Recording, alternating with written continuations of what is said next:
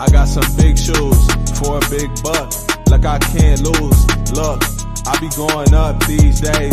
That mean I move through this maze like the Matrix. Just like some latex, I be protecting.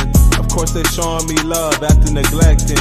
Confidence turned to common sense, and the common sense be kinda lit. It bringing compliments every season. We don't stop until your heartbeat drop.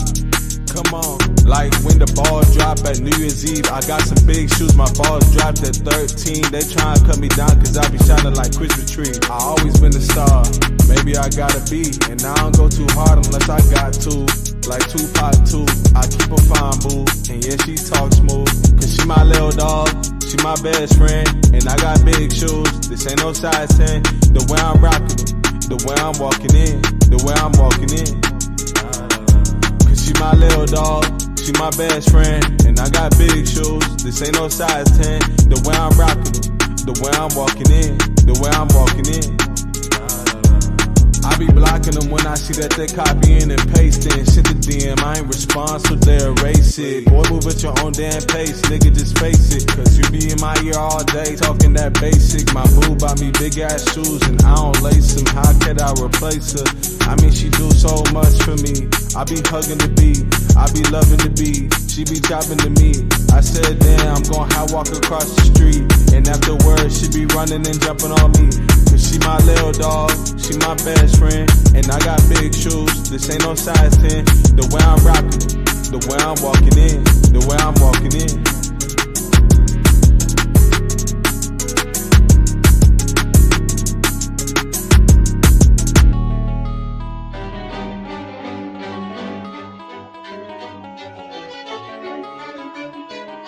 Simon & Schuster Audio presents How to Win Friends and Influence People by Dale Carnegie. Read by Andrew McMillan.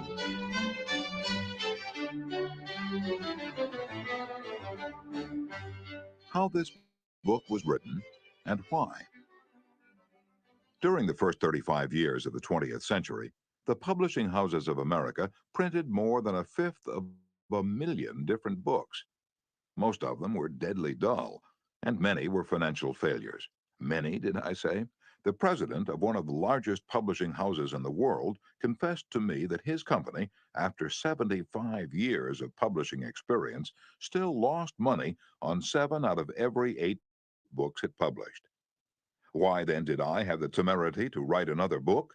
And after I had written it, why should you bother to read it? Fair questions both, and I'll try to answer them. I have, since 1912, been conducting educational courses for business and professional men and women in New York. At first, I conducted courses in public speaking only, courses designed to train adults by actual experience to think on their feet and express their ideas with more clarity, more effectiveness, and more poise, both in business interviews and before groups. But gradually, as the seasons passed, I realized that as sorely as these adults needed training in effective speaking, they needed still more training in the fine art of getting along with people in everyday business and social contacts. I also gradually realized that I was sorely in need of such training myself. As I look back across the years, I'm appalled at my own frequent lack of finesse and understanding. How I wish a book such as this had been placed in my hands 20 years ago. What a priceless boon it would have been. Dealing with people is probably the biggest problem you face, especially if you're in business. Yes, and that is also true if you are a housewife, architect, or engineer. Research done a few years ago under the auspices of the Carnegie Foundation for the Advancement of Teaching uncovered a most important and significant fact. A fact later confirmed by additional studies made at the Carnegie Institute of Technology. These investigations revealed that even in such technical lines as engineering, about 15% of one's financial success is due to one's technical knowledge, and about 85% is due to skill in human engineering, to personality, and the ability to lead people. For many years, I conducted courses each season at the Engineers Club of Philadelphia, and also courses for the New York chapter of the American Institute of Electrical Engineers. A total of probably more than 1,500 engineers have passed through my classes. They came to me because they had finally realized, after years of observation and experience, that the highest paid personnel in engineering are frequently not those who know the most about engineering. One can, for example, hire mere technical ability in engineering, accountancy, architecture, or any other profession at nominal salaries. But the person who has technical knowledge plus the ability to express ideas, to assume leadership, and to arouse enthusiasm among people, that person is headed for higher earning power. In the heyday of his activity, John D. Rockefeller said that the ability to deal with people is as purchasable a commodity as sugar or coffee. And I will pay more for that ability, said John D., than for any other under the sun. Wouldn't you suppose that every college in the land would conduct courses to develop the highest priced ability under the sun? But if there is just one practical, common sense course of that kind given for adults in even one college in the land, it has escaped my attention up to the present writing. The University of Chicago and the United YMCA schools conducted a survey to determine what adults want to study. That survey cost $25,000 and took 2 years. The last part of the survey was made in Meriden, Connecticut. It had been chosen as a typical American town. Every adult in Meriden was interviewed and requested to answer 156 questions. Questions such as, what is your business or profession? Your education? How do you spend your spare time? What is your income? Your hobbies? Your ambitions? Your problems? What subjects are you most interested in studying? And so on. That survey revealed that health is the prime interest of adults, and that their second interest is people. How to understand and get along with people, how to make people like you, and how to win others to your way of thinking. So the committee conducting this survey resolved to conduct such a course for adults in Meriden. They searched diligently for a practical textbook on the subject and found not one. Finally, they approached one of the world's outstanding authorities on adult education and asked him if he knew of any book that met the needs of this group. No, he replied. I know what those adults want, but the book they need has never been written. I knew from experience that this statement was true, for I myself had been searching for years to discover a practical working handbook on human relations. Since no such book existed, I have tried to write one for use in my own courses. And here it is. I hope you like it. In preparation for this book, I read everything that I could find on the subject. Everything from newspaper columns, magazine articles, records of the family courts, the writings of the old philosophers, and the new psychologists. In addition, I hired a trained researcher to spend 1.5 years in various libraries reading everything I had missed, plowing through erudite tomes on psychology, poring over hundreds of magazine articles, searching through countless biographies, trying to ascertain how the great leaders of all ages had dealt with people. We read their biographies. We read the life stories of all great leaders from Julius Caesar to Thomas Edison. I recall that we read over 100 biographies of Theodore Roosevelt alone. We were determined to spare no time, no expense to discover every practical idea that anyone had ever used throughout the ages for winning friends and influencing people. I personally interviewed scores of successful people, some of them world famous, inventors like Marconi and Edison, political leaders like Franklin D. Roosevelt and James Farley, business leaders like Owen D. Young, movie stars like Clark Gable and Mary Pickford, and explorers like Martin Johnson, and tried to discover the techniques they used in human relations. From all this material, I prepared a short talk. I called it How to Win Friends and Influence People. I say short, it was short in the beginning, but it soon expanded to a lecture that consumed an hour and 30 minutes. For years, I gave this talk each season to the adults in the Carnegie Institute courses in New York. I gave the talk and urged the listeners to go out and test it in their business and social contacts, and then come back to class and speak about their experiences and the results they'd achieved. What an interesting assignment. These men and women, hungry for self-improvement, were fascinated by the idea of working in a new kind of laboratory, the first and only laboratory of human relationships for adults that had ever existed. This book wasn't written in the usual sense of the word. It grew as a child grows. It grew and developed out of that laboratory, out of the experiences of thousands of adults. Years ago, we started with a set of rules printed on a card no larger than a postcard. The next season, we printed a larger card, then a leaflet, then a series of booklets, each one expanding in size and scope. After 15 years of experiment and research came this book. The rules we have set down here are not mere theories or guesswork. They work like magic. Incredible as it sounds, I have seen the application of these principles literally revolutionize the lives of many people. To illustrate, a man with 314 employees joined one of these courses. For years, he had driven and criticized and condemned his employees without stint or discretion. Kindness, words of appreciation, and encouragement were alien to his lips. After studying the principles discussed in this book, this employer sharply altered his philosophy of life. His organization is now inspired with a new loyalty, a new enthusiasm, a new spirit of teamwork. 314 enemies have been turned into 314 friends. As he proudly said in a speech before the class, "When I used to walk through my establishment, no one greeted me. My employees actually looked the other way when they saw me approaching. But now, they are all my friends, and even the janitor calls me by my first name." This employer gained more profit, more leisure, and what is infinitely more important, he found far more happiness in his business and in his home. Countless numbers of salespeople have sharply increased their sales by the use of these principles. Many have opened up new accounts, accounts that they had formerly solicited in vain. Executives have been given increased authority, increased pay. One executive reported a large increase in salary because he applied these truths. Another, an executive in the Philadelphia Gas Works Company, was slated for demotion when he was 65 because of his belligerence, because of his inability to lead people skillfully. This training not only saved him from the demotion, but brought him a promotion with increased pay.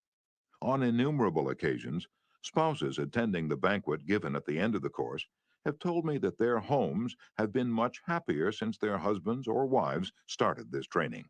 People are frequently astonished at the new results they achieve. It all seems like magic.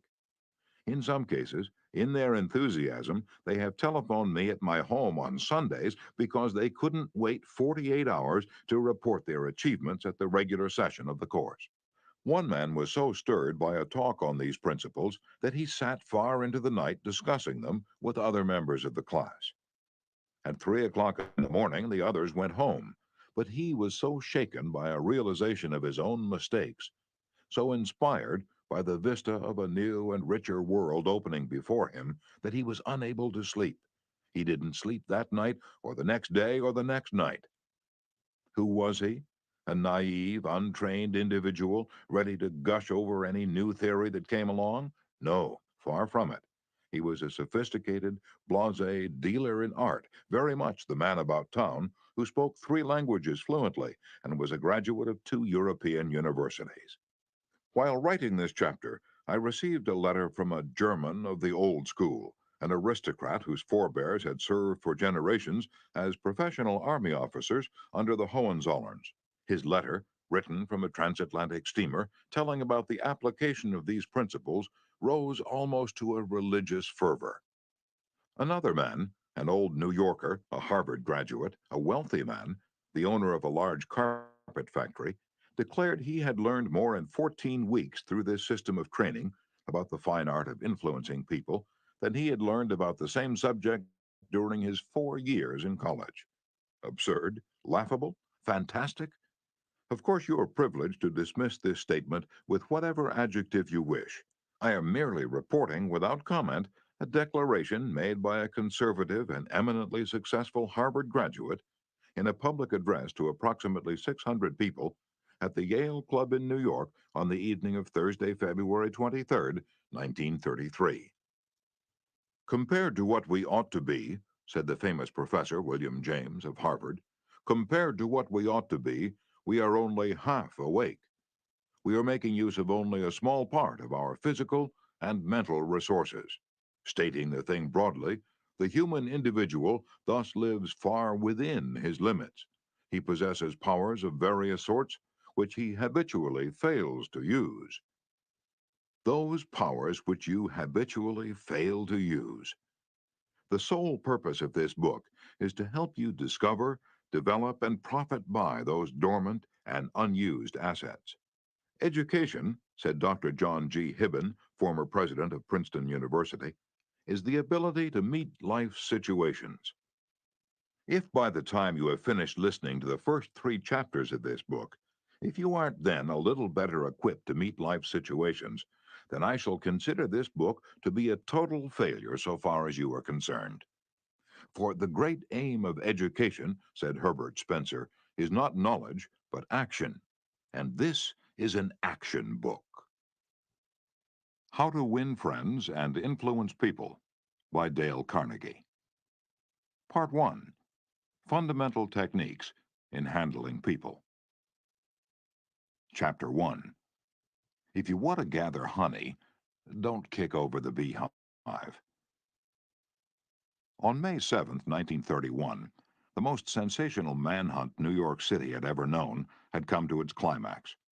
After weeks of search, Two-Gun Crowley, the killer, the gunman who didn't smoke or drink, was at bay, trapped in his sweetheart's apartment on West End Avenue. 150 policemen and detectives laid siege to his top-floor hideaway. They chopped holes in the roof. They tried to smoke out Crowley, the cop killer, with tear gas.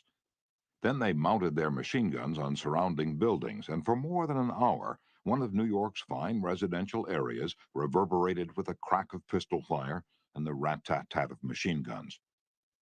Crowley, crouching behind an overstuffed chair, fired incessantly at the police.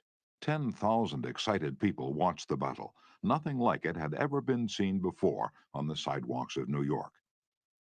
When Crowley was captured, Police Commissioner E.P. Mulrooney declared that the two-gun desperado was one of the most dangerous criminals ever encountered in the history of New York. He will kill, said the commissioner, at the drop of a feather. But how did Two-Gun Crowley regard himself? We know because while the police were firing into his apartment, he wrote a letter addressed to whom it may concern. And as he wrote, the blood flowing from his wounds left a crimson trail on the paper.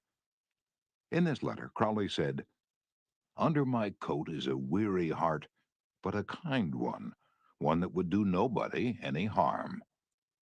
A short time before this, Crowley had been having a necking party with his girlfriend on a country road out on Long Island. Suddenly, a policeman walked up to the car and said, "Let me see your license." Without saying a word, Crowley drew his gun and cut the policeman down with a shower of lead. As the dying officer fell, Crowley leaped out of the car, grabbed the officer's revolver, and fired another bullet into the prostrate body. And that was the killer who said, "Under my coat is a weary heart, but a kind one that would do nobody any harm." Crowley was sentenced to the electric chair. When he arrived at the death house in Sing Sing, did he say, "This is what I get for killing people"? No, he said, "This is what I get for defending myself." The point of the story is this. Two-Gun Crowley didn't blame himself for anything. Is that an unusual attitude among criminals? If you think so, listen to this. "I have spent the best years of my life giving people the lighter pleasures, helping them have a good time, and all I get is abuse, the existence of a hunted man." That's Al Capone speaking. Yes, America's most notorious public enemy, the most sinister gang leader who ever shot up Chicago. Capone didn't condemn himself.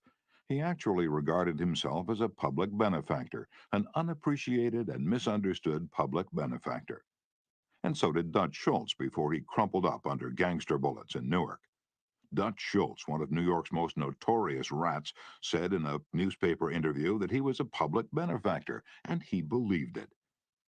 I've had some interesting correspondence with Lewis Laws, who was warden of New York's infamous Sing Sing prison for many years on this subject, and he declared that few of the criminals in Sing Sing regard themselves as bad men.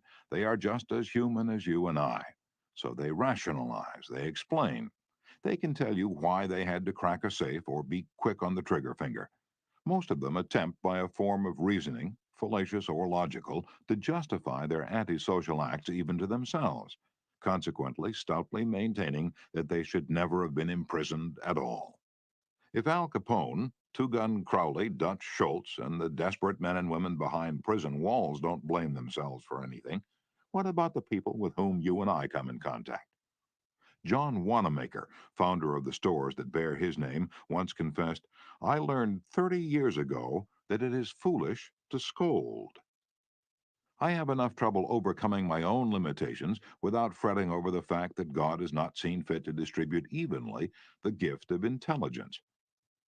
Wanamaker learned this lesson early, but I personally had to blunder through this old world for a third of a century before it even began to dawn upon me that 99 times out of 100, people don't criticize themselves for anything, no matter how wrong it may be. Criticism is futile because it puts a person on the defensive and usually makes him strive to justify himself. Criticism is dangerous because it wounds a person's precious pride, hurts his sense of importance, and arouses resentment. B.F. Skinner, the world-famous psychologist, proved through his experiments that an animal rewarded for good behavior will learn much more rapidly and retain what it learns far more effectively than an animal punished for bad behavior. Later studies have shown that the same applies to humans. By criticizing, we do not make lasting changes and often incur resentment. Hans Selye, another great psychologist, said, "As much as we thirst for approval, we dread condemnation." The resentment that criticism engenders can demoralize employees, family members, and friends, and still not correct the situation that has been condemned. George B. Johnston of Enid, Oklahoma, is the safety coordinator for an engineering company. One of his responsibilities is to see that employees wear their hard hats whenever they are on a job in the field. He reported that whenever he came across workers who were not wearing hard hats, he would tell them with a lot of authority of the regulation and that they must comply. As a result, he would get sullen acceptance, and often after he left, the workers would remove the hats. He decided to try a different approach. The next time he found some of the workers not wearing their hard hat, he asked if the hats were uncomfortable or didn't fit properly. Then he reminded the men in a pleasant tone of voice that the hat was designed to protect them from injury and suggested that it always be worn on the job. The result was increased compliance with the regulation with no resentment or emotional upset. You will find examples of the futility of criticism bristling on 1,000 pages of history. Take, for example, the famous quarrel between Theodore Roosevelt and President Taft, a quarrel that split the Republican Party, put Woodrow Wilson in the White House, and wrote bold, luminous lines across the First World War and altered the flow of history. Now let's review the facts quickly. When Theodore Roosevelt stepped out of the White House in 1908, he supported Taft, who was elected president. Then Theodore Roosevelt went off to Africa to shoot lions. When he returned, he exploded. He denounced Taft for his conservatism, tried to secure the nomination for a third term himself, formed the Bull Moose Party, and all but demolished the GOP. In the election that followed, William Howard Taft and the Republican Party carried only 2 states, Vermont and Utah, the most disastrous defeat the party had ever known. Theodore Roosevelt blamed Taft, but did President Taft blame himself? Of course not. With tears in his eyes, Taft said, "I don't see how I could have done any differently from what I have." Who was to blame, Roosevelt or Taft? Frankly, I don't know, and I don't care. The point I'm trying to make is that all of Theodore Roosevelt's criticism didn't persuade Taft that he was wrong. It merely made Taft strive to justify himself and to reiterate with tears in his eyes, "I don't see how I could have done any differently from what I have." Or take the Teapot Dome oil scandal. It kept the newspapers ringing with indignation in the early 1920s. It rocked the nation. Within the memory of living men, nothing like it had ever happened before in American public life. Now, here are the bare facts of the scandal. Albert B. Fall, Secretary of the Interior in Harding's cabinet, was entrusted with the leasing of government oil reserves at Elk Hill and Teapot Dome, oil reserves that had been set aside for the future of the Navy. Did Secretary Fall permit competitive bidding? No, sir. He handed the fat, juicy contract outright to his friend Edward L. Doheny. What did Doheny do? He gave Secretary Fall what he was pleased to call a loan of $100,000. Then, in a high-handed manner, Secretary Fall ordered United States Marines into the district to drive off competitors whose adjacent wells were sapping oil out of the Elk Hill reserves. These competitors, driven off their ground at the ends of guns and bayonets, rushed into court and blew the lid off the Teapot Dome scandal. A stench arose so vile that it ruined the Harding administration, nauseated an entire nation, threatened to wreck the Republican Party, and put Albert B. Fall behind prison bars. Fall was condemned viciously, condemned as few men in public life have ever been. Did he repent? Never. Years later, Herbert Hoover intimated in a public speech that President Harding's death had been due to mental anxiety and worry because a friend had betrayed him. When Mrs. Fall heard that, she sprang from her chair. She wept. She shook her fists at fate and screamed, "What? Harding betrayed by Fall? No, my husband never betrayed anyone. This whole house full of gold would not tempt my husband to do wrong. He is the one who has been betrayed and led to the slaughter and crucified." And there you are. Human nature in action. Wrongdoers blaming everybody but themselves. We are all like that. So when you and I are tempted to criticize someone tomorrow, let's remember Al Capone, Two Gun Crowley, and Albert Fall. Let's realize that criticisms are like homing pigeons. They always return home. Let's realize that the person we're going to correct and condemn will probably justify himself or herself and condemn us in return.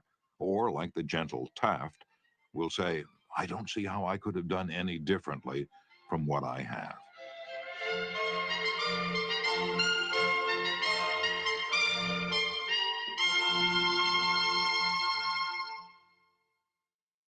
On the morning of April 15th, 1865, Abraham Lincoln lay dying in a hall bedroom of a cheap lodging house directly across the street from Ford's Theater, where John Wilkes Booth had shot him. Lincoln's long body lay stretched diagonally across a sagging bed that was too short for him. A cheap reproduction of Rosa Bonheur's famous painting, The Horse Fair, hung above the bed, and a dismal gas jet flickered yellow light. As Lincoln lay dying, Secretary of War Stanton said, "There lies the most perfect ruler of men that the world has ever seen." What was the secret of Lincoln's success in dealing with people? I studied the life of Abraham Lincoln for 10 years and devoted all of 3 years to writing and rewriting a book entitled Lincoln the Unknown. I believe I have made as detailed and exhaustive a study of Lincoln's personality and home life as it is possible for any being to make. I made a special study of Lincoln's method of dealing with people. Did he indulge in criticism? Oh, yes. As a young man in the Pigeon Creek Valley of Indiana, he not only criticized, but he wrote letters and poems ridiculing people and dropped these letters on the country roads where they were sure to be found. One of these letters aroused resentments that burned for a lifetime. Even after Lincoln had become a practicing lawyer in Springfield, Illinois, he attacked his opponents openly in letters published in the newspapers. But he did this just once too often. In the autumn of 1842, he ridiculed a vain, pugnacious politician by the name of James Shields. Lincoln lampooned him through an anonymous letter published in the Springfield Journal. The town roared with laughter. Shields, sensitive and proud, boiled with indignation. He found out who wrote the letter, leapt on his horse, started after Lincoln, and challenged him to fight a duel. Lincoln didn't want to fight. He was opposed to dueling, but he couldn't get out of it and save his honor. He was given the choice of weapons. Since he had very long arms, he chose cavalry broadswords and took lessons in sword fighting from a West Point graduate. And on the appointed day, he and Shields met on a sandbar in the Mississippi River, prepared to fight to the death. But at the last minute, their seconds interrupted and stopped the duel. And that was the most lurid personal incident in Lincoln's life. It taught him an invaluable lesson in the art of dealing with people.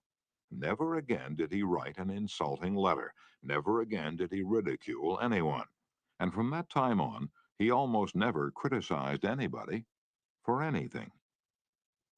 Time after time during the Civil War, Lincoln put a new general at the head of the Army of the Potomac, and each one in turn, McClellan, Pope, Burnside, Hooker, Meade, blundered tragically and drove Lincoln to pacing the floor in despair. Half the nation savagely condemned these incompetent generals, but Lincoln, with malice toward none and charity for all, held his peace. One of his favorite quotations was, "Judge not, that ye be not judged." And when Mrs. Lincoln and others spoke harshly of the Southern people, Lincoln replied, "Don't criticize them. They are just what we would be under similar circumstances." Yet if any man ever had occasion to criticize, surely it was Lincoln. Let's take just one illustration. The Battle of Gettysburg was fought during the first 3 days of July, 1863. During the night of July 4th, Lee began to retreat southward while storm clouds deluged the country with rain. When Lee reached the Potomac with his defeated army, he found a swollen, impassable river in front of him and a victorious Union army behind him. Lee was in a trap. He couldn't escape. Lincoln saw that. Here was a golden, heaven-sent opportunity, the opportunity to capture Lee's army and end the war immediately. So, with a surge of high hope, Lincoln ordered Meade not to call a council of war, but to attack Lee immediately. Lincoln telegraphed his orders and then sent a special messenger to Meade demanding immediate action. And what did General Meade do? He did the very opposite of what he was told to do. He called a council of war in direct violation of Lincoln's orders. He hesitated. He procrastinated. He telegraphed all manner of excuses. He refused point blank to attack Lee. Finally, the waters receded and Lee escaped over the Potomac with his forces. Lincoln was furious. "What does this mean?" Lincoln cried to his son Robert. "Great God, what does this mean? We had them within our grasp and had only to stretch forth our hands and they were ours. Yet nothing that I could say or do could make the army move. Under the circumstances, almost any general could have defeated Lee. If I had gone up there, I could have whipped him myself." In bitter disappointment, Lincoln sat down and wrote Meade this letter. And remember, at this period of his life, Lincoln was extremely conservative and restrained in his phraseology. So this letter, coming from Lincoln in 1863, was tantamount to the severest rebuke. "My dear General, I do not believe you appreciate the magnitude of the misfortune involved in Lee's escape. He was within our easy grasp, and to have closed upon him would, in connection with our other late successes, have ended the war. As it is, the war will be prolonged indefinitely.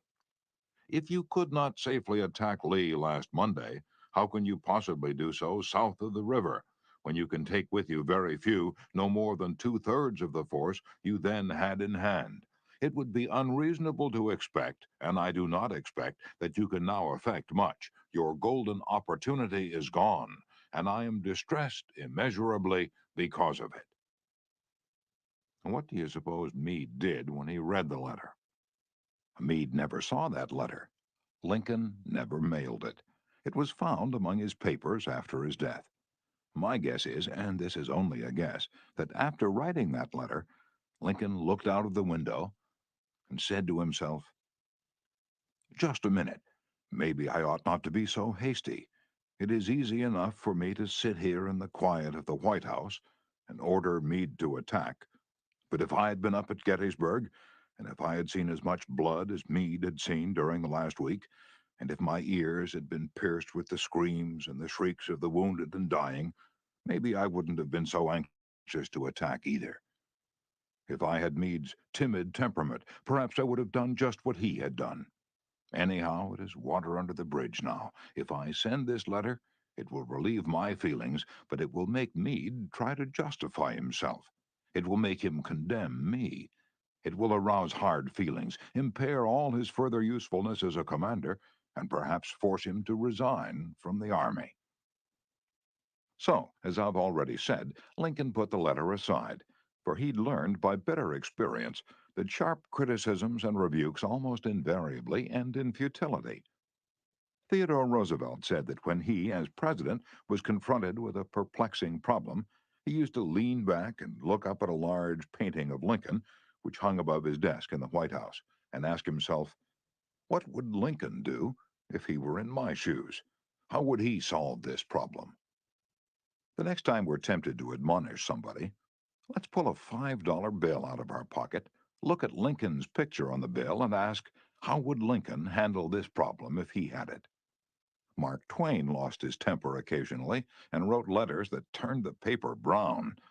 For example, he once wrote to a man who'd aroused his ire, "The thing for you is a burial permit. You have only to speak and I will see that you get it."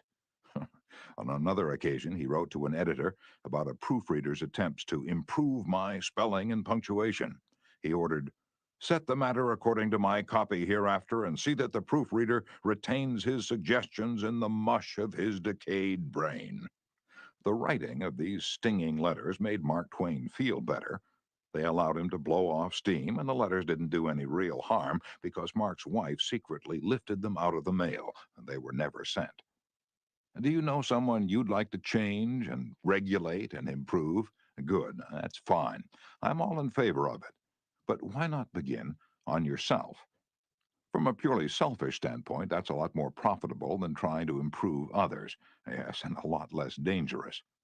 Don't complain about the snow on your neighbor's roof, said Confucius, when your own doorstep is unclean. When I was still young and trying hard to impress people, I wrote a foolish letter to Richard Harding Davis, an author who once loomed large on the literary horizon of America. I was preparing a magazine article about authors. I asked Davis to tell me about his method of work. A few weeks earlier, I'd received a letter from someone with this notation at the bottom, "Dictated but not read." I was quite impressed. I felt that the writer must be very big and busy and important. I wasn't the slightest bit busy, but I was eager to make an impression on Richard Harding Davis, so I ended my short note with the words, "Dictated but not read." He never troubled to answer the letter. He simply returned it to me with this scribbled across the bottom: "Your bad manners are exceeded only by your bad manners." True, I had blundered, and perhaps I deserved this rebuke, but being human, I resented it. I resented it so sharply that when I read of the death of Richard Harding Davis 10 years later, the one thought that still persisted in my mind, I'm ashamed to admit, was the hurt that he had given me. If you and I want to stir up a resentment tomorrow that may rankle across the decades and endure until death, just let us indulge in a little stinging criticism, no matter how certain we are that it is justified.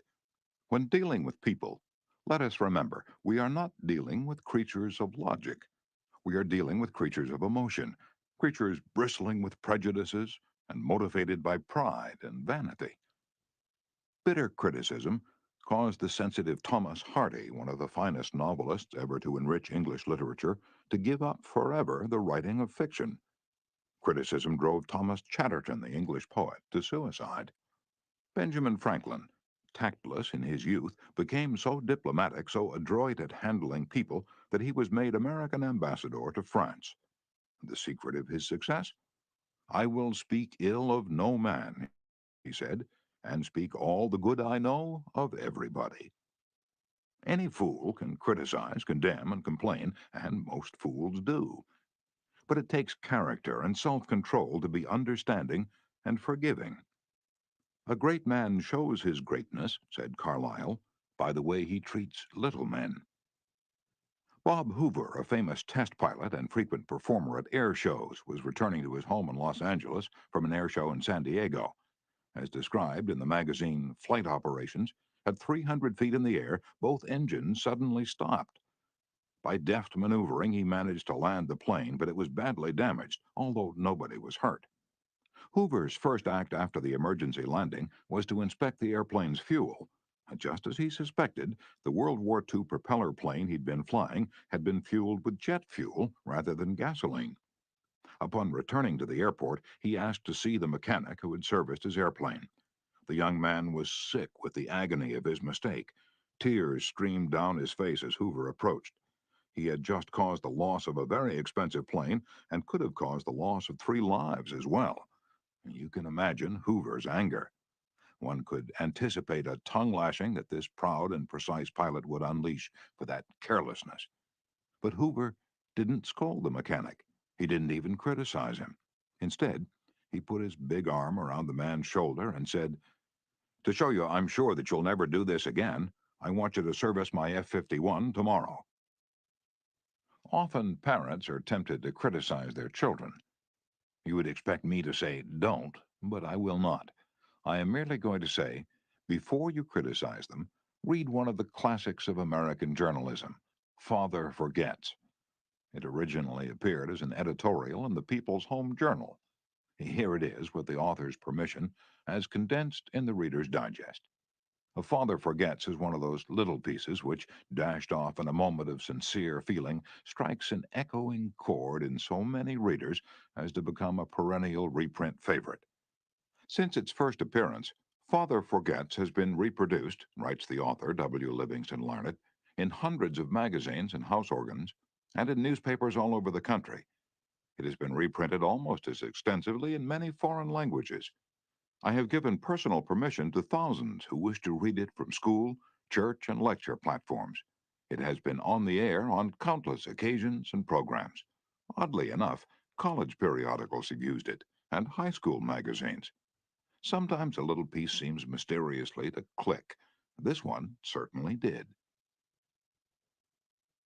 Father Forgets by W. Livingston Larned. Listen, son. I'm saying this as you lie asleep. One little paw curled under your cheek, and the blonde curls stickily wet on your damp forehead. I have stolen into your room alone. Just a few minutes ago, as I sat reading my paper in the library, a stifling wave of remorse swept over me. Guiltily, I came to your bedside. These are the things I was thinking, son. I had been cross to you. I scolded you as you were dressing for school because you gave your face merely a dab with a towel.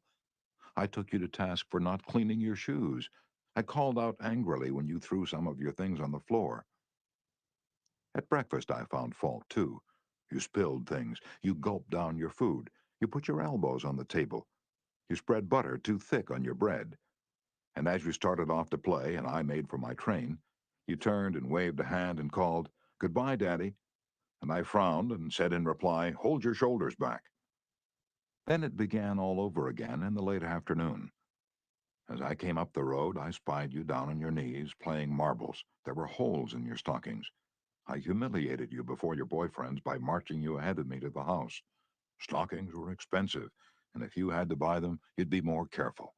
Imagine that, son, from a father. Do you remember later, when I was reading in the library, how you came in timidly with a sort of hurt look in your eyes? When I glanced up over my paper, impatient at the interruption, you hesitated at the door. "What is it you want?" I snapped. You said nothing, but ran across in one tempestuous plunge and threw your arms around my neck and kissed me, and your small arms tightened with an affection that God had set blooming in your heart and which even neglect could not wither. And then you were gone, pattering up the stairs. Well, son, it was shortly afterwards that my paper slipped from my hands and a terrible, sickening fear came over me. What has habit been doing to me? The habit of finding fault, of reprimanding. This was my reward to you for being a boy. It was not that I did not love you. It was that I expected too much of youth. I was measuring you by the yardstick of my own years. And there was so much that was good and fine and true in your character. The little heart of you was as big as the dawn itself over the wide hills. This was shown by your spontaneous impulse to rush in and kiss me good night. Nothing else matters tonight, son. I have come to your bedside in the darkness, and I have knelt there ashamed.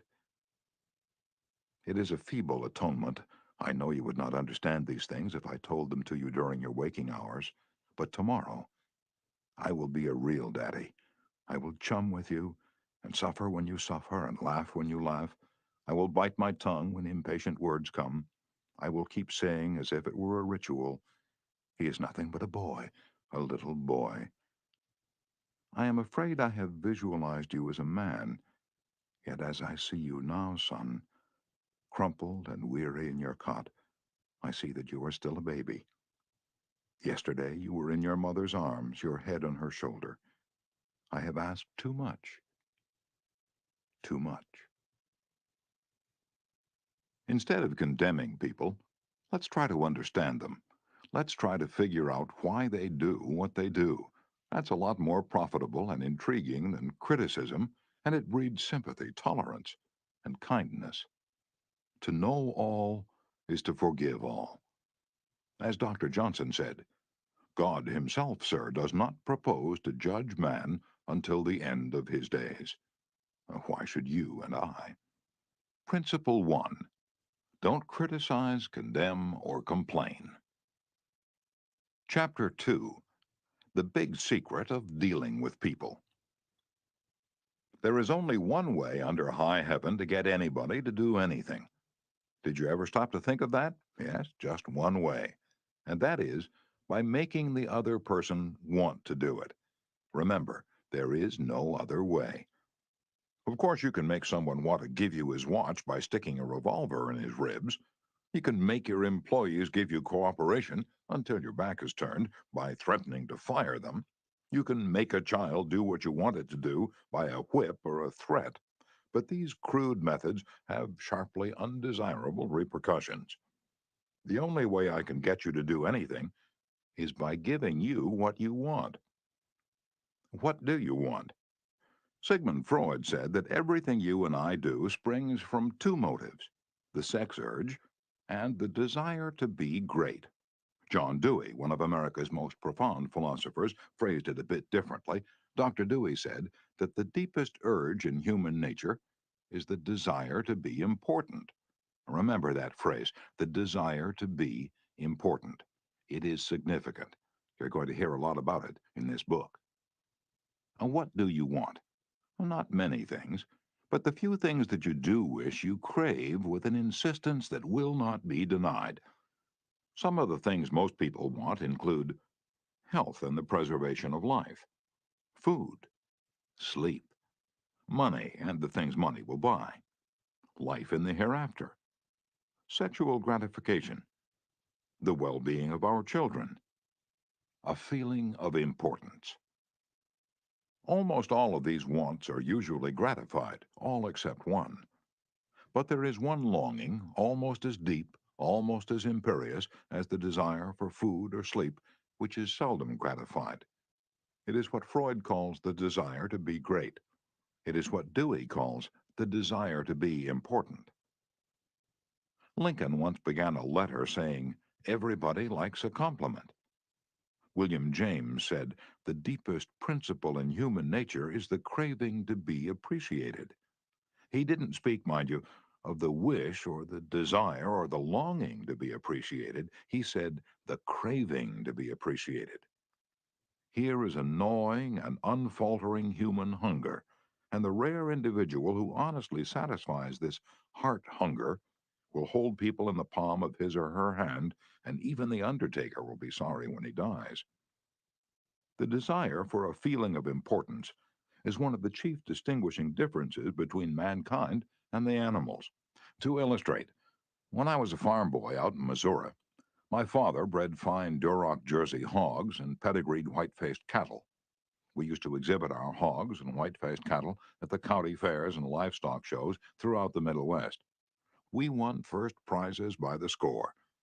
My father pinned his blue ribbons on a sheet of white muslin, And when friends or visitors came to the house, he'd get out the long sheet of muslin, he'd hold one end and I would hold the other while he exhibited the blue ribbons. The hogs didn't care about the ribbons they had won, but Father did. These prizes gave him a feeling of importance. If our ancestors hadn't had this flaming urge for a feeling of importance, civilizations would have been impossible. Without it, we should have been just about like the animals.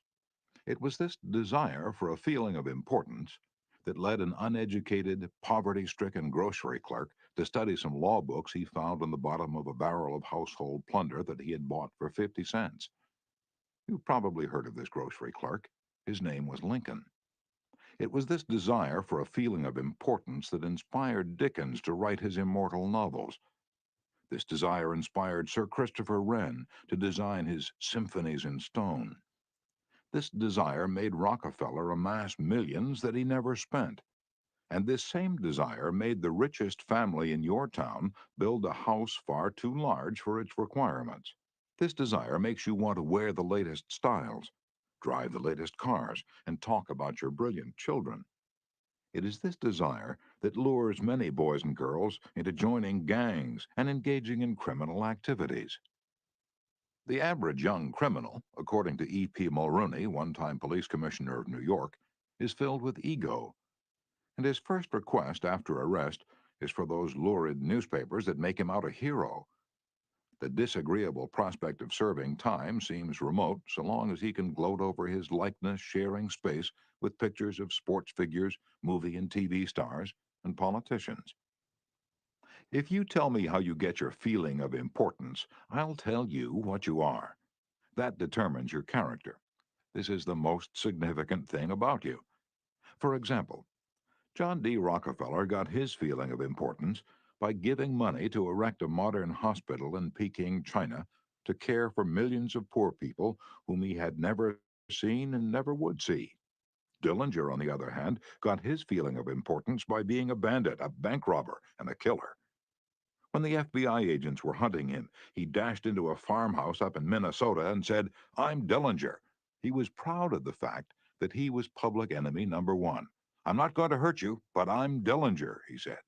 Yes, the one significant difference between Dillinger and Rockefeller is how they got their feeling of importance. History sparkles with amusing examples of famous people struggling for a feeling of importance. Even George Washington wanted to be called His Mightiness, the President of the United States. And Columbus pleaded for the title Admiral of the Ocean and Viceroy of India. Catherine the Great refused to open letters that were not addressed to Her Imperial Majesty. And Mrs. Lincoln, in the White House, turned upon Mrs. Grant like a tigress and shouted, "How dare you be seated in my presence until I invite you?" Our millionaires helped finance Admiral Byrd's expedition to the Antarctic in 1928 with the understanding that ranges of icy mountains would be named after them. And Victor Hugo aspired to have nothing less than the city of Paris renamed in his honor. Even Shakespeare, mightiest of the mighty, tried to add luster to his name by procuring a coat of arms for his family.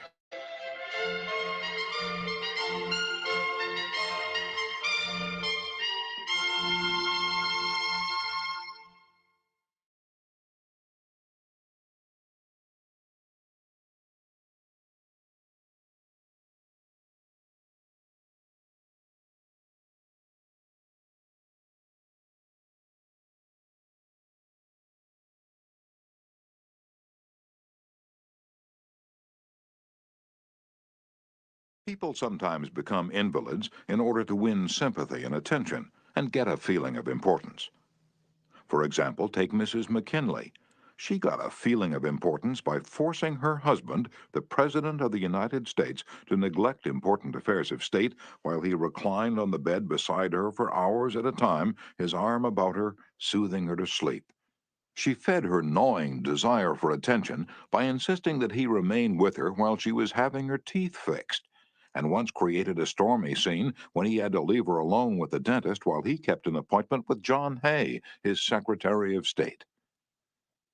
The writer, Mary Roberts Reinhardt, once told me of a bright, vigorous young woman who became an invalid in order to get a feeling of importance. One day, said Mrs. Reinhardt, this woman had been obliged to face something, her age perhaps. The lonely years were stretching ahead, and there was little left for her to anticipate. She took to her bed, and for 10 years her old mother traveled to the third floor and back carrying trays, nursing her. Then one day the old mother, weary with service, lay down and died. For some weeks the invalid languished. Then she got up, put on her clothing, and resumed living again. Some authorities declare that people may actually go insane in order to find, in the dreamland of insanity, the feeling of importance that has been denied them in the harsh world of reality. There are more patients suffering from mental diseases in the United States than from all other diseases combined. What is the cause of insanity? Nobody can answer such a sweeping question, but we know that certain diseases, such as syphilis, break down and destroy the brain cells and result in insanity. In fact, about one half of all mental diseases can be attributed to such physical causes as brain lesions, alcohol, toxins, and injuries. But the other half, and this is the appalling part of the story, the other half of the people who go insane apparently have nothing organically wrong with their brain cells. In post-mortem examinations, when their brain tissues are studied under the highest powered microscopes, these tissues are found to be apparently just as healthy as yours and mine. Why do these people go insane? I put that question to the head physician at one of our most important psychiatric hospitals. This doctor, who's received the highest honors and the most coveted awards for his knowledge of this subject, told me frankly that he didn't know why people went insane. Nobody knows for sure. But he did say many people who go insane find in insanity a feeling of importance that they were unable to achieve in the world of reality. And then he told me this story. I have a patient right now whose marriage proved to be a tragedy. She wanted love, sexual gratification, children, social prestige, but life blasted all her hopes. Her husband didn't love her. He refused even to eat with her and forced her to serve his meals in his room upstairs. She had no children, no social standing. She went insane, and in her imagination she divorced her husband and resumed her maiden name. She now believes she had married into English aristocracy, and she insists on being called Lady Smith. And as for children, she imagines that she has a new child every night. Each time I call on her, she says, "Doctor, I had a baby last night." Life once wrecked all her dream ships on the sharp rocks of reality. But in the sunny fantasy isles of insanity, all her barkentines race into port with canvas billowing and winds singing through the masts. Tragic? Oh, I don't know. Her physician said to me, "If I could stretch out my hand and restore her sanity, I wouldn't do it. She's much happier as she is." If some people are so hungry for a feeling of importance that they actually go insane to get it, imagine what miracle you and I can achieve by giving people honest appreciation this side of insanity. One of the first people in American business to be paid a salary of over $1 million a year when there was no income tax and a person earning $50 a week was considered well off was Charles Schwab. He'd been picked by Andrew Carnegie to become the first president of the newly formed United States Steel Company in 1921, when Schwab was only 38 years old. Schwab later left U.S. Steel to take over the then troubled Bethlehem Steel Company, and he rebuilt it into one of the most profitable companies in America. Why did Andrew Carnegie pay $1 million a year, or more than $3,000 a day, to Charles Schwab? Why? Because Schwab was a genius? No. Because he knew more about the manufacture of steel than other people? Nonsense. Charles Schwab told me himself that he had many men working for him who knew more about the manufacture of steel than he did. Schwab says that he was paid this salary largely because of his ability to deal with people. I asked him how he did it. Here is his secret, set down in his own words, words that ought to be cast in eternal bronze and hung in every home and school, every shop and office in the land, words that children ought to memorize, instead of wasting their time memorizing the conjugation of Latin verbs or the amount of annual rainfall in Brazil. words that will all but transform your life and mine if we will only live by them. I consider my ability to arouse enthusiasm among my people, said Schwab, the greatest asset that I possess. And the way to develop the best that is in a person is by appreciation and encouragement. There is nothing else that so kills the ambition of a person as criticism from superiors. I never criticize anyone. I believe in giving a person incentive to work. So I'm anxious to praise, but loath to find fault. If I like anything, I am hearty in my approbation and lavish in my praise. And that is what Schwab did. But what do average people do? The exact opposite. If they don't like a thing, they bawl out their subordinates. If they do like it, they say nothing. As the old couplet says, once I did bad, and that I heard ever. Twice I did good, but that I heard never. In my wide association in life, meeting with many and great people in various parts of the world, Schwab declared, I've yet to find the person, however great or exalted his station, who did not do better work and put forth greater effort under a spirit of approval than he would ever do under a spirit of criticism. That, he said, frankly, was one of the outstanding reasons for the phenomenal success of Andrew Carnegie. Carnegie praised his associates publicly as well as privately. Carnegie wanted to praise his assistants, even on his tombstone. He wrote an epitaph for himself which read, Here lies one who knew how to get around him men who were cleverer than himself. Sincere appreciation was one of the secrets of the first John D. Rockefeller's success in handling men. For example, when one of his partners, Edward T. Bedford, lost $1 million for the firm by a bad buy in South America, John D. might have criticized. But he knew Bedford had done his best, and the incident was closed. So Rockefeller found something to praise. He congratulated Bedford because he'd been able to save 60% of the money he'd invested. That's splendid, said Rockefeller. We don't always do as well as that upstairs. I have among my clippings a story that I know never happened, but it illustrates a truth, so I'll repeat it.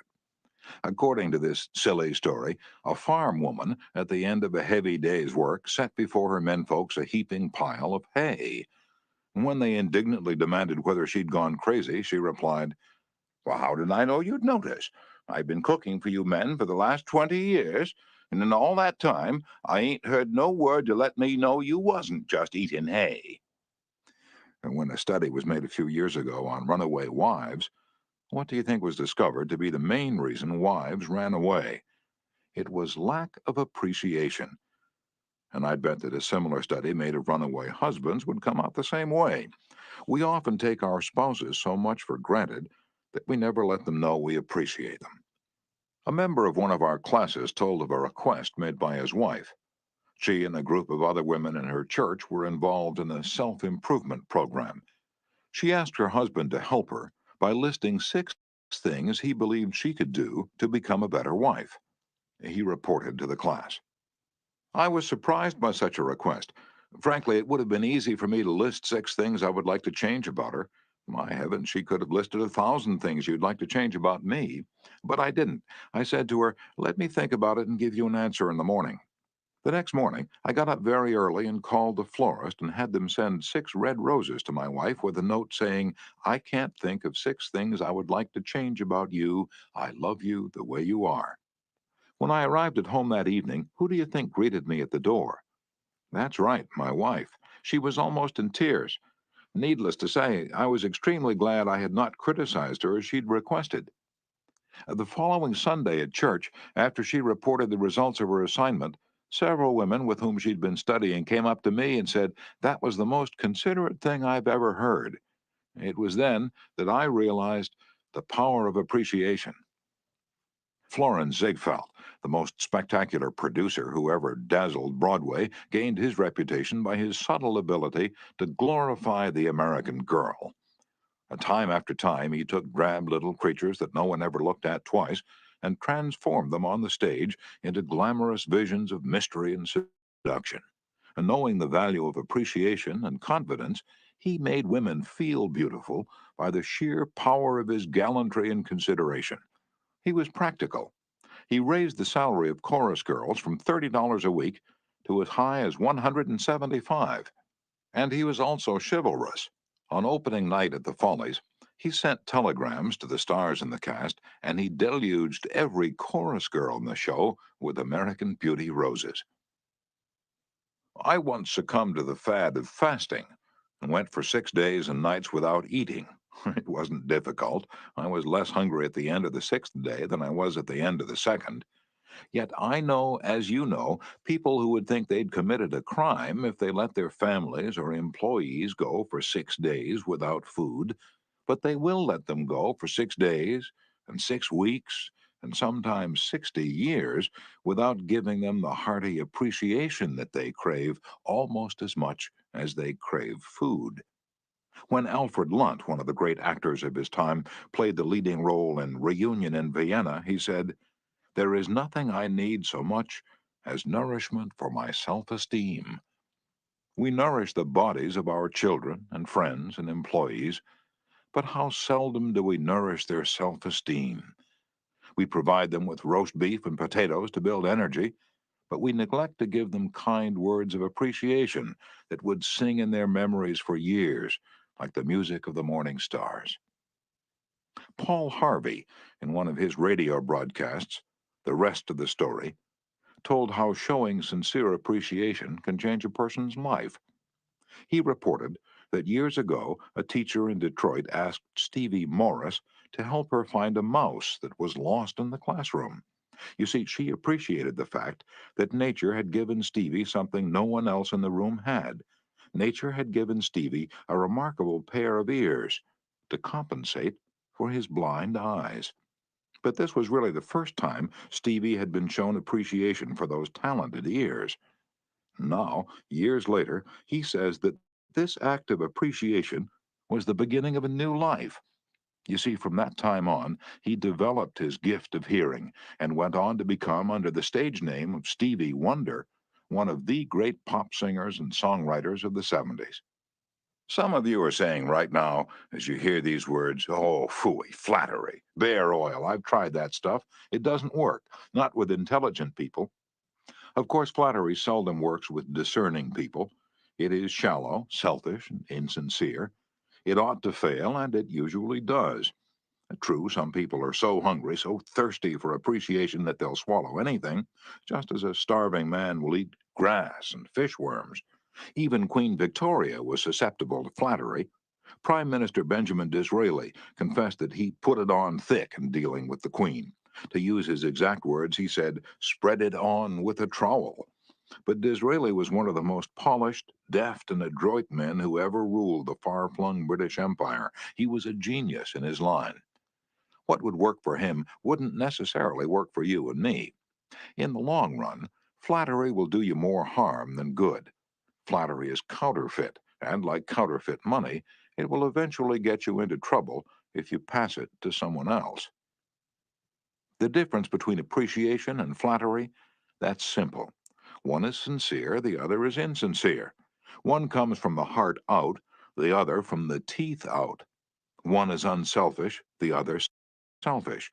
One is universally admired, the other universally condemned. I recently saw a bust of Mexican hero General Alvaro Obregon in the Chapultepec Palace in Mexico City. Below the bust are carved these wise words from General Obregon's philosophy: "Don't be afraid of enemies who attack you, be afraid of the friends who flatter you." No, no, no, I'm not suggesting flattery. Far from it. I'm talking about a new way of life. Now let me repeat. I am talking about a new way of life. King George V had a set of 6 maxims displayed on the walls of his study in Buckingham Palace. One of these maxims said, "Teach me neither to proffer nor receive cheap praise." And that's all flattery is, cheap praise. I once read a definition of flattery that may be worth repeating. Flattery is telling the other person precisely what he thinks about himself. "Use what language you will," said Ralph Waldo Emerson, "you can never say anything but what you are." If all we had to do was flatter, everybody would catch on, and we should all be experts in human relations. When we are not engaged in thinking about some definite problem, we usually spend about 95% of our time thinking about ourselves. Now, if we stop thinking about ourselves for a while and begin to think of the other person's good points, we won't have to resort to flattery so cheap and false that it can be spotted almost before it's out of the mouth. One of the most neglected virtues of our daily existence is appreciation. Somehow we neglect to praise our son or daughter when he or she brings home a good report card, and we fail to encourage our children when they first succeed in baking a cake or building a birdhouse. Nothing pleases children more than this kind of parental interest and approval. And the next time you enjoy filet mignon at the club, send word to the chef that it was excellently prepared. And when a tired salesperson shows you unusual courtesy, please mention it.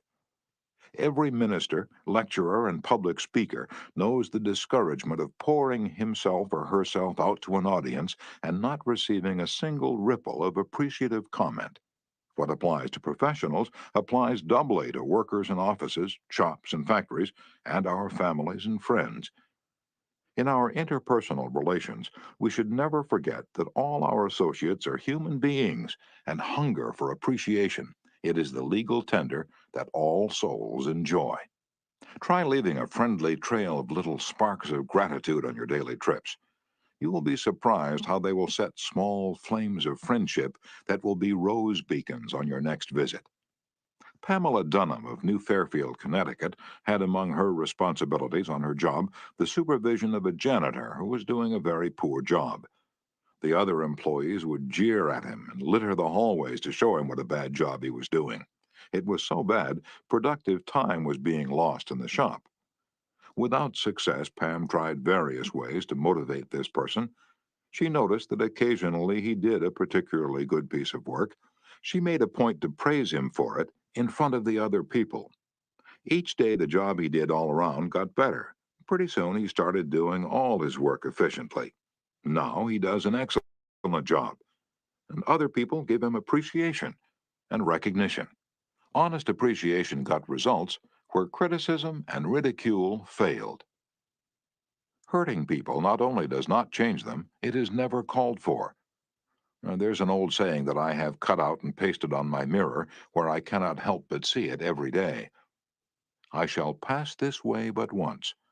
Any good, therefore, that I can do, or any kindness that I can show to any human being, let me do it now.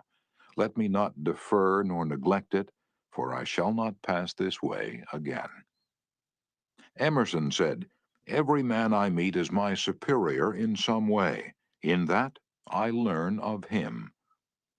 If that was true of Emerson, isn't it likely to be 1,000 times more true of you and me? Let's cease thinking of our accomplishments, our wants. Let's try to figure out the other person's good points. Then forget flattery. Give honest, sincere appreciation. Be hearty in your approbation and lavish in your praise, and people will cherish your words and treasure them and repeat them over a lifetime. Repeat them years after you have forgotten them. Principle 2. Give honest, sincere appreciation. Chapter 3. He who can do this has the whole world with him. He who cannot walks a lonely way. I often went fishing up in Maine during the summer. Personally, I'm very fond of strawberries and cream, but I found that for some strange reason, fish prefer worms. So when I went fishing, I didn't think about what I wanted. I thought about what they wanted. I didn't bait the hook with strawberries and cream.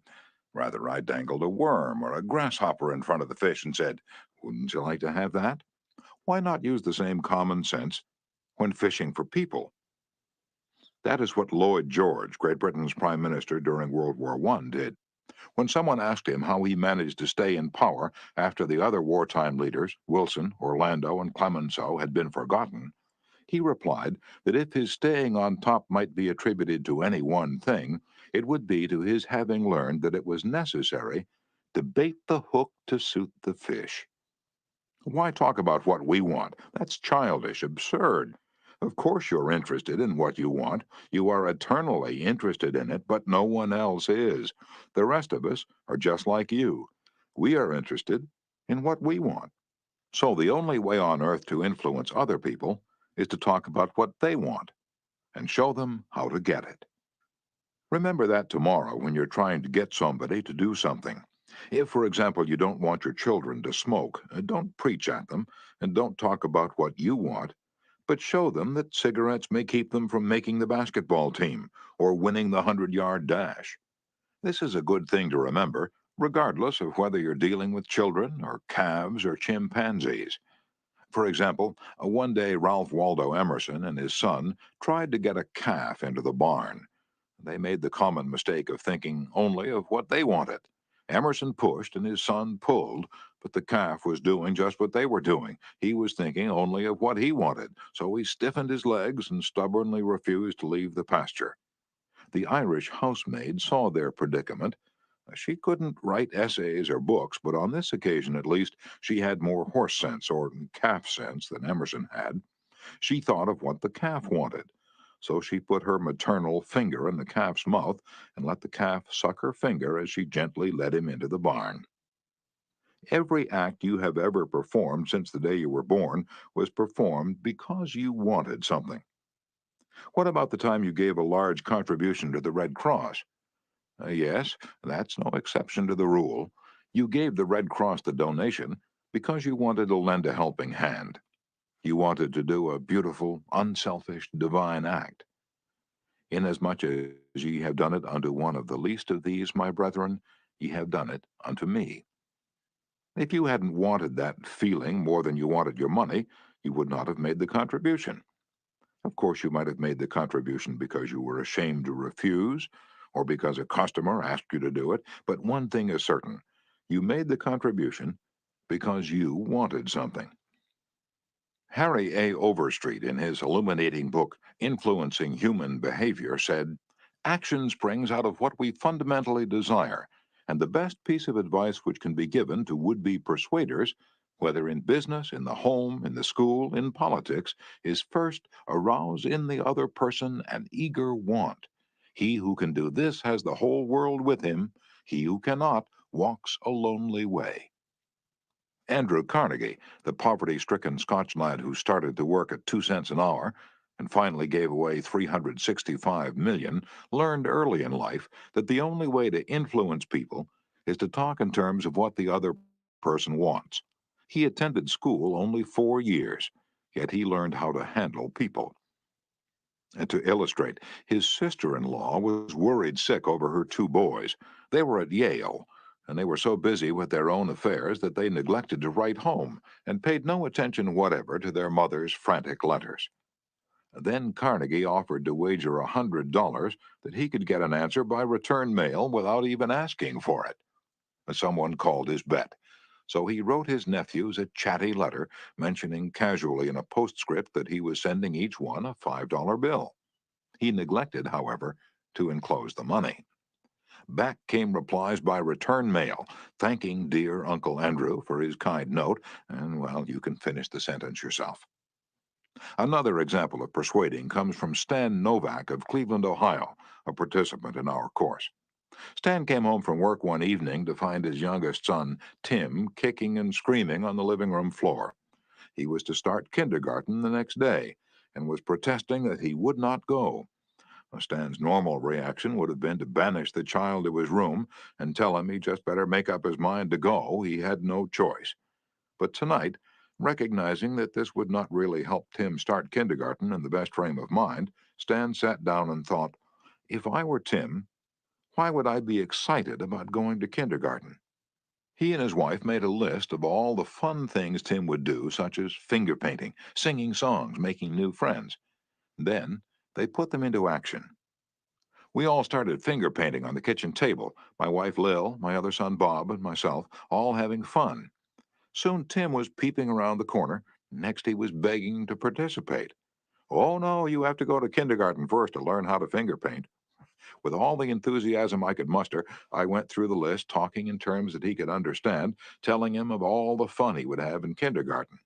The next morning, I thought I was the first one up. I went downstairs and found Tim sitting sound asleep in the living room chair. What are you doing here? I asked. I'm waiting to go to kindergarten. I don't want to be late. The enthusiasm of our entire family had aroused in Tim an eager want that no amount of discussion or threat could possibly have accomplished. Tomorrow, you may want to persuade somebody to do something. Before you speak, pause and ask yourself, how can I make this person want to do it? That question will stop us from rushing into a situation heedlessly with futile chatter about our desires.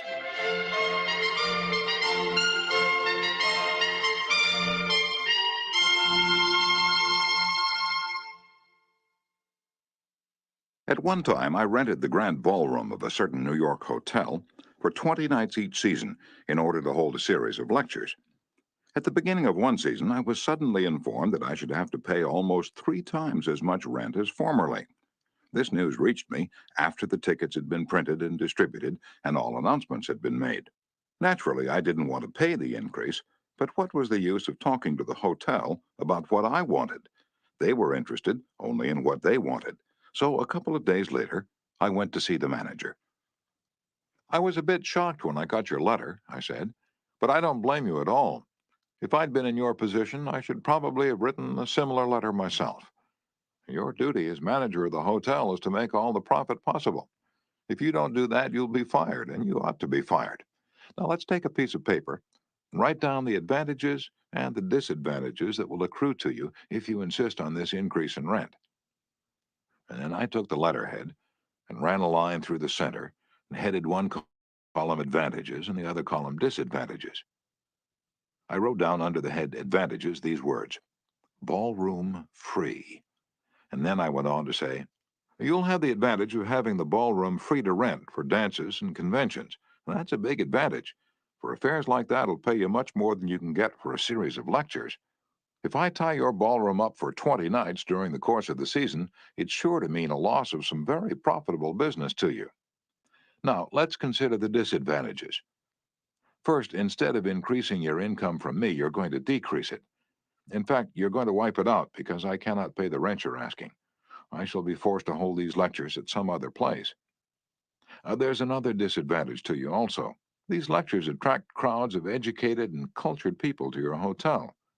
That is good advertising for you, isn't it? In fact, if you spent $5,000 advertising in the newspapers, you couldn't bring as many people to look at your hotel as I can bring by these lectures. That is worth a lot to the hotel, isn't it? As I talked, I wrote these 2 disadvantages under the proper heading and handed the sheet of paper to the manager, saying, I wish you'd carefully consider both the advantages and disadvantages that are going to accrue to you, and then give me your final decision. I received a letter the next day informing me that my rent would be increased only 50% instead of 300%. Mind you, I got this reduction without saying a word about what I wanted. I talked all the time about what the other person wanted and how he could get it. Suppose I had done the human, natural thing. Suppose I'd stormed into his office and said, what do you mean, raising my rent 300%, when you know the tickets have been printed and the announcements made? 300%? Ridiculous, absurd, I won't pay it. What would have happened then? An argument would have begun to steam and boil and sputter, and you know how arguments end. Even if I had convinced him that he was wrong, his pride would have made it difficult for him to back down and give in. Here is one of the best bits of advice ever given about the fine art of human relationships. If there is any one secret of success, said Henry Ford, it lies in the ability to get the other person's point of view and see things from that person's angle as well as from your own. That is so good, I want to repeat it. If there is any one secret of success, it lies in the ability to get the other person's point of view and see things from that person's angle as well as from your own. That is so simple, so obvious, that anyone ought to see the truth of it at a glance. Yet 90% of the people on this earth ignore it 90% of the time. An example? Look at the letters that come across your desk tomorrow morning, and you find that most of them violate this important canon of common sense. Take this one, a letter written by the head of the radio department of an advertising agency with offices scattered across the continent. This letter was sent to the managers of local radio stations throughout the country. To Mr. John Blank, Blankville, Indiana. Dear Mr. Blank, the XYZ Company desires to retain its position in advertising agency leadership in the radio field. Who cares what your company desires? I'm worried about my own problems. The bank is foreclosing the mortgage on my house. The bugs are destroying the hollyhocks. The stock market tumbled yesterday. I missed the 8:15 this morning. I wasn't invited to the Joneses' dance last night. The doctor tells me I have high blood pressure and neuritis and dandruff. And then what happens? I come down to the office this morning, worried, open my mail, and hear some little whippersnapper off in New York yapping about what his company wants. Bah! If he only realized what sort of impression his letter makes, he would get out of the advertising business and start manufacturing sheep dip.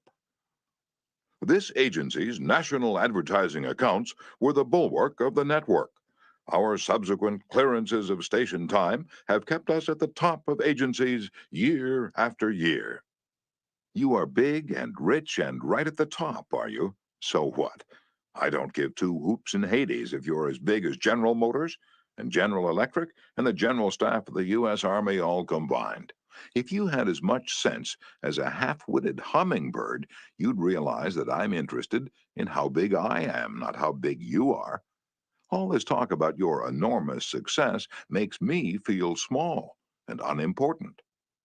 We desire to service our accounts with the last word on radio station information. You desire. You desire. You unmitigated ass. I'm not interested in what you desire or what the President of the United States desires. Let me tell you once and for all that I am interested in what I desire, and you haven't said a word about that yet in this absurd letter of yours. Will you therefore put the XYZ Company on your preferred list for weekly station information, every single detail that will be useful to an agency in intelligently booking time? Preferred list? You have your nerve. You make me feel insignificant by your big talk about your company, and then you ask me to put you on a preferred list, and you don't even say please when you ask it. A prompt acknowledgement of this letter, giving us your latest doings, will be mutually helpful. You fool. You mail me a cheap form letter, a letter scattered far and wide like the autumn leaves, and you have the gall to ask me, when I'm worried about the mortgage and the hollyhocks and my blood pressure, to sit down and dictate a personal note acknowledging your form letter, and you ask me to do it promptly. What do you mean, promptly? Don't you know I'm just as busy as you are, or at least I like to think I am? And while we're on the subject, who gave you the lordly right to order me around? You say it will be mutually helpful. At last, you have begun to see my viewpoint, but you're vague about how it will be to my advantage. Very truly yours, John Doe, Manager, Radio Department. P.S. The enclosed reprint from the Blankville Journal will be of interest to you, and you may want to broadcast it over your station. Finally, down here in the postscript, you mentioned something that may help me solve one of my problems. Why didn't you begin your letter with, oh, what's the use? Any advertising man who's guilty of perpetrating such drivel as you've sent me has something wrong with his medulla oblongata. You don't need a letter giving our latest doings. What you need is a quart of iodine in your thyroid gland. Now, if people who devote their lives to advertising and who pose as experts in the art of influencing people to buy, if they write a letter like that, what can we expect from the butcher and the baker or the auto mechanic? Here's another letter written by the superintendent of a large freight terminal to a student of this course, Edward Vermillion. What effect did this letter have on the man to whom it was addressed? Let me read it to you, and then I'll tell you. A. Zarega's Sons, Incorporated, 28 Front Street, Brooklyn, New York, 11201. Attention, Mr. Edward Vermillion. Gentlemen, the operations at our outbound rail receiving station are handicapped because a material percentage of the total business is delivered us in the late afternoon. This condition results in congestion, overtime on the part of our forces, delays to trucks, and in some cases, delays to freight. On November 10th, we received from your company a lot of 510 pieces, which reached here at 4:20 p.m. We solicit your cooperation toward overcoming the undesirable effects arising from late receipt of freight. May we ask that on days on which you ship the volume which was received on the above date, effort be made either to get the truck here earlier or to deliver us part of the freight during the morning. The advantage that would accrue to you under such an arrangement would be that of more expeditious discharge of your trucks and the assurance that your business would go forward on the date of its receipt. Very truly yours, John Brown, Superintendent. After reading this letter, Mr. Vermillen, sales manager for A. Zarega Sons Incorporated, sent it to me with the following comment. This letter had the reverse effect from that which was intended. The letter begins by describing the terminal's difficulties, in which we're not interested, generally speaking. Our cooperation is then requested without any thought as to whether it would inconvenience us. And then, finally, in the last paragraph, the fact is mentioned that if we do cooperate, it will mean more expeditious discharge of our trucks with the assurance that our freight will go forward on the date of its receipt. In other words, that in which we are most interested is mentioned last, and the whole effect is one of raising a spirit of antagonism rather than of cooperation. Let's see if we can't rewrite and improve this letter. Let's not waste any time talking about our problems. As Henry Ford admonishes, let's get the other person's point of view and see things from his or her angle as well as from our own.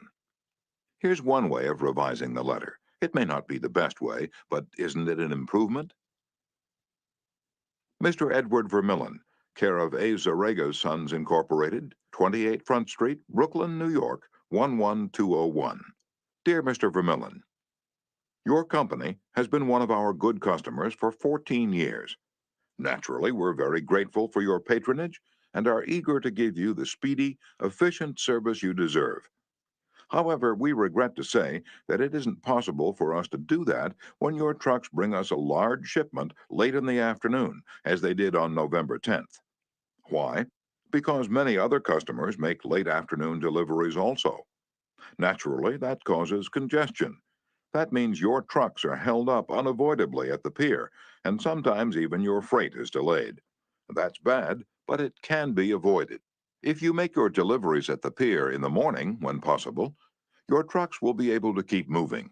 Your freight will get immediate attention, and our workers will get home early at night to enjoy a dinner of the delicious macaroni and noodles that you manufacture. Regardless of when your shipments arrive, we shall always cheerfully do all in our power to serve you promptly. You are busy, please don't trouble to answer this note. Yours truly, John Brown, Superintendent. Barbara Anderson, who worked in a bank in New York, desired to move to Phoenix, Arizona because of the health of her son. Using the principles she had learned in our course, she wrote the following letter to 12 banks in Phoenix. Dear Sir, my 10 years of bank experience should be of interest to a rapidly growing bank like yours.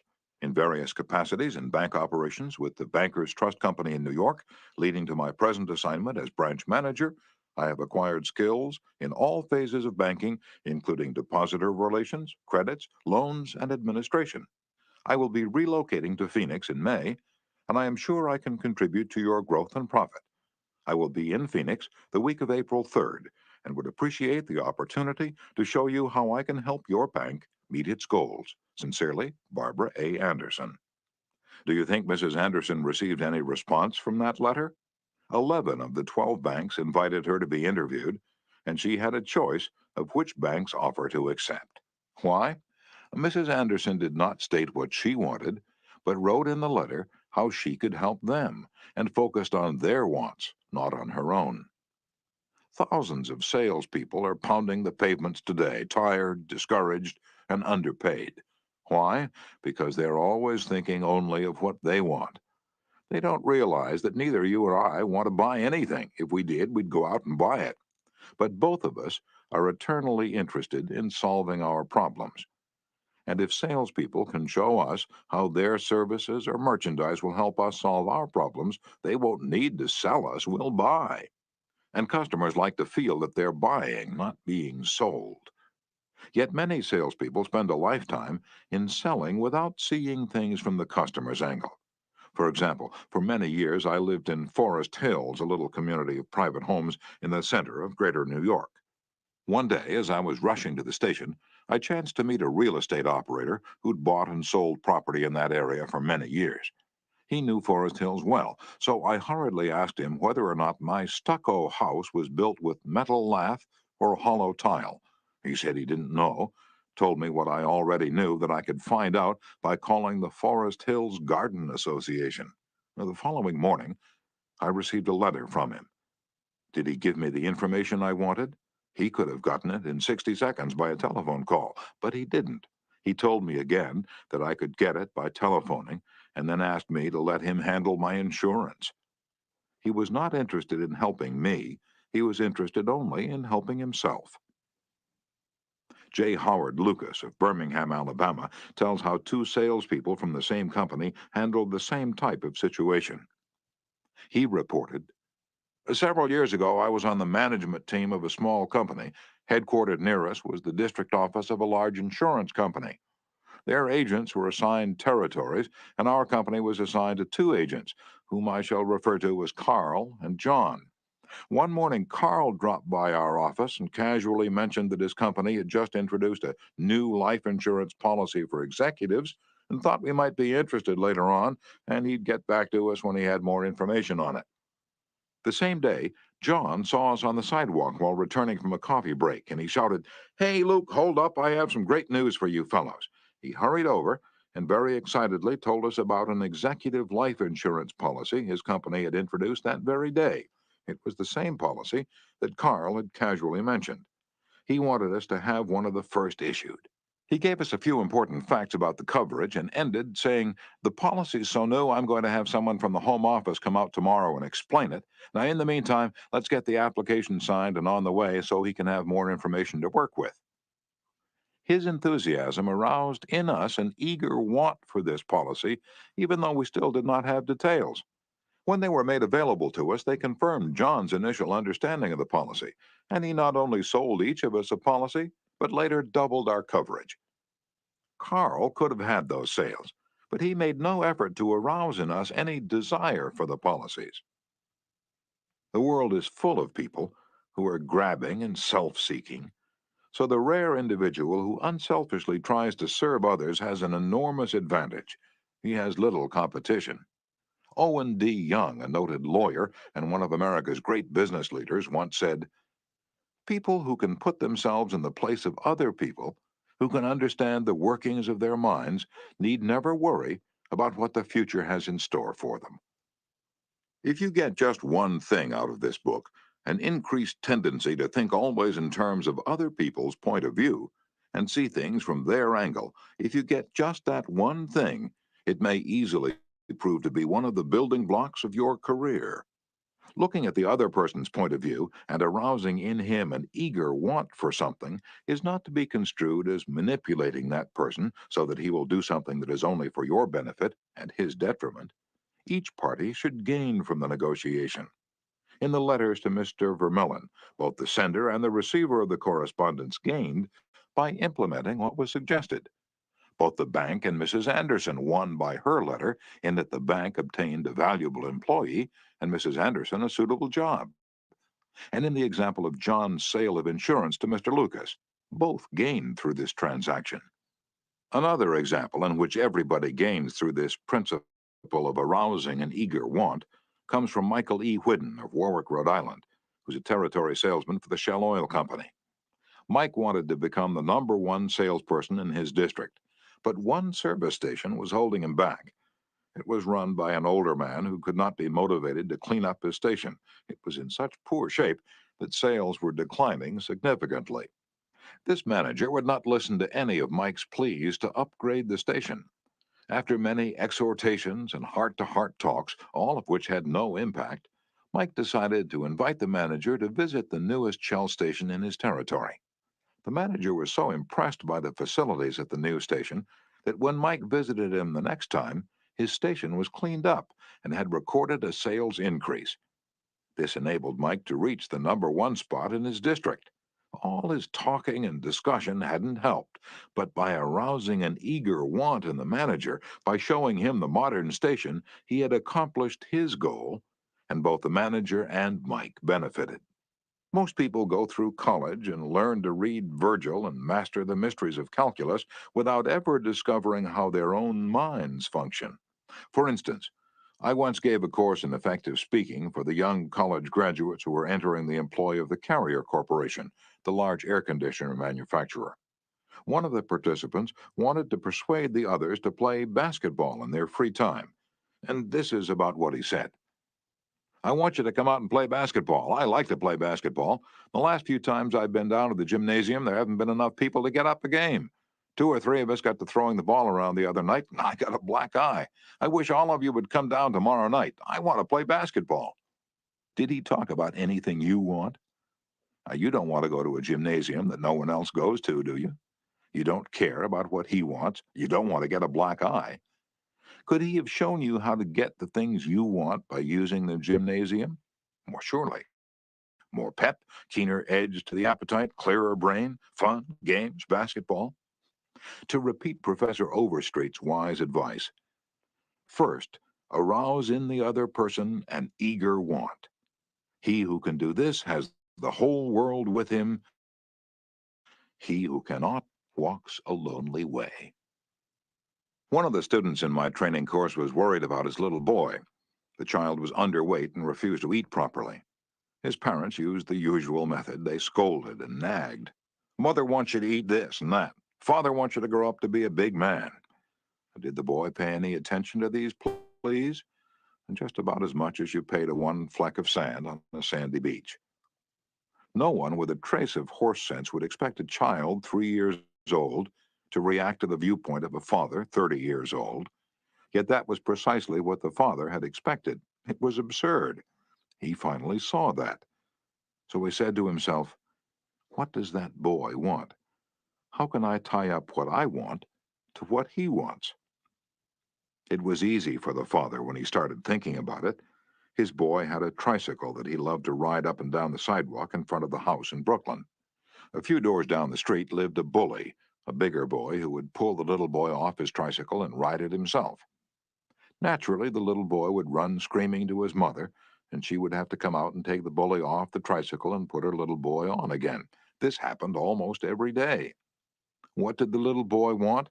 It didn't take a Sherlock Holmes to answer that one. His pride, his anger, his desire for a feeling of importance, all the strongest emotions in his makeup, goaded him to get revenge, to smash the bully in the nose. And when his father explained that the boy would be able to wallop the daylights out of the bigger kid someday if he would only eat the things his mother wanted him to eat, when his father promised him that, there was no longer any problem of dietetics. That boy would have eaten spinach, sauerkraut, salt mackerel, anything in order to be big enough to whip the bully who had humiliated him so often. After solving that problem, the parents tackled another. The little boy had the unholy habit of wetting his bed. He slept with his grandmother. In the morning, his grandmother would wake up and feel the sheet and say, "Look, Johnny, you did it again last night." He would say, "Well, no, I didn't do it. You did it." Scolding, spanking, shaming him, reiterating that the parents didn't want him to do it, none of these things kept the bed dry. So the parents asked, how can we make this boy want to stop wetting his bed? What were his wants? Well, first, he wanted to wear pajamas like Daddy instead of wearing a nightgown like Grandmother. Grandmother was getting fed up with his nocturnal iniquities, so she gladly offered to buy him a pair of pajamas if he'd reform. Secondly, he wanted a bed of his own. Grandma didn't object. His mother took him to a department store in Brooklyn, winked at the salesgirl, and said, "Here's a little gentleman who would like to do some shopping." The salesgirl made him feel important by saying, "Young man, what can I show you?" He stood a couple of inches taller and said, "I want to buy a bed for myself." When he was shown the one his mother wanted him to buy, she winked at the salesgirl, and the boy was persuaded to buy it. The bed was delivered the next day, and that night, when father came home, the little boy ran to the door, shouting, "Daddy, Daddy, come upstairs and see my bed that I bought." The father, looking at the bed, obeyed Charles Schwab's injunction. He was hearty in his approbation and lavish in his praise. "You're not going to wet this bed, are you?" the father said. "Oh, no, no, I'm not going to wet this bed." And the boy kept his promise, for his pride was involved. That was his bed. He and he alone had bought it, and he was wearing pajamas now like a little man. He wanted to act like a man, and he did. Another father, K.T. Dutchman, a telephone engineer, a student of this course, couldn't get his 3-year-old daughter to eat breakfast food. The usual scolding, pleading, coaxing methods had all ended in futility. So the parents asked themselves, how can we make her want to do it? The little girl loved to imitate her mother to feel big and grown up, so one morning they put her on a chair and let her make the breakfast food. At just the psychological moment, Father drifted into the kitchen while she was stirring the cereal, and she said, "Oh, look, Daddy, I'm making the cereal this morning." She ate 2 helpings of the cereal without any coaxing because she was interested in it. She had achieved a feeling of importance. She had found in making the cereal an avenue of self-expression. William Winter once remarked that self-expression is the dominant necessity of human nature. Why can't we adapt this same psychology to business dealings? When we have a brilliant idea, instead of making others think it is ours, why not let them cook and stir the idea themselves? They will then regard it as their own. They will like it and maybe eat a couple of helpings of it. Remember, first arouse in the other person an eager want. He who can do this has the whole world with him. He who cannot walks a lonely way. Principle 3. Arouse in the other person an eager want. In a nutshell, fundamental techniques in handling people. Principle 1. Don't criticize, condemn, or complain. Principle 2. Give honest, sincere appreciation. Principle 3. Arouse in the other person an eager want.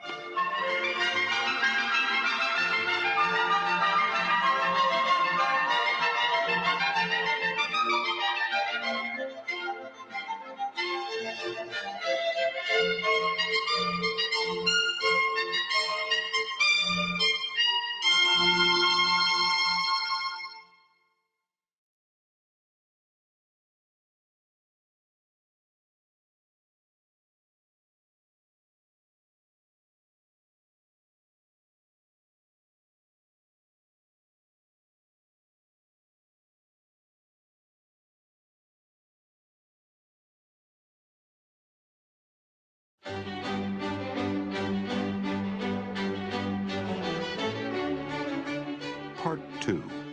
6 ways to make people like you. Chapter 1. Do this and you'll be welcome anywhere. Why read this book to find out how to win friends? Why not study the technique of one of the greatest winner of friends the world has ever known? Who is he? You may meet him tomorrow coming down the street. When you get within 10 feet of him, he will begin to wag his tail. If you stop and pat him, he'll almost jump out of his skin to show you how much he likes you. And you know that behind this show of affection on his part, there are no ulterior motives. He doesn't want to sell you any real estate, and he doesn't want to marry you. Did you ever stop to think that a dog is the only animal that doesn't have to work for a living? A hen has to lay eggs, a cow has to give milk, a canary has to sing, but a dog makes his living by giving you nothing but love. When I was 5 years old, my father bought a little yellow-haired pup for 50 cents. He was the light and joy of my childhood.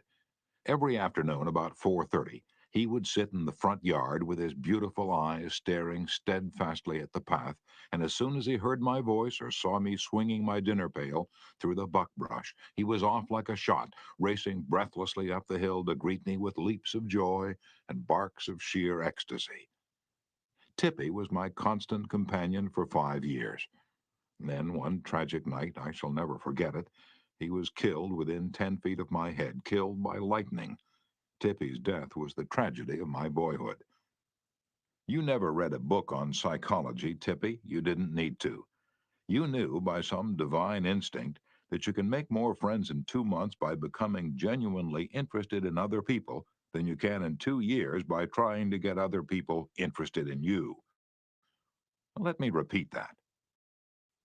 You can make more friends in 2 months by becoming interested in other people than you can in 2 years by trying to get other people interested in you.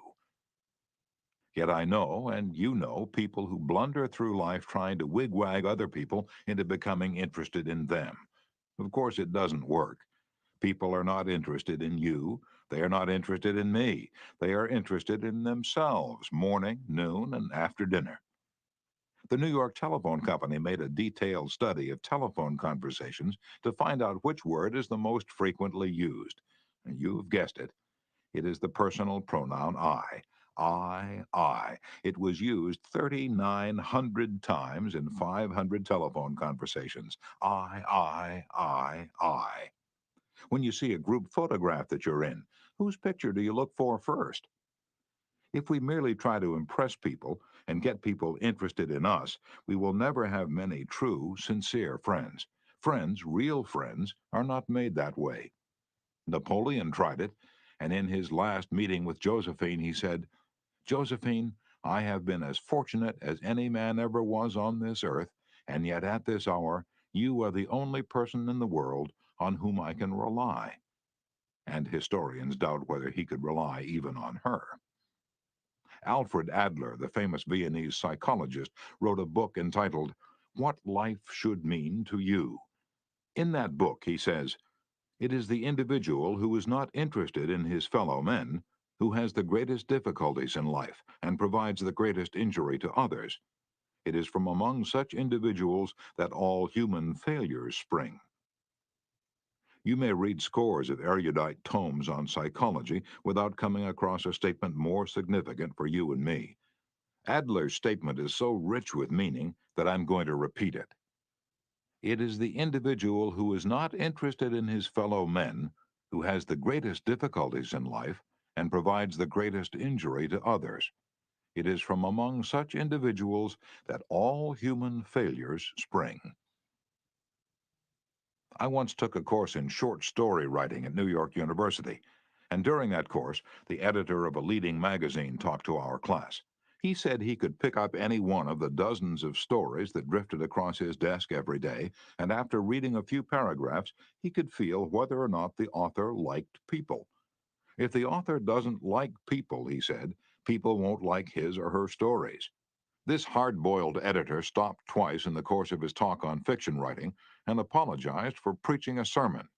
"I am telling you," he said, "the same things your preacher would tell you. But remember, you have to be interested in people if you want to be a successful writer of stories."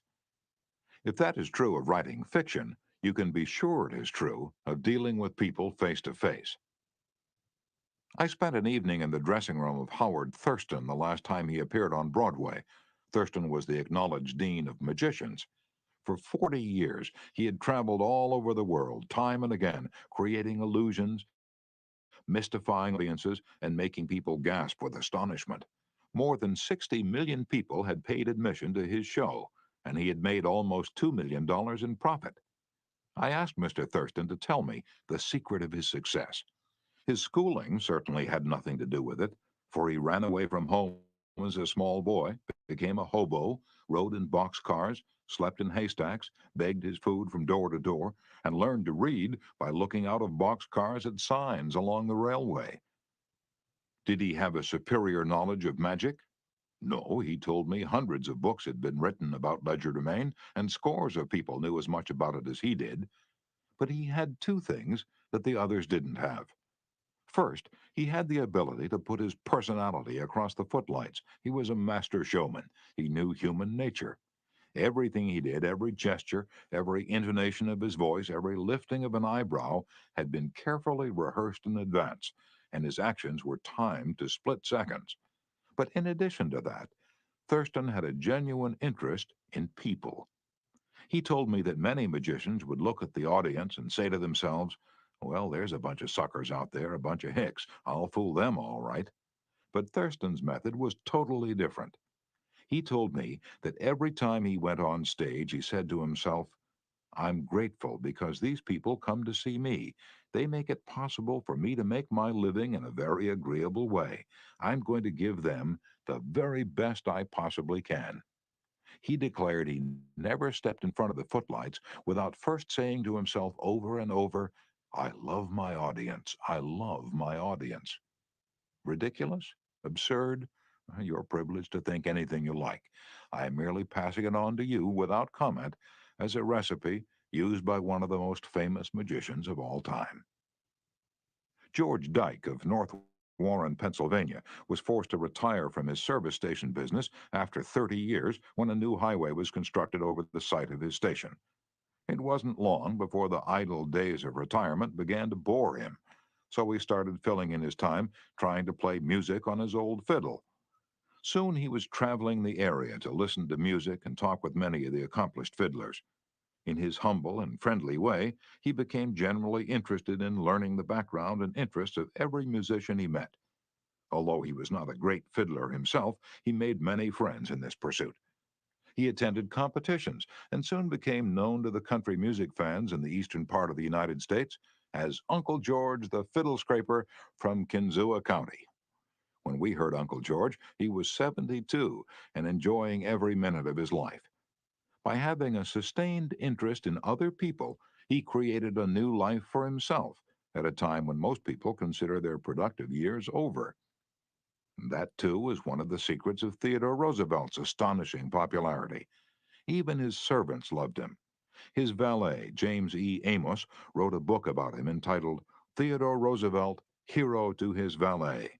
In that book, Amos relates this illuminating incident.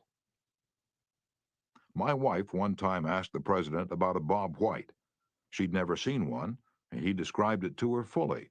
And sometime later, the telephone at our cottage rang. Amos and his wife lived in the little cottage on the Roosevelt estate at Oyster Bay. My wife answered it, and it was Mr. Roosevelt himself. He'd called her, he said, to tell her that there was a Bob White outside her window, and if she would look out, she might see it. Little things like that were so characteristic of him. Whenever he went by our cottage, even though we were out of sight, we'd hear him call out, "Oh, Annie! Oh, James!" And just a friendly greeting as he went by. How could employees keep from liking a man like that? How could anyone keep from liking him? Roosevelt called at the White House one day when President and Mrs. Taft were away.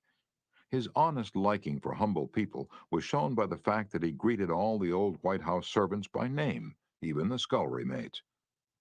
When he saw Alice, the kitchen maid, writes Archie Butt, he asked her if she still made cornbread. Alice told him that she sometimes made it for the servants, but no one ate it upstairs. They show bad taste, Roosevelt boomed, and I'll tell the president so when I see him. Alice brought a piece to him on a plate, and he went over to the office, eating it as he went and greeting gardeners and laborers as he passed. He addressed each person just as he had addressed them in the past. Ike Hoover, who had been head usher at the White House for 40 years, said with tears in his eyes, "It's the only happy day we had here in nearly 2 years, and not one of us would exchange it for a $100 bill." The same concern for the seemingly unimportant people helped sales representative Edward M. Sykes, Jr. of Chatham, New Jersey, retain an account. Many years ago, he reported, I called on customers for Johnson & Johnson in the Massachusetts area. One account was a drugstore in Hingham. Whenever I went into this store, I would always talk to the soda clerk and sales clerk for a few minutes before talking to the owner to obtain his order. One day, I went up to the owner of the store and he told me to leave as he was not interested in buying J&J products anymore because he felt they were concentrating their activities on food and discount stores to the detriment of small drugstores. I left with my tail between my legs and drove around the town for several hours. Finally, I decided to go back and try at least to explain our position to the owner of the store. When I returned, I walked in and, as usual, said hello to the soda clerk and sales clerk. When I walked up to the owner, he smiled at me and welcomed me back. He then gave me double the usual order. I looked at him with surprise and asked him what had happened since my visit only a few hours earlier. He pointed to the young man at the soda fountain and said that after I had left, the boy had come over and said that I was one of the few salespeople that called on the store that even bothered to say hello to him and to the others in the store. He told the owner that if any salesperson deserved his business, it was I. The owner agreed and remained a loyal customer. I never forgot that to be genuinely interested in other people is a most important quality for a salesperson to possess, for any person for that matter. I have discovered from personal experience that one can win the attention and time and cooperation of even the most sought-after people by becoming genuinely interested in them. Let me illustrate. Years ago, I conducted a course in fiction writing at the Brooklyn Institute of Arts and Sciences, and we wanted such distinguished and busy authors as Kathleen Norris, Fannie Hurst, Ida Tarbell, Albert Payson Terhune, and Rupert Hughes to come to Brooklyn and give us the benefit of their experiences. So we wrote them, saying we admired their work and were deeply interested in getting their advice and learning the secrets of their success. Each of these letters was signed by about 150 students. We said we realized that these authors were busy, too busy to prepare a lecture, so we enclosed a list of questions for them to answer about themselves and their methods of work. They liked that. Who wouldn't like it? So they left their homes and traveled to Brooklyn to give us a helping hand. By using the same method, I persuaded Leslie M. Shaw, Secretary of the Treasury in Theodore Roosevelt's cabinet, George W. Wickersham, Attorney General in Taft's cabinet, William Jennings Bryan, Franklin D. Roosevelt, and many other prominent men to come to talk to the students of my courses in public speaking. All of us, be we workers in a factory, clerks in an office, or even a king upon his throne, all of us like people who admire us. Take the German Kaiser, for example. At the close of World War I, he was probably the most savagely and universally despised man on this earth. Even his own nation turned against him when he fled over into Holland to save his neck. The hatred against him was so intense that millions of people would have loved to tear him limb from limb or burn him at the stake. In the midst of all this forest fire of fury, one little boy wrote the Kaiser a simple, sincere letter, glowing with kindliness and admiration. This little boy said that no matter what the others thought, he would always love Wilhelm as his emperor. The Kaiser was deeply touched by his letter and invited the little boy to come see him. The boy came, so did his mother, and the Kaiser married her. That little boy didn't need to read a book on how to win friends and influence people. He knew how instinctively. If we want to make friends, let's put ourselves out to do things for other people, things that require time, energy, unselfishness, and thoughtfulness. When the Duke of Windsor was Prince of Wales, he was scheduled to tour South America. And before he started out on that tour, he spent months studying Spanish so that he could make public talks in the language of the country. And the South Americans loved him for it. For years, I made it a point to find out the birthdays of my friends. How? Although I haven't the foggiest bit of faith in astrology, I began by asking the other party whether he believed the date of one's birth had anything to do with character and disposition. I then asked him or her to tell me the month and day of birth. If he or she said November 24th, for example, I kept repeating to myself, November 24th, November 24th. The minute my friend's back was turned, I wrote down the name and birthday, and later would transfer it to a birthday book. At the beginning of each year, I had these birthday dates scheduled in my calendar pad so that they came to my attention automatically. When the natal day arrived, there was my letter or telegram. What a hit it made. I was frequently the only person on earth who remembered. If we want to make friends, let's greet people with animation and enthusiasm. When somebody calls you on the telephone, use the same psychology. Say hello in tones that bespeak how pleased you are to have the other person call. Many companies train their telephone operators to greet all callers in a tone of voice that radiates interest and enthusiasm. The caller feels the company is concerned about them. Let's remember that when we answer the telephone tomorrow. Showing a genuine interest in others not only wins friends for you, but may develop in its customers a loyalty to your company. In an issue of the publication of the National Bank of North America of New York, the following letter from Madeline Rosedale, a depositor, was published. I would like you to know how much I appreciate your staff. Everyone is so courteous, polite, and helpful. What a pleasure it is, after waiting on a long line, to have the teller greet you pleasantly. Last year, my mother was hospitalized for 5 months. Frequently, I went to Marie Petrosello, a teller. She was concerned about my mother and inquired about her progress. Is there any doubt that Mrs. Rosedale will continue to use this bank?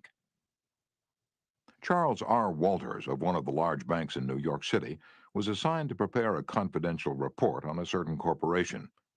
He knew of only one person who possessed the facts he needed so urgently. As Mr. Walters was ushered into the president's office, a young woman stuck her head through a door and told the president that she didn't have any stamps for him that day. "I'm collecting stamps for my 12-year-old son," the president explained to Mr. Walters. Mr. Walters stated his mission and began asking questions. The president was vague, general, nebulous. He didn't want to talk, and apparently nothing could persuade him to talk. The interview was brief and barren.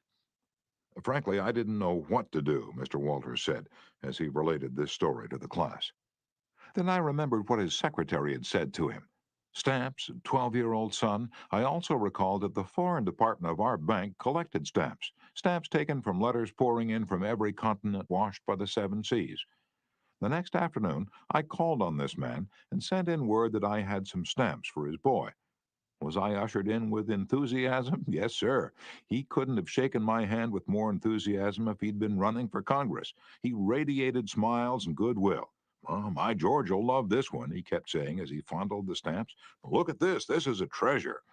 We spent half an hour talking stamps and looking at the picture of his boy, and then he devoted more than an hour of his time to giving me every bit of information I wanted without my even suggesting that he do it.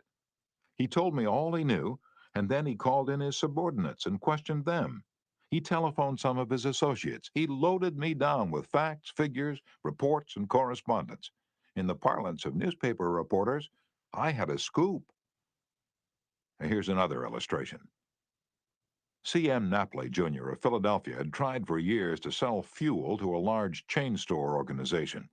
But the chain store company continued to purchase its fuel from an out-of-town dealer and haul it right past the door of Napoli's office. Mr. Napoli made a speech one night before one of my classes, pouring out his hot wrath upon chain stores, branding them as a curse to the nation.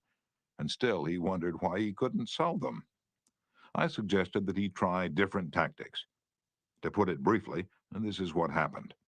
We staged a debate between members of the course on whether the spread of the chain store is doing the country more harm than good. Napoli, at my suggestion, took the negative side. He agreed to defend the chain stores and then went straight to an executive of the chain store organization that he despised and said, "I am not here to try to sell fuel. I've come to ask you to do me a favor." He then told about his debate and said, "I've come to you for help because I can't think of anyone else who would be more capable of giving me the facts I want. I'm anxious to win this debate, and I'll deeply appreciate whatever help you can give me." And here's the rest of the story in Mr. Napoli's own words. "I asked this man for precisely 1 minute of his time. It was with that understanding that he consented to see me. After I'd stated my case, he motioned me to the chair and talked to me for exactly 1 hour and 47 minutes. He called in another executive who'd written a book on chain stores. He wrote to the National Chain Store Association and secured for me a copy of a debate on the subject. He feels that the chain store is rendering a real service to humanity. He's proud of what he's doing for hundreds of communities. His eyes fairly glowed as he talked, and I must confess that he opened my eyes to things I'd never even dreamed of. He changed my whole mental attitude. As I was leaving, he walked with me to the door, put his arm around my shoulder, wished me well in my debate, and asked me to stop in and see him again and let him know how I made out. The last words he said to me were, 'Please see me again later in the spring. I should like to place an order with you for fuel.' To me, that was almost a miracle.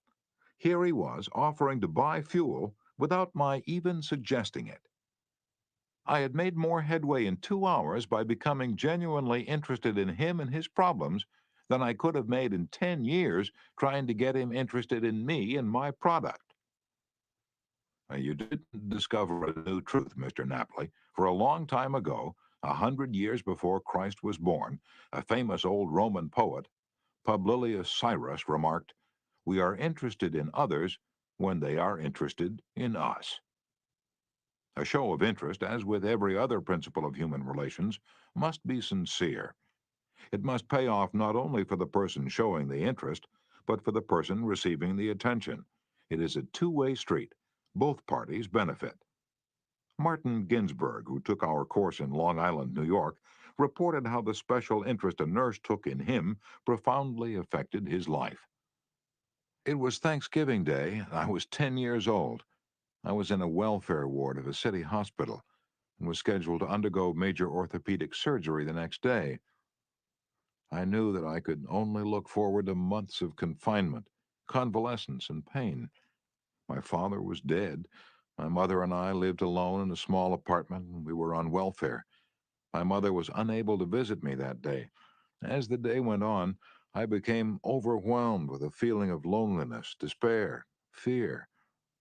I knew my mother was home alone, worrying about me, not having anyone to be with, not having anyone to eat with, not even having enough money to afford a Thanksgiving Day dinner. And the tears welled up in my eyes, and I stuck my head under the pillow and pulled the covers over it. I cried silently, but oh, so bitterly, so much that my body was racked with pain. A young student nurse heard my sobbing and came over to me. She took the covers off my face and started wiping my tears. She told me how lonely she was having to work that day, not being able to be with her family. She asked me whether I'd have dinner with her. She brought 2 trays of food, sliced turkey, mashed potatoes, cranberry sauce, and ice cream for dessert. She talked to me and tried to calm my fears. Even though she was scheduled to go off duty at 4 p.m., she stayed on her own time until almost 11 p.m. She played games with me, talked to me, and stayed with me until I finally fell asleep. Many Thanksgivings have come and gone since I was 10, but one never passes without me remembering that particular one and my feelings of frustration, fear, loneliness, and the warmth and tenderness of the stranger that somehow made it all bearable. If you want others to like you, if you want to develop real friendships, if you want to help others at the same time as you help yourself, keep this principle in mind. Principle 1. Become genuinely interested in other people.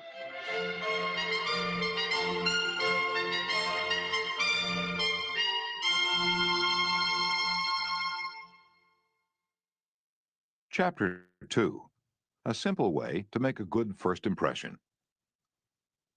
At a dinner party in New York, one of the guests, a woman who had inherited money, was eager to make a pleasing impression on everyone. She had squandered a modest fortune on sables, diamonds, and pearls, but she hadn't done anything whatever about her face. It radiated sourness and selfishness. She didn't realize what everyone knows, namely that the expression one wears on one's face is far more important than the clothes one wears on one's back. Charles Schwab told me his smile had been worth $1 million, and he was probably understating the truth. For Schwab's personality, his charm, his ability to make people like him were almost wholly responsible for his extraordinary success. And one of the most delightful factors in his personality was his captivating smile. Actions speak louder than words, and a smile says, "I like you, you make me happy, I'm glad to see you." That's why dogs make such a hit. They're so glad to see us that they almost jump out of their skins. So naturally, we're glad to see them. A baby's smile has the same effect. Have you ever been in a doctor's waiting room and looked around at all the glum faces waiting impatiently to be seen? Dr. Stephen K. Spruill, a veterinarian in Raytown, Missouri, told of a typical spring day when his waiting room was full of clients waiting to have their pets inoculated. No one was talking to anyone else, and all were probably thinking of a dozen other things they'd rather be doing than wasting time sitting in that office. He told one of our classes, "There were 6 or 7 clients waiting when a young woman came in with a 9-month-old baby and a kitten. As luck would have it, she sat down next to a gentleman who was more than a little distraught about the long wait for service. The next thing he knew, the baby just looked up at him with that great big smile that's so characteristic of babies.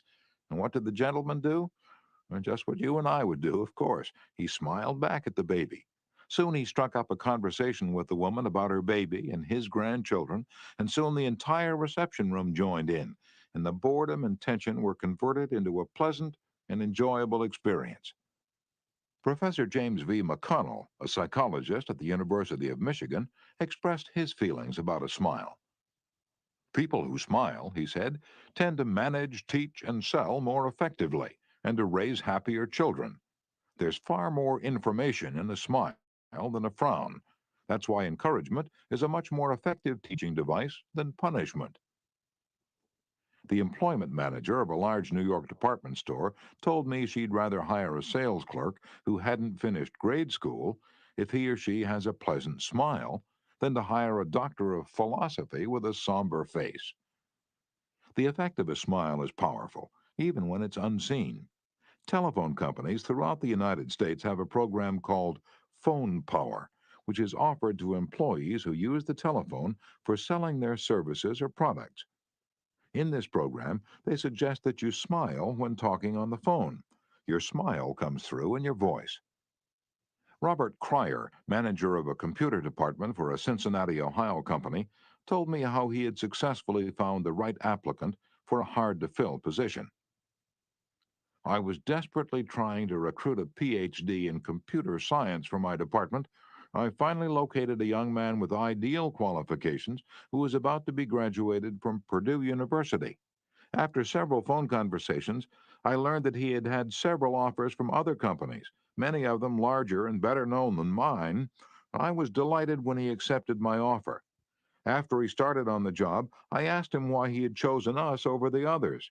He paused for a moment, and then he said, I think it was because managers in the other companies spoke on the phone in a cold, businesslike manner, which made me feel like just another business transaction. Your voice sounded as if you were glad to hear from me, that you really wanted me to be a part of your organization. You can be assured I am still answering my phone with a smile. The chairman of the board of directors of one of the largest rubber companies in the United States told me that, according to his observations, people rarely succeed at anything unless they have fun doing it. This industrial leader doesn't put much faith in the old adage that hard work alone is the magic key that will unlock the door to our desires. I have known people, he said, who succeeded because they had a rip-roaring good time conducting their business. Later, I saw those people change as the fun became work. The business had grown dull, they lost all joy in it, and they failed. You must have a good time meeting people if you expect them to have a good time meeting you. I've asked thousands of business people to smile at someone every hour of the day for a week and then come to class and talk about the results. How did it work? Well, let's see. Here's a letter from William B. Steinhardt, a New York stockbroker. His case isn't isolated. In fact, it's typical of hundreds of cases. I've been married for over 18 years, wrote Mr. Steinhardt. In all that time, I seldom smiled at my wife or spoke 24 words to her from the time I got up until I was ready to leave for business. I was one of the worst grouches who ever walked down Broadway. When you asked me to make a talk about my experience with smiles, I thought I'd try it for a week. So the next morning, while combing my hair, I looked at my glum mug in the mirror and I said to myself, Bill, you're going to wipe the scowl off that sourpuss of yours today. You are going to smile. And you are going to begin right now. As I sat down to breakfast, I greeted my wife with a good morning, my dear, and smiled as I said it. You warned me that she might be surprised. Well, you underestimated her reaction. She was bewildered. She was shocked. I told her that in the future she could expect this as a regular occurrence, and I kept it up every morning. This changed attitude of mine brought more happiness into our home in 2 months since I started than was there during the last year. As I leave for my office, I greet the elevator operator in the apartment house with a good morning and a smile. I greet the doorman with a smile. I smile at the cashier in the subway booth when I ask for change. As I stand on the floor of the stock exchange, I smile at people who until recently never saw me smile. I soon found that everybody was smiling back at me. I treat those who come to me with complaints or grievances in a cheerful manner. I smile as I listen to them, and I find that adjustments are accomplished much easier. I find that smiles are bringing me dollars, many dollars every day. I share my office with another broker. One of his clerks is a likable young chap. I was so elated about the results I was getting that I told him recently about my new philosophy of human relations. He then confessed that when I first came to share my office with his firm, he thought me a terrible grouch and only recently changed his mind. He said I was really human when I smiled. I have also eliminated criticism from my system. I give appreciation and praise now instead of condemnation. I have stopped talking about what I want. I'm now trying to see the other person's viewpoint. And these things have literally revolutionized my life. I am a totally different man, a happier man, a richer man, richer in friendships and happiness, the only things that matter much after all. You don't feel like smiling? And then what? Two things. First, force yourself to smile. If you're alone, force yourself to whistle or hum a tune or sing. Act as if you were already happy, and that will tend to make you happy. Here's the way the psychologist and philosopher William James puts it. Action seems to follow feeling, but really action and feeling go together. And by regulating the action, which is under the more direct control of the will, we can indirectly regulate the feeling, which is not. Thus, the sovereign voluntary path to cheerfulness, if our cheerfulness be lost, is to sit up cheerfully and to act and speak as if cheerfulness were already there. Everybody in the world is seeking happiness, and there's only one sure way to find it. That is, by controlling your thoughts.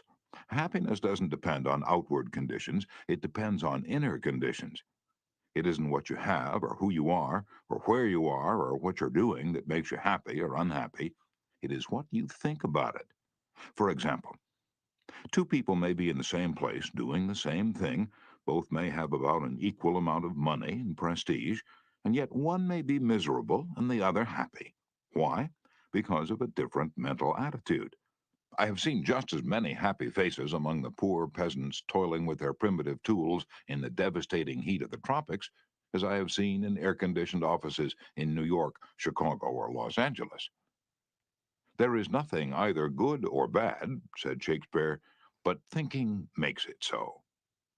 Abe Lincoln once remarked that most folks are about as happy as they make up their minds to be. He was right. I saw a vivid illustration of that truth as I was walking up the stairs of the Long Island Railroad station in New York. Directly in front of me, 30 or 40 crippled boys on canes and crutches were struggling up the stairs. One boy had to be carried up. I was astonished at their laughter and gaiety. I spoke about it to one of the men in charge of the boys. Oh, yes, he said, when a boy realizes that he's going to be a cripple for life, he's shocked at first, but after he gets over the shock, he usually resigns himself to his fate and then becomes as happy as normal boys. I felt like taking my hat off to those boys. They taught me a lesson I hope I shall never forget. Working all by oneself in a closed-off room in an office not only is lonely, but it denies one the opportunity of making friends with other employees in the company. Senora Maria Gonzalez of Guadalajara, Mexico, had such a job. She envied the shared comradeship of other people in the company as she heard their chatter and laughter. As she passed them in the hall during the first weeks of her employment, she shyly looked the other way. After a few weeks, she said to herself, Maria, you can't expect these women to come to you. You have to go out and meet them. The next time she walked to the water cooler, she put on her brightest smile and said, Hi, how are you today? To each of the people she met. The effect was immediate. Smiles and hellos were returned. The hallway seemed brighter, the job friendlier. Acquaintanceships developed, and some ripened into friendships. Her job and her life became more pleasant and interesting. Peruse this bit of sage advice from the essayist and publisher Elbert Hubbard, but remember, perusing it won't do you any good unless you apply it. Whenever you go out of doors, draw the chin in, carry the crown of the head high, and fill the lungs to the utmost.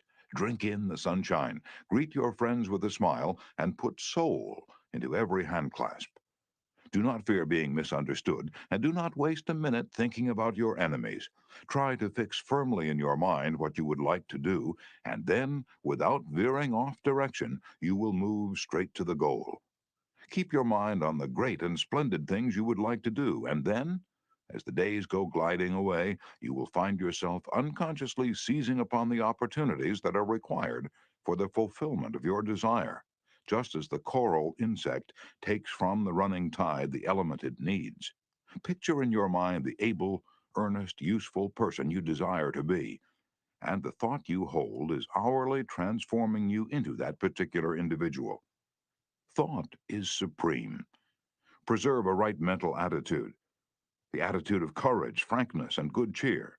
To think rightly is to create. All things come through desire, and every sincere prayer is answered. We become like that on which our hearts are fixed. Carry your chin in and the crown of your head high. We are gods in the chrysalis. The ancient Chinese were a wise lot, wise in the ways of the world, and they had a proverb that you and I ought to cut out and paste inside our hats. It goes like this: a man without a smiling face must not open a shop.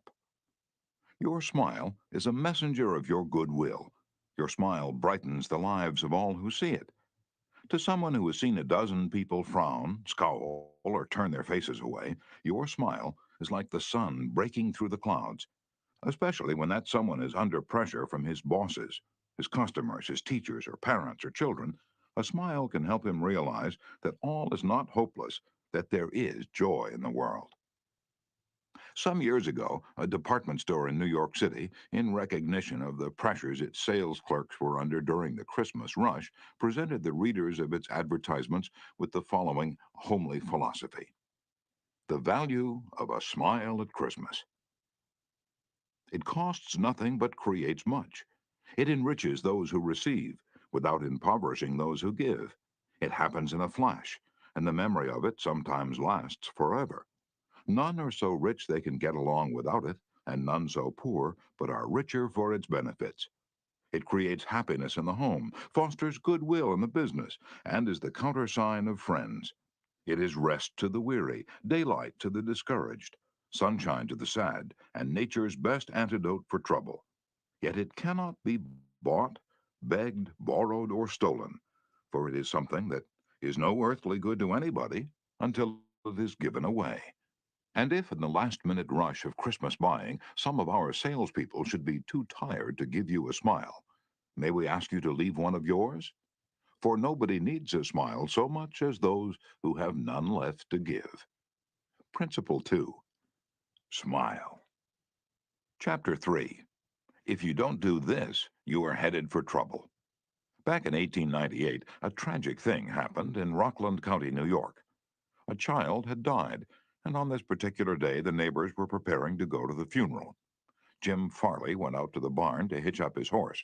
The ground was covered with snow, the air was cold and stampy, the horse hadn't been exercised for days, and as he was led out to the watering trough, he wheeled playfully, kicked both his heels high in the air, and killed Jim Farley. So the little village of Stony Point had 2 funerals that week instead of 1. Jim Farley left behind him a widow and 3 boys, and a few $100s in insurance. His oldest boy, Jim, was 10, and he went to work in a brickyard, wheeling sand and pouring it in the molds and turning the bricks on edge to be dried by the sun.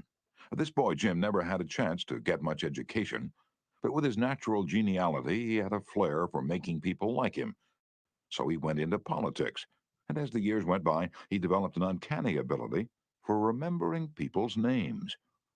He never saw the inside of a high school, but before he was 46 years of age, 4 colleges had honored him with degrees, and he'd become chairman of the Democratic National Committee and Postmaster General of the United States. I once interviewed Jim Farley and asked him the secret of his success. He said, "Hard work." And I said, "Don't be funny." He then asked me what I thought was the reason for his success. I replied, "I understand you can call 10,000 people by their first names." "No, you're wrong," he said. "I can call 50,000 people by their first names." Now, make no mistake about it, That ability helped Mr. Farley put Franklin D. Roosevelt in the White House when he managed Roosevelt's campaign in 1932. During the years that Jim Farley traveled as a salesman for a gypsum concern, and during the years that he held office as town clerk in Stony Point, he built up a system for remembering names. In the beginning, it was a very simple one. Whenever he met a new acquaintance, he found out his or her complete name and some facts about his or her family, business, and political opinions. He fixed all these facts well in mind as part of the picture, and then the next time he met that person, even if it was a year later, he was able to shake hands, inquire after the family, and ask about the hollyhocks in the backyard. No wonder he developed a following. For months before Roosevelt's campaign for president began, Jim Farley wrote hundreds of letters a day to people all over the western and northwestern states. Then he hopped onto a train and in 19 days covered 20 states and 12,000 miles, traveling by buggy, train, automobile, and boat. He would drop into town, meet his people at lunch or breakfast, tea or dinner, and give them a heart-to-heart talk. Then he'd dash off again on another leg of his journey. As soon as he arrived back east, he wrote to one person in each town he had visited, asking for a list of all the guests to whom he had talked. The final list contained thousands and thousands of names. Yet each person on that list was paid the subtle flattery of getting a personal letter from James Farley. These letters began, Dear Bill or Dear Jane, and they were always signed Jim. Jim Farley discovered early in life that the average person is more interested in his or her own name than in all the other names on earth put together. Remember that name and call it easily, and you have paid a subtle and very effective compliment. But forget it or misspell it, and you've placed yourself at a sharp disadvantage. For example, I once organized a public speaking course in Paris and sent form letters to all the American residents in the city.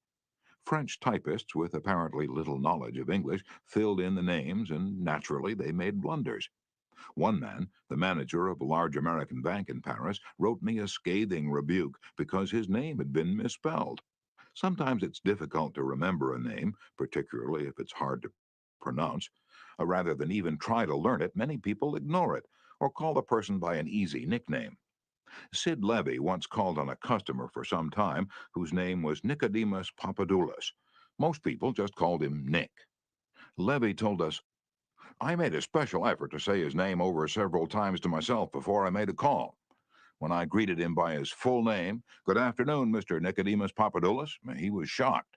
For what seemed like several minutes, there was no reply from him at all. Finally, he said with tears rolling down his cheeks, Mr. Levy, in all the 15 years I have been in this country, nobody has ever made the effort to call me by my right name. And what was the reason for Andrew Carnegie's success? He was called the Steel King, yet he himself knew little about the manufacture of steel. He had hundreds of people working for him who knew far more about steel than he did. But he knew how to handle people, and that is what made him rich. Early in life, he showed a flair for organization, a genius for leadership. By the time he was 10, he too had discovered the astounding importance people place on their own name, and he used that discovery to win cooperation. To illustrate, when he was a boy back in Scotland, he got a hold of a rabbit, a mother rabbit. Presto, he soon had a whole nest of little rabbits and nothing to feed them. But he had a brilliant idea. He told the boys and girls in the neighborhood that if they would go out and pull enough clover and dandelions to feed the rabbits, he would name the bunnies in their honor.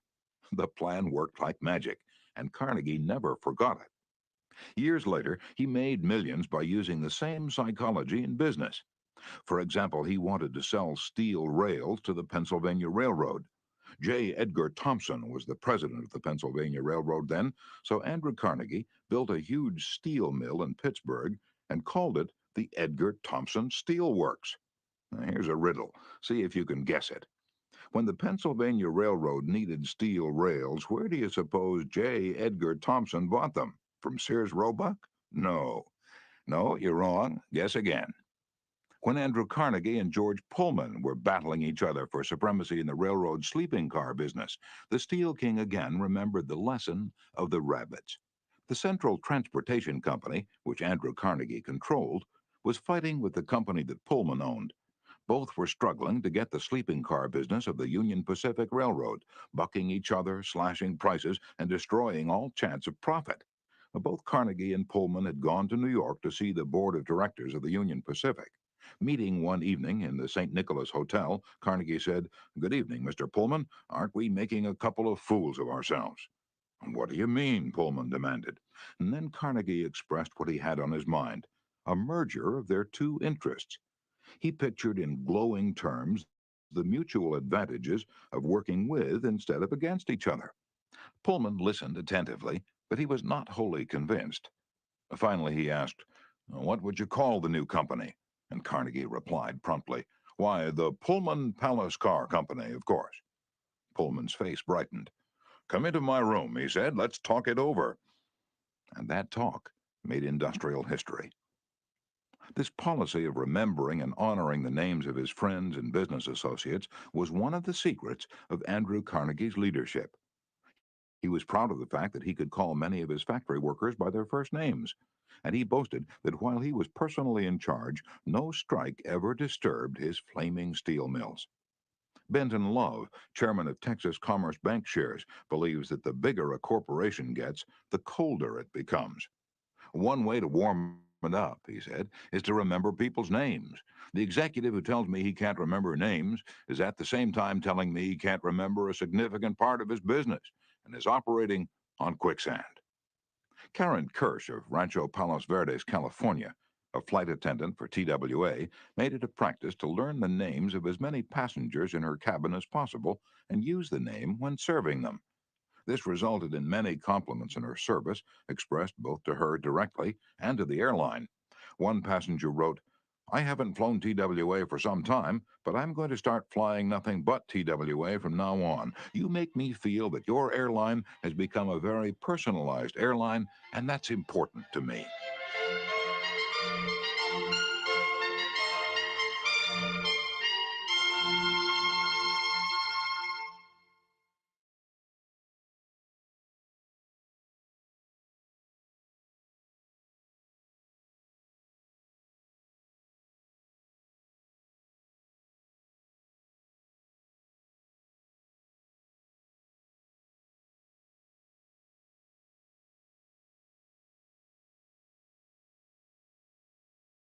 People are so proud of their names that they strive to perpetuate them at any cost. Even blustering, hard-boiled old P.T. Barnum, the greatest showman of his time, disappointed because he had no sons to carry on his name, offered his grandson, C.H. Seeley, $25,000 if he would call himself Barnum Seeley. For many centuries, nobles and magnates supported artists, musicians, and authors so that their creative works would be dedicated to them. Libraries and museums owe their richest collections to people who cannot bear to think that their names might perish from the memory of the race. The New York Public Library has its Astor and Lenox collections. The Metropolitan Museum perpetuates the name of Benjamin Altman and J.P. Morgan. And nearly every church is beautified by stained glass windows commemorating the names of their donors. Many of the buildings on the campuses of most universities bear the names of donors who contributed large sums of money for this honor. Most people don't remember names for the simple reason that they don't take the time and energy necessary to concentrate and repeat and fix names indelibly in their minds. They make excuses for themselves. They're too busy. But they were probably no busier than Franklin D. Roosevelt, and he took time to remember and recall even the names of mechanics with whom he came into contact. To illustrate, the Chrysler organization built a special car for Mr. Roosevelt, who could not use a standard car because his legs were paralyzed. W.F. Chamberlain and a mechanic delivered it to the White House. I have in front of me a letter from Mr. Chamberlain relating his experiences. "I taught President Roosevelt how to handle a car with a lot of unusual gadgets, but he taught me a lot about the fine art of handling people. When I called at the White House," Mr. Chamberlain writes, "the president was extremely pleasant and cheerful. He called me by name, made me feel very comfortable, and particularly impressed me with the fact that he was vitally interested in the things I had to show him and tell him. The car was so designed that it could be operated entirely by hand. A crowd gathered round to look at the car, and he remarked, I think it's marvelous. All you have to do is touch a button and it moves away, and you can drive it without effort. I think it's grand. I don't know what makes it go. I'd love to have the time to tear it down and see how it works. When Mr. Roosevelt's friends and associates admired the machine, he said in their presence, "Mr. Chamberlain, I certainly appreciate all the time and effort you've spent in developing this car. It's a mighty fine job."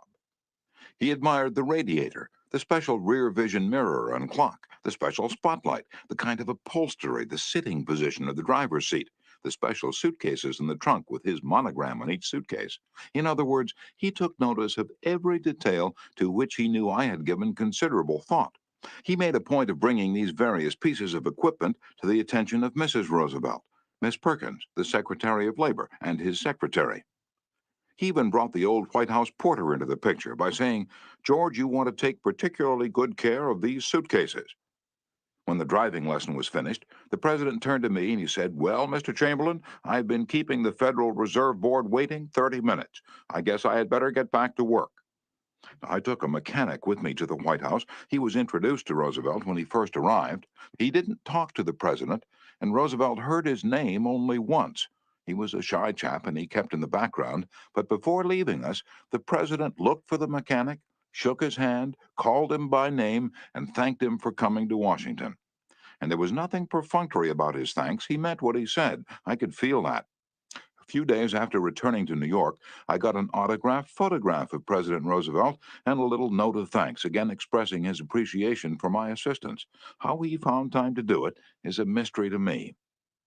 Franklin D. Roosevelt knew that one of the simplest, most obvious, and most important ways of gaining goodwill was by remembering names and making people feel important. Yet, how many of us do it?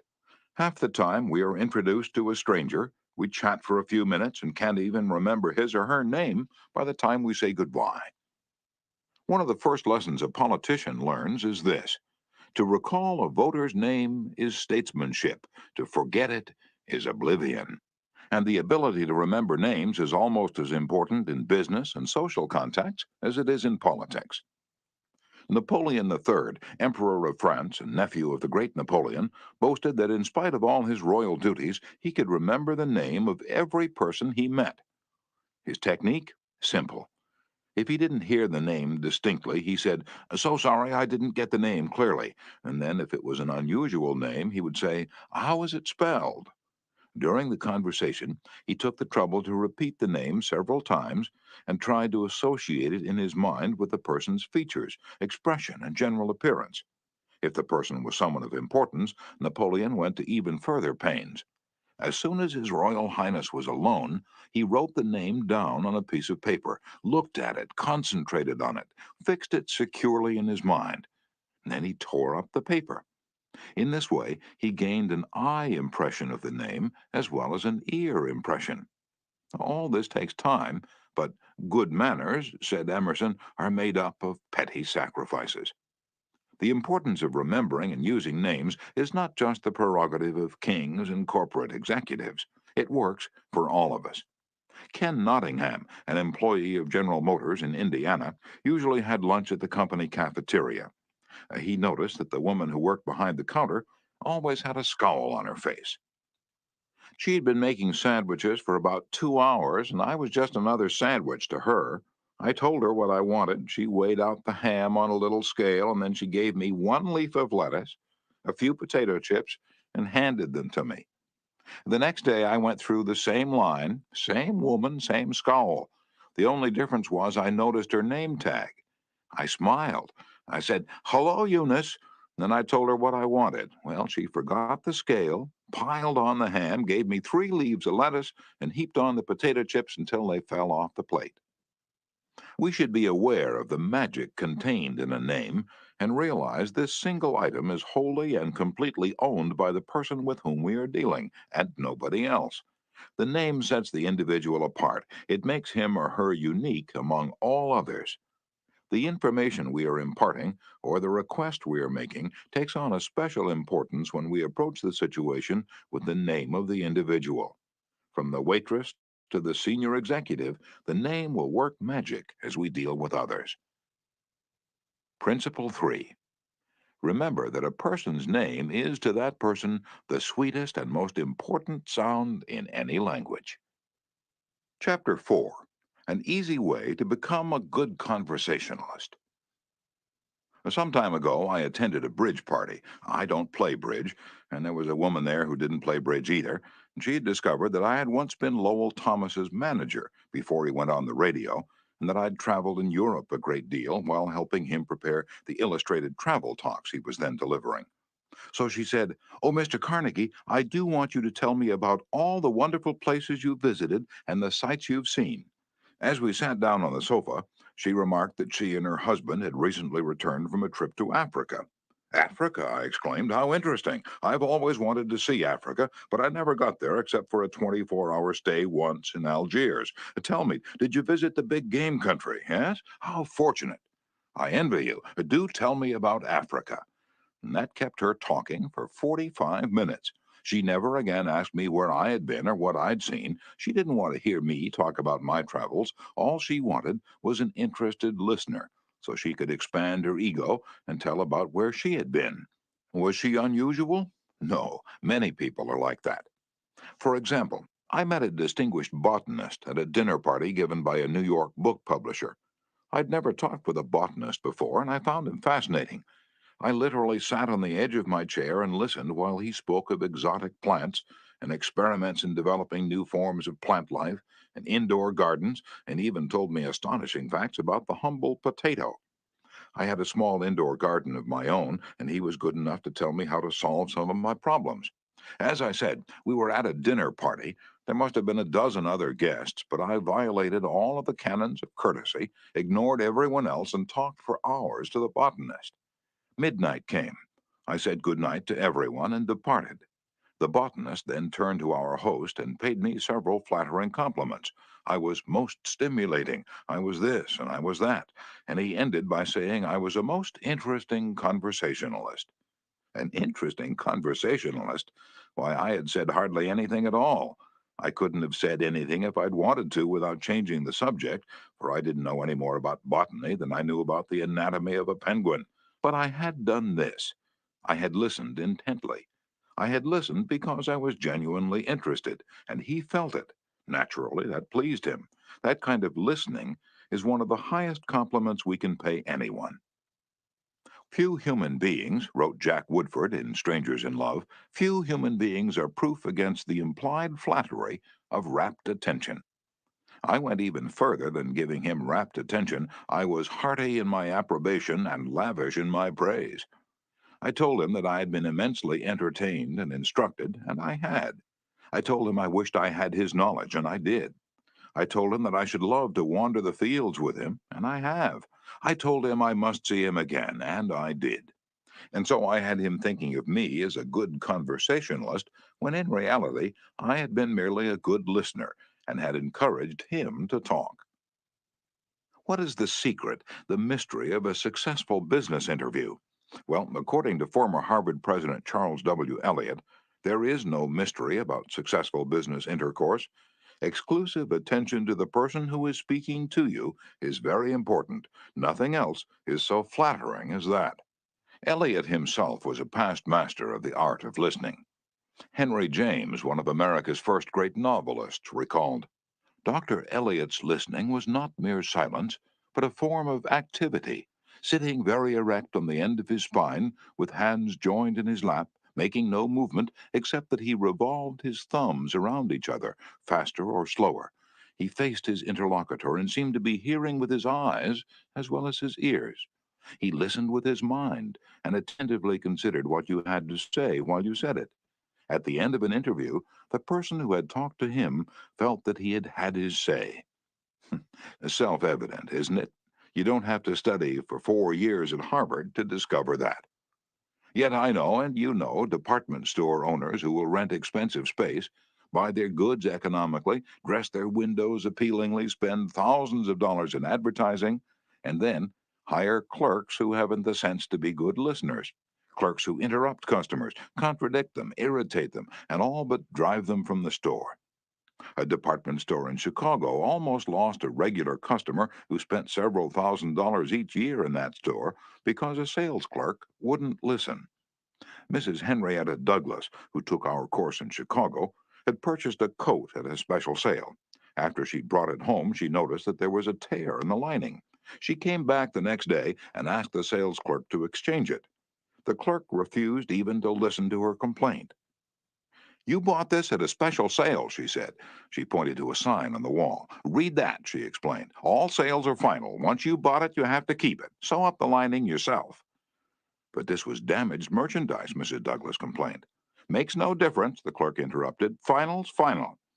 Mrs. Douglas was about to walk out indignantly, swearing never to return to that store ever, when she was greeted by the department manager, who knew her from her many years of patronage. Mrs. Douglas told her what had happened. The manager listened attentively to the whole story, examined the coat, and then said, "Special sales are final, so we can dispose of merchandise at the end of the season, but this no return policy does not apply to damaged goods. We will certainly repair or replace the lining, or if you prefer, give you your money back." What a difference in treatment.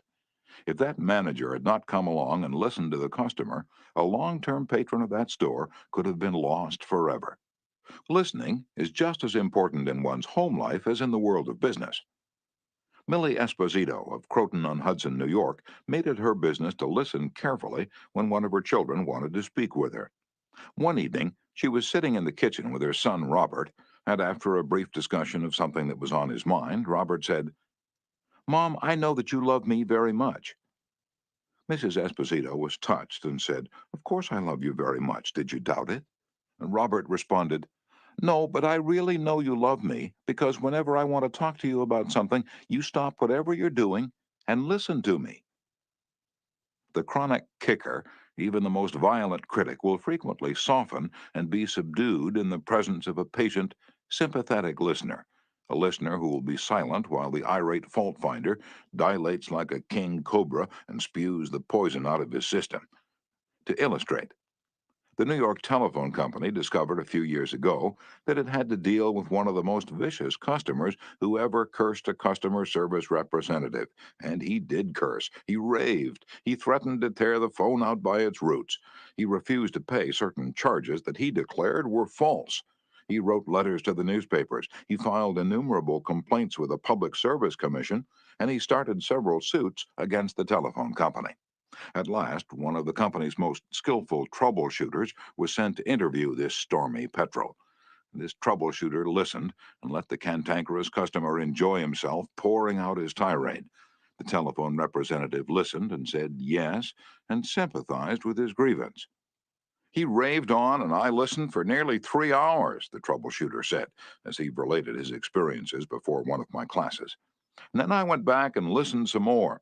I interviewed him 4 times, and before the fourth visit was over, I had become a charter member of an organization he was starting. He called it the Telephone Subscribers Protective Association. I'm still a member of this organization, and so far as I know, I'm the only member in the world today besides Mr. Smith.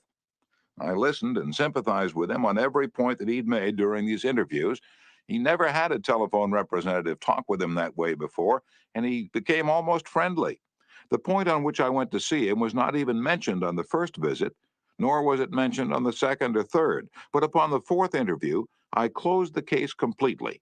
He paid all his bills in full, and for the first time in the history of his difficulties with the telephone company, voluntarily withdrew his complaints from the Public Service Commission."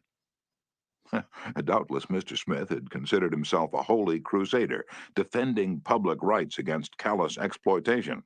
But in reality, what he'd really wanted was a feeling of importance. He got this feeling of importance, at first, by kicking and complaining. But as soon as he got his feeling of importance from a representative of the company, his imagined grievances vanished into thin air. One morning years ago, an angry customer stormed into the office of Julian F. Detmer, founder of the Detmer Woolen Company, which later became the world's largest distributor of woolens to the tailoring trade.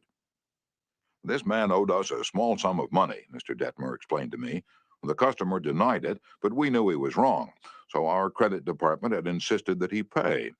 After getting a number of letters from our credit department, he packed his grip, made a trip to Chicago, and hurried into my office to inform me not only that he was not going to pay that bill, but that he was never going to buy another dollar's worth of goods from the Detmer Woolen Company. I listened patiently to all he had to say. I was tempted to interrupt, but I realized that would be bad policy, so I let him talk himself out. When he finally simmered down and got in a receptive mood, I said quietly, "I want to thank you for coming to Chicago to tell me about this. You've done me a great favor, for if our credit department has annoyed you, it may annoy other good customers, and that would be just too bad. Believe me, I'm far more eager to hear this than you are to tell it." That was the last thing in the world he expected me to say. I think he was a trifle disappointed because he'd come to Chicago to tell me a thing or two. Here I was thanking him instead of scrapping with him. I assured him we would wipe the charge off the books and forget it, because he was a very careful man with only one account to look after, while our clerks had to look after thousands. Therefore, he was less likely to be wrong than we were. I told him that I understood exactly how he felt, and if I were in his shoes, I should undoubtedly feel precisely as he did. Since he wasn't going to buy from us anymore, I recommended some other woolen houses. In the past, we'd usually lunch together when he came to Chicago, so I invited him to have lunch with me this day. He accepted reluctantly, but when we came back to the office, he placed a larger order than ever before. He returned home in a softened mood, and wanting to be just as fair with us as we'd been with him, looked over his bills, found one that had been mislaid, and sent us a check with his apologies. Later, when his wife presented him with a baby boy, he gave his son the middle name of Detmer, and he remained a friend and customer of the house until his death 22 years afterward. Years ago, a poor Dutch immigrant boy washed the windows of a bakery shop after school to help support his family. His people were so poor that in addition, he used to go out in the street with a basket every day and collect stray bits of coal that had fallen in the gutter where the coal wagons had delivered fuel. That boy, Edward Bach, never got more than 6 years of schooling in his life, yet eventually he made himself one of the most successful magazine editors in the history of American journalism. How did he do it? That is a long story, but how he got his start can be told briefly. He got his start by using the principles advocated in this chapter. He left school when he was 13 and became an office boy for Western Union, but he didn't for one moment give up the idea of an education. Instead, he started to educate himself. He saved his car fares and went without lunch until he had enough money to buy an encyclopedia of American biography. And then he did an unheard of thing. He read the lives of famous people and wrote them, asking for additional information about their childhoods. He was a good listener. He asked famous people to tell him more about themselves. He wrote General James A. Garfield, who was then running for president, and asked if it was true that he was once a tow boy on a canal, and Garfield replied. He wrote General Grant asking about a certain battle, and Grant drew a map for him and invited this 14-year-old boy to dinner and spent the evening talking to him.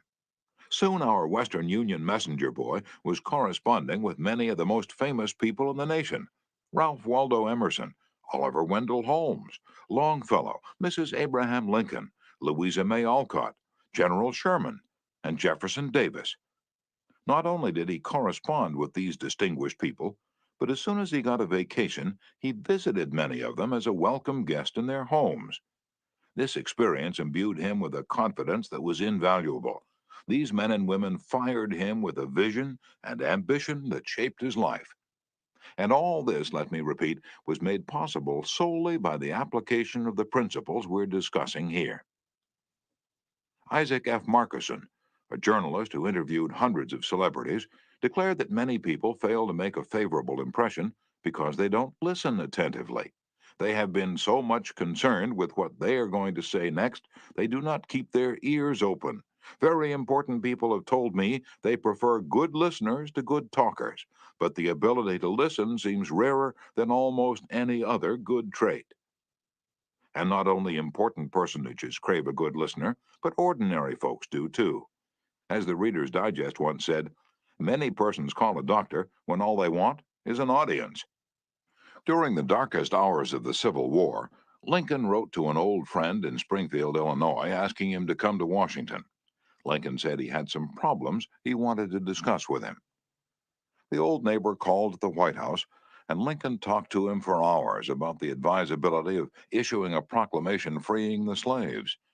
Lincoln went over all the arguments for and against such a move, and then read letters and newspaper articles, some denouncing him for not freeing the slaves, others denouncing him for fear he was going to free them. After talking for hours, Lincoln shook hands with his old neighbor, said goodnight, and sent him back to Illinois without even asking for his opinion. Lincoln had done all the talking himself. That seemed to clarify his mind. He seemed to feel easier after that talk, the old friend said. Lincoln hadn't wanted advice. He had wanted merely a friendly, sympathetic listener to whom he could unburden himself. That's what we all want when we're in trouble. That is frequently all the irritated customer wants, and the dissatisfied employee, or the hurt friend. One of the great listeners of modern times was Sigmund Freud. A man who met Freud described his manner of listening. It struck me so forcibly that I shall never forget him. He had qualities which I had never seen in any other man. Never had I seen such concentrated attention. There was none of that piercing, soul-penetrating gaze business. His eyes were mild and genial. His voice was low and kind. His gestures were few, but the attention he gave me, his appreciation of what I said, even when I said it badly, was extraordinary. You have no idea what it meant to be listened to like that. If you want to know how to make people shun you and laugh at you behind your back and even despise you, here's the recipe. Never listen to anyone for long. Talk incessantly about yourself. If you have an idea while the other person is talking, don't wait for him or her to finish. Burst right in and interrupt in the middle of a sentence. Do you know people like that? I do, unfortunately, and the astonishing part of it is that some of them are prominent. Bores, that is all they are. Bores, intoxicated with their own egos, drunk with the sense of their own importance. People who talk only of themselves think only of themselves. And those people who think only of themselves, Dr. Nicholas Murray Butler, longtime president of Columbia University, said, are hopelessly uneducated. They are not educated, said Dr. Butler, no matter how instructed they may be. So, if you aspire to be a good conversationalist, be an attentive listener. To be interesting, be interested. Ask questions that other persons will enjoy answering. Encourage them to talk about themselves and their accomplishments. Remember that the people you're talking to are 100 times more interested in themselves and their wants and problems than they are in you and your problems. A person's toothache means more to that person than a famine in China which kills 1 million people. A boil on one's neck interests one more than 40 earthquakes in Africa. Now, think of that the next time you start a conversation. Principle 4. Be a good listener. Encourage others to talk about themselves. Chapter 5. How to Interest People. Everyone who was ever a guest of Theodore Roosevelt was astonished at the range and diversity of his knowledge. Whether his visitor was a cowboy or a rough rider, a New York politician or a diplomat, Roosevelt knew what to say. And how was it done? The answer was simple. Whenever Roosevelt expected a visitor, he sat up late the night before, reading up on the subject in which he knew his guest was particularly interested.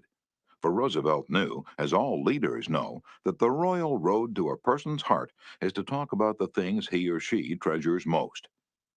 The genial William Lyon Phelps, essayist and professor of literature at Yale, learned this lesson early in life.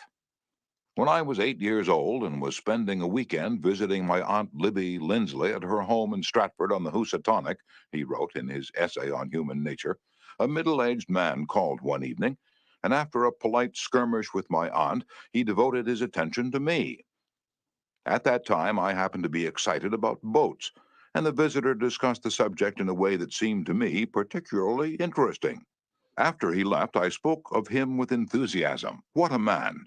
My aunt informed me he was a New York lawyer, that he cared nothing whatever about boats, that he took not the slightest interest in the subject. But why then did he talk all the time about boats? Because he is a gentleman.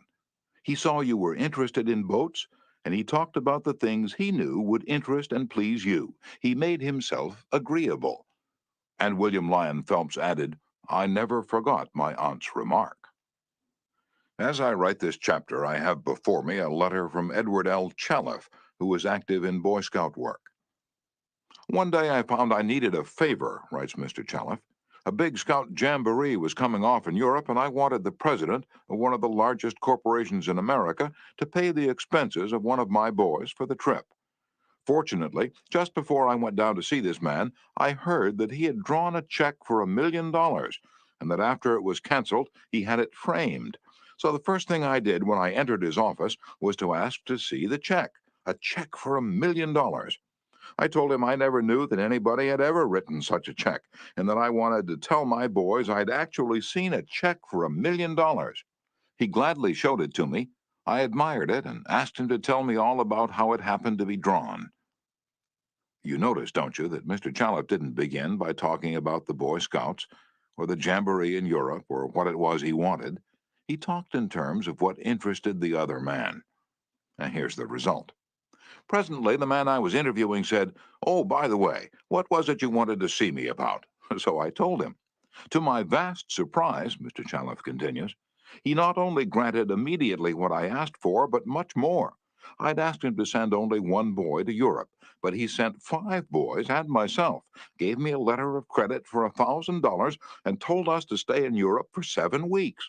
He also gave me letters of introduction to his branch presidents, putting them at our service, and he himself met us in Paris and showed us the town. Since then, he's given jobs to some of the boys whose parents were in want, and he's still active in our group.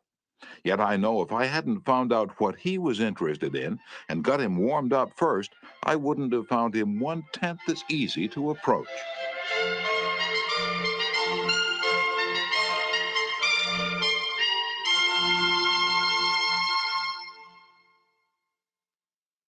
Is this a valuable technique to use in business? Is it? Let's see. Take Henry G. Duvernoy of Duvernoy and Sons, a wholesale baking firm in New York. Mr. Duvernoy had been trying to sell bread to a certain New York hotel.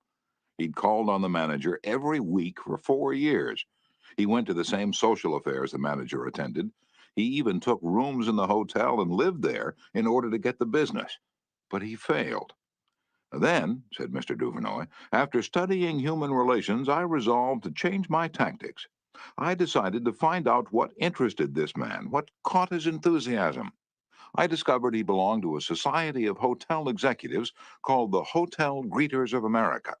He not only belonged, but his bubbling enthusiasm had made him president of the organization and president of the International Greeters. No matter where its conventions were held, he would be there. So when I saw him the next day, I began talking about the greeters. What a response I got! What a response! He talked to me for half an hour about the greeters, his tones vibrant with enthusiasm. I could plainly see that this society was not only his hobby, it was the passion of his life. Before I left his office, he had sold me a membership in his organization. In the meantime, I'd said nothing about bread, but a few days later, a steward of his hotel phoned me to come over with samples and prices. "I don't know what you did to the old boy," the steward greeted me, "but he sure is sold on you." Think of it. I'd been drumming at that man for 4 years, trying to get his business, and I'd still be drumming at him if I hadn't finally taken the trouble to find out what he was interested in and what he enjoyed talking about. Edward E. Harriman of Hagerstown, Maryland, chose to live in the beautiful Cumberland Valley of Maryland after he completed his military service. Unfortunately, at that time, there were few jobs available in the area. A little research uncovered the fact that a number of companies in the area were either owned or controlled by an unusual business maverick, R.J. Funkhauser, whose rise from poverty to riches intrigued Mr. Harriman. However, he was known for being inaccessible to job seekers.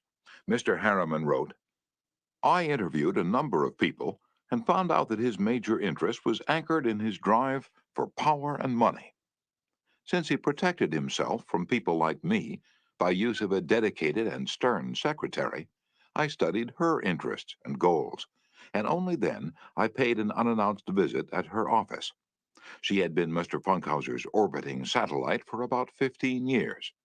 When I told her I had a proposition for him, which might translate itself into financial and political success for him, she became enthused.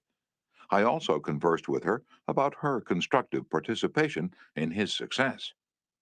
After this conversation, she arranged for me to meet Mr. Funkhauser. I entered his huge and impressive office, determined not to ask directly for a job. He was seated behind a large carved desk and thundered at me, "How about it, young man?" I said, "Mr. Funkhauser, I believe I can make money for you." He immediately rose and invited me to sit in one of the large upholstered chairs. I enumerated my ideas and the qualifications I had to realize these ideas, as well as how they would contribute to his personal success and that of his businesses. RJ, as he has become known to me, hired me at once, and for over 20 years I have grown in his enterprises and we both have prospered. Talking in terms of the other person's interests pays off for both parties. Howard Z. Herzig, a leader in the field of employee communications, has always followed this principle. When asked what reward he got from it, Mr. Herzig responded that he not only received a different reward from each person, but that in general, the reward had been an enlargement of his life each time he spoke to someone. Principle 5. Talk in terms of the other person's interests. Chapter 6. How to make people like you instantly. I was waiting in line to register a letter at the post office at 33rd Street and 8th Avenue in New York.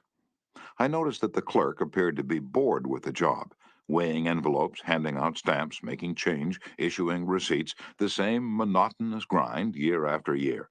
So I said to myself, I'm going to try to make that clerk like me. Obviously, to make him like me, I must say something nice, and not about myself, but about him. So I asked myself, what is there about him that I can honestly admire? That is sometimes a hard question to answer, especially with strangers, but in this case it happened to be easy. I instantly saw something I admired no end. So while he was weighing my envelope, I remarked with enthusiasm, "I certainly wish I had your head of hair." He looked up, half startled, his face beaming with smiles. "Well, it isn't as good as it used to be," he said modestly. I assured him that although it might have lost some of its pristine glory, nevertheless it was still magnificent. He was immensely pleased. We carried on a pleasant little conversation, and the last thing he said to me was, "Many people have admired my hair." I'll bet that person went out to lunch that day walking on air. I'll bet he went home that night and told his wife about it. I'll bet he looked in the mirror and said, "It is a beautiful head of hair." I told this story once in public, and a man asked me afterward, "What did you want to get out of him?" What was I trying to get out of him? What was I trying to get out of him? If we are so contemptibly selfish that we can't radiate a little happiness and pass on a bit of honest appreciation without trying to get something out of the other person in return, if our souls are no bigger than sour crab apples, we shall meet with the failure we so richly deserve. Oh, yes, I did want something out of that chap. I wanted something priceless, and I got it. I got the feeling that I had done something for him without his being able to do anything whatever in return for me. That's a feeling that flows and sings in your memory long after the incident is past. There's one all-important law of human conduct. If we obey that law, we shall almost never get into trouble. In fact, that law, if obeyed, will bring us countless friends and constant happiness. But the very instant we break the law, we shall get into endless trouble. The law is this: always make the other person feel important. John Dewey, as we have already noted, said that the desire to be important is the deepest urge in human nature. And William James said, the deepest principle in human nature is the craving to be appreciated. As I have already pointed out, it is this urge that differentiates us from the animals. It is this urge that has been responsible for civilization itself. Philosophers have been speculating on the rules of human relationships for thousands of years. And out of all that speculation, there has evolved only one important precept. It is not new. It is as old as history. Zoroaster taught it to his followers in Persia 2,500 years ago. Confucius preached it in China 24 centuries ago. Lao Tse, the founder of Taoism, taught it to his disciples in the valley of the Han. Buddha preached it on the bank of the holy Ganges 500 years before Christ. The sacred books of Hinduism taught it 1,000 years before that. Jesus taught it among the stony hills of Judea 19 centuries ago. Jesus summed it up in one thought, probably the most important rule in the world. Do unto others as you would have others do unto you. You want the approval of those with whom you come in contact. You want recognition of your true worth. You want a feeling that you are important in your little world. You don't want to listen to cheap, insincere flattery, but you do crave sincere appreciation. You want your friends and associates to be, as Charles Schwab put it, hearty in their approbation and lavish in their praise. All of us want that. So let's obey the golden rule and give unto others what we would have others give unto us. How? When? Where? Well, the answer is all the time, everywhere. David G. Smith of Eau Claire, Wisconsin, told one of our classes how he handled a delicate situation when he was asked to take charge of the refreshment booth at a charity concert. The night of the concert, I arrived at the park and found two elderly ladies in a very bad humor standing next to the refreshment stand. Apparently, each thought that she was in charge of this project. As I stood there pondering what to do, one of the members of the sponsoring committee appeared and handed me a cash box and thanked me for taking over the project. She introduced Rose and Jane as my helpers and then ran off. A great silence ensued. Realizing that the cash box was a symbol of authority of sorts, I gave the box to Rose and explained that I might not be able to keep the money straight and that if she took care of it, I'd feel better. I then suggested to Jane that she show two teenagers who'd been assigned to refreshments how to operate the soda machine, and I asked her to be responsible for that part of the project. The evening was very enjoyable, with Rose happily counting the money, Jane supervising the teenagers, and me enjoying the concert. You don't have to wait until you're ambassador to France or chairman of the Clambake Committee of your lodge before you use this philosophy of appreciation. You can work magic with it almost every day. If, for example, the waitress brings us mashed potatoes when we have ordered French fries, let's say, "I'm sorry to trouble you, but I prefer French fried." She'll probably reply, "No trouble at all," and will be glad to change the potatoes because we have shown respect for her. Little phrases such as, "I'm sorry to trouble you," "Would you be so kind?" "Won't you please?" "Would you mind?" "Thank you." Little courtesies like these oil the cogs of the monotonous grind of everyday life, and incidentally, they're the hallmarks of good breeding. Let's take another illustration. Hall Caine's novels, The Christian, The Deemster, The Manxman, among them, were all bestsellers in the early part of this century. Millions of people read his novels, countless millions. He was the son of a blacksmith. He never had more than 8 years of schooling in his life, yet when he died, he was the richest literary man of his time. The story goes like this. Hall Caine loved sonnets and ballads, so he devoured all of Dante Gabriel Rossetti's poetry. He even wrote a lecture chanting the praises of Rossetti's artistic achievement and sent a copy to Rossetti himself. Rossetti was delighted. Any young man who has such an exalted opinion of my ability, Rossetti probably said to himself, must be brilliant. So Rossetti invited this blacksmith's son to come to London and act as his secretary. That was the turning point in Hall Caine's life, for in his new position he met the literary artists of the day. Profiting by their advice and inspired by their encouragement, he launched upon a career that emblazoned his name across the sky. His home, Greba Castle on the Isle of Man, became a mecca for tourists from the far corners of the world, and he left a multi-million-dollar estate. Yet who knows, he might have died poor and unknown had he not written an essay expressing his admiration for a famous man. Such is the power, the stupendous power of sincere, heartfelt appreciation. Rossetti considered himself important. That is not strange. Almost everyone considers himself important, very important. The life of many a person could probably be changed if only someone would make him feel important. Ronald J. Rowland, who is one of the instructors of our course in California, is also a teacher of arts and crafts. He wrote to us about a student named Chris in his beginning crafts class. Chris was a very quiet, shy boy, lacking in self-confidence, the kind of student that often does not receive the attention he deserves. I also teach an advanced class that had grown to be somewhat of a status symbol and a privilege for a student to have earned the right to be in it. On Wednesday, Chris was diligently working at his desk. I really felt there was a hidden fire deep inside him. I asked Chris if he'd like to be in the advanced class. How I wish I could express the look in Chris's face, the emotions in that shy 14-year-old boy trying to hold back his tears. Who, me, Mr. Rowland? Am I good enough? Yes, Chris, you're good enough. I had to leave at that point because tears were coming to my eyes. As Chris walked out of the class that day, seemingly 2 inches taller, he looked at me with bright blue eyes and said in a positive voice, "Thank you, Mr. Rowland." Chris taught me a lesson I will never forget. Our deep desire to feel important.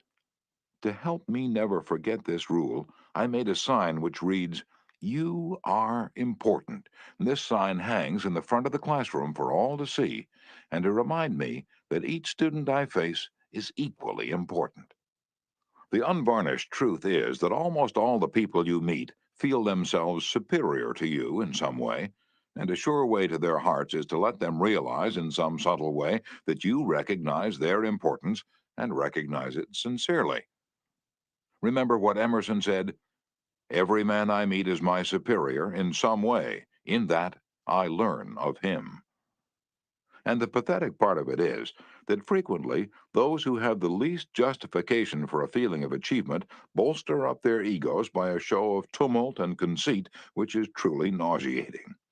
As Shakespeare put it, man, proud man, dressed in a little brief authority, plays such fantastic tricks before high heaven as make the angels weep.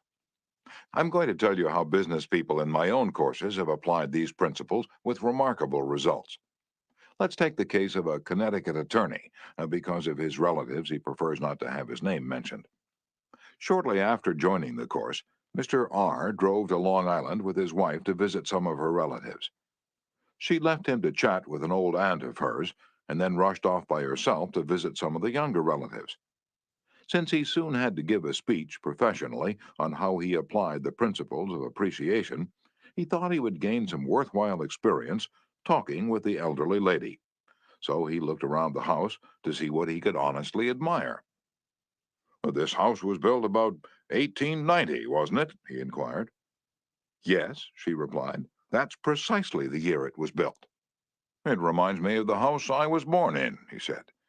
"It's beautiful, well built, roomy. They don't build houses like this anymore." "You're right," the old lady agreed. "The young folks nowadays don't care for beautiful homes. All they want is a small apartment, and then they go off gadding about in their automobiles. This is a dream house," she said, in a voice vibrating with tender memories. "This house was built with love. My husband and I dreamed about it for years before we built it. We didn't have an architect. We planned it all ourselves." She showed Mr. R about the house, and he expressed his hearty admiration for the beautiful treasures she'd picked up in her travels and cherished over a lifetime. Paisley shawls, an old English tea set, Wedgwood china, French beds and chairs, Italian paintings, and silk draperies that had once hung in a French chateau.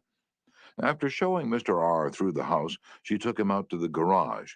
There, jacked up on blocks, was a Packard car in mint condition. "My husband bought that car for me shortly before he passed on," she said softly. "I have never ridden in it since his death. You appreciate nice things, and I'm going to give this car to you." "Why, Auntie," he said, "you overwhelm me. I appreciate your generosity, of course, but I couldn't possibly accept it. I'm not even a relative of yours. I have a new car, and you have many relatives that would like to have that Packard. Relatives, she exclaimed. Yes, I had relatives who are just waiting till I die so they can get that car, but they are not going to get it. If you don't want to give it to them, you could very easily sell it to a second-hand dealer, he told her. Sell it, she cried. Do you think I would sell this car? Do you think I could stand to see strangers riding up and down the street in that car? That car that my husband bought for me? I wouldn't dream of selling it. I'm going to give it to you. You appreciate beautiful things. He tried to get out of accepting the car, but he couldn't without hurting her feelings.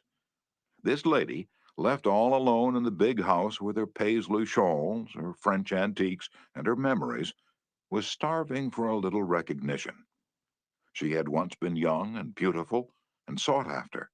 She had once built a house warm with love and had collected things from all over Europe to make it beautiful. Now, in the isolated loneliness of old age, she craved a little human warmth, a little genuine appreciation, and no one gave it to her.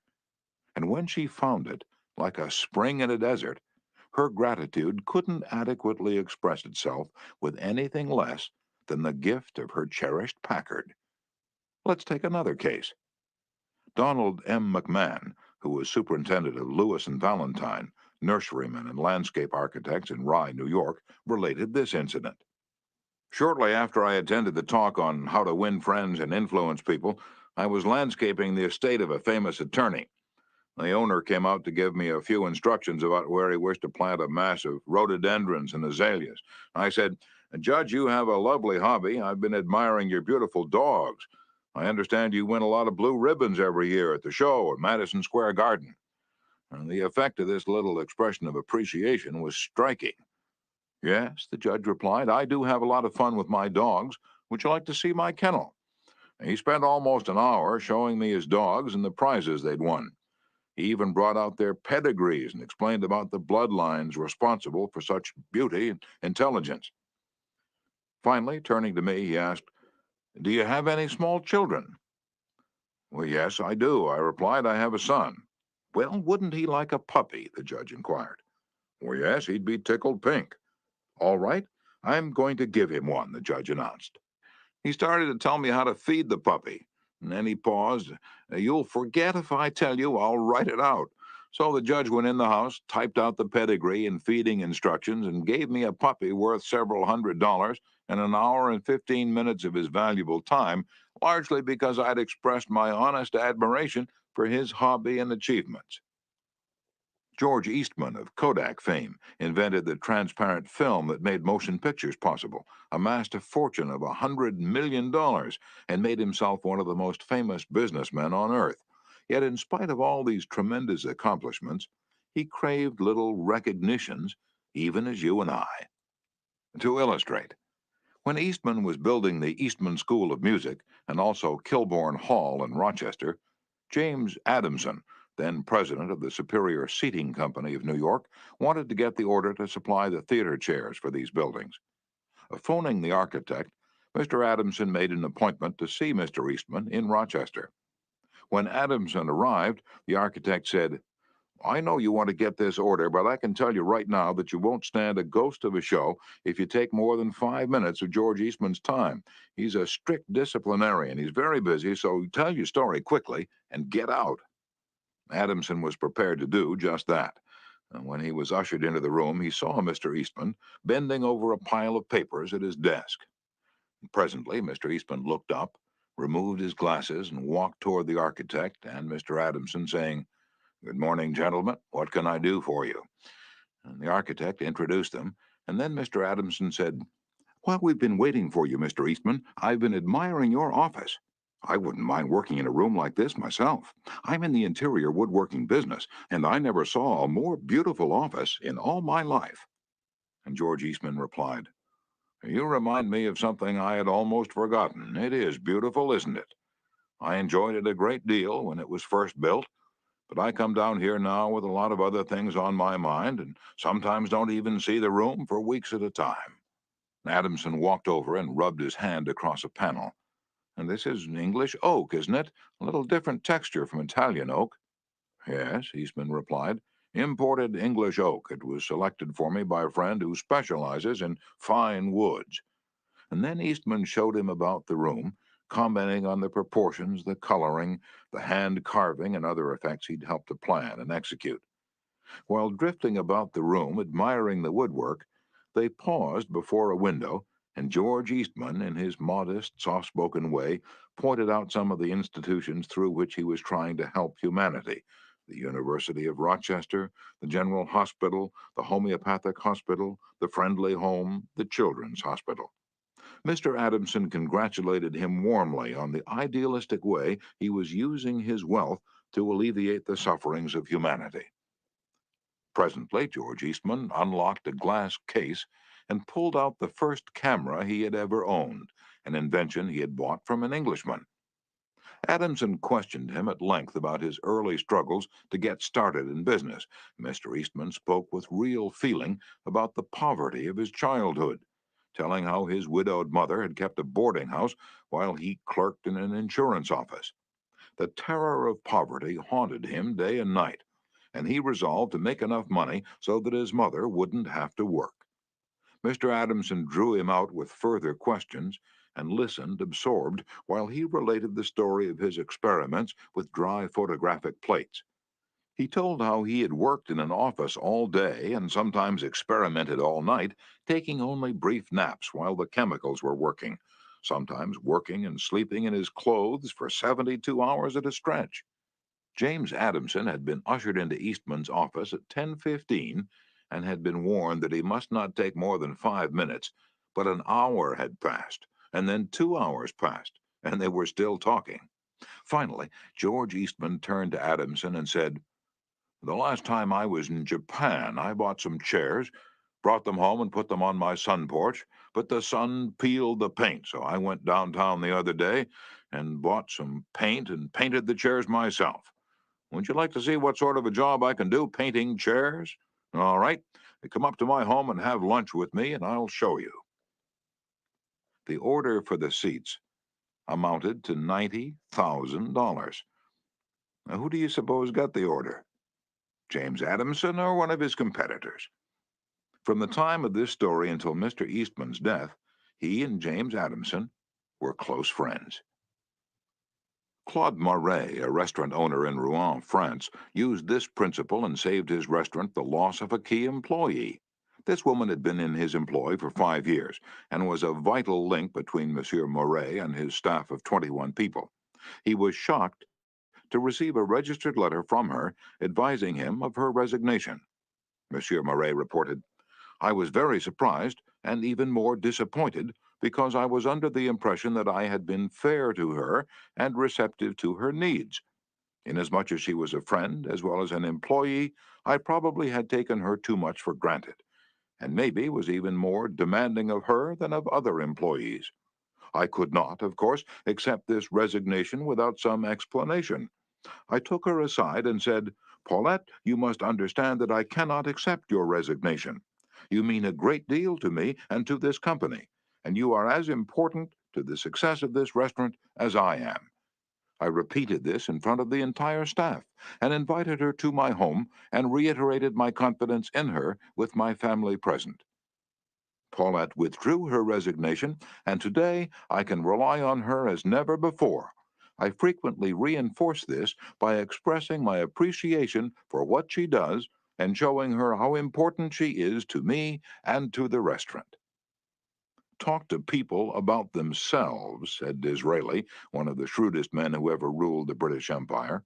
"Talk to people about themselves, and they will listen for hours." Principle 6. Make the other person feel important, and do it sincerely. In a nutshell, 6 ways to make people like you.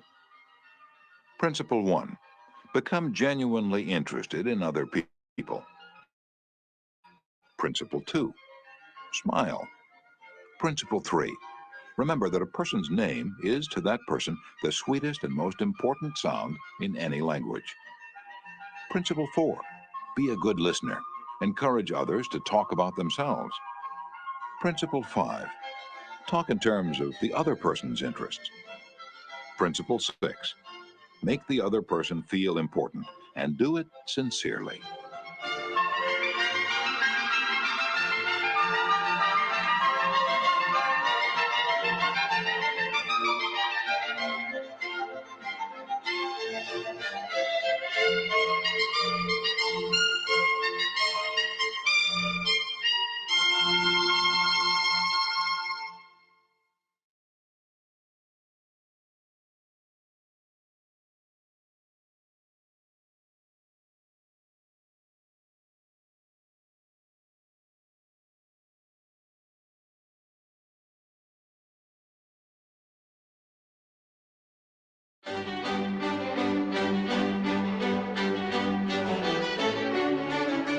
Part 3.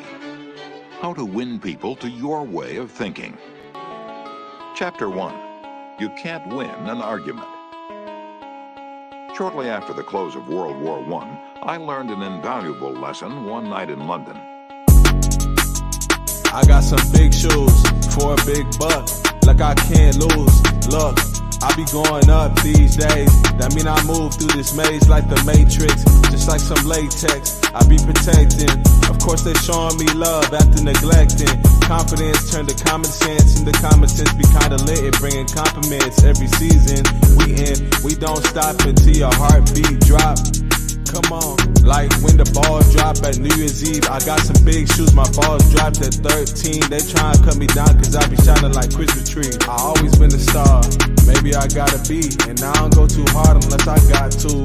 Like Tupac too, I keep a fine boo. And yeah, she talk smooth, cause she my little dog, she my best friend. And I got big shoes, this ain't no size 10.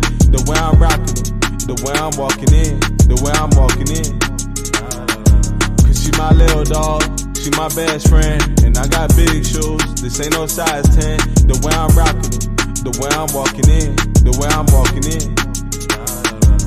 I be blocking them when I see that they copying and pasting. Shit the DM, I ain't respond, so they erase it. Boy, move at your own damn pace, nigga, just face it. Cause you be in my ear all day, talking that basic. My boo bought me big ass shoes and I don't lace them. How could I replace her?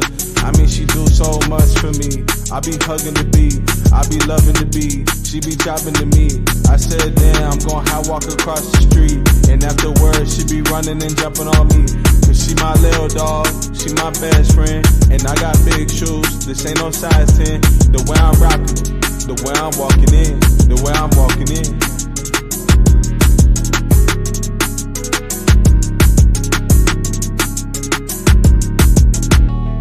I was manager at the time for Sir Ross Smith.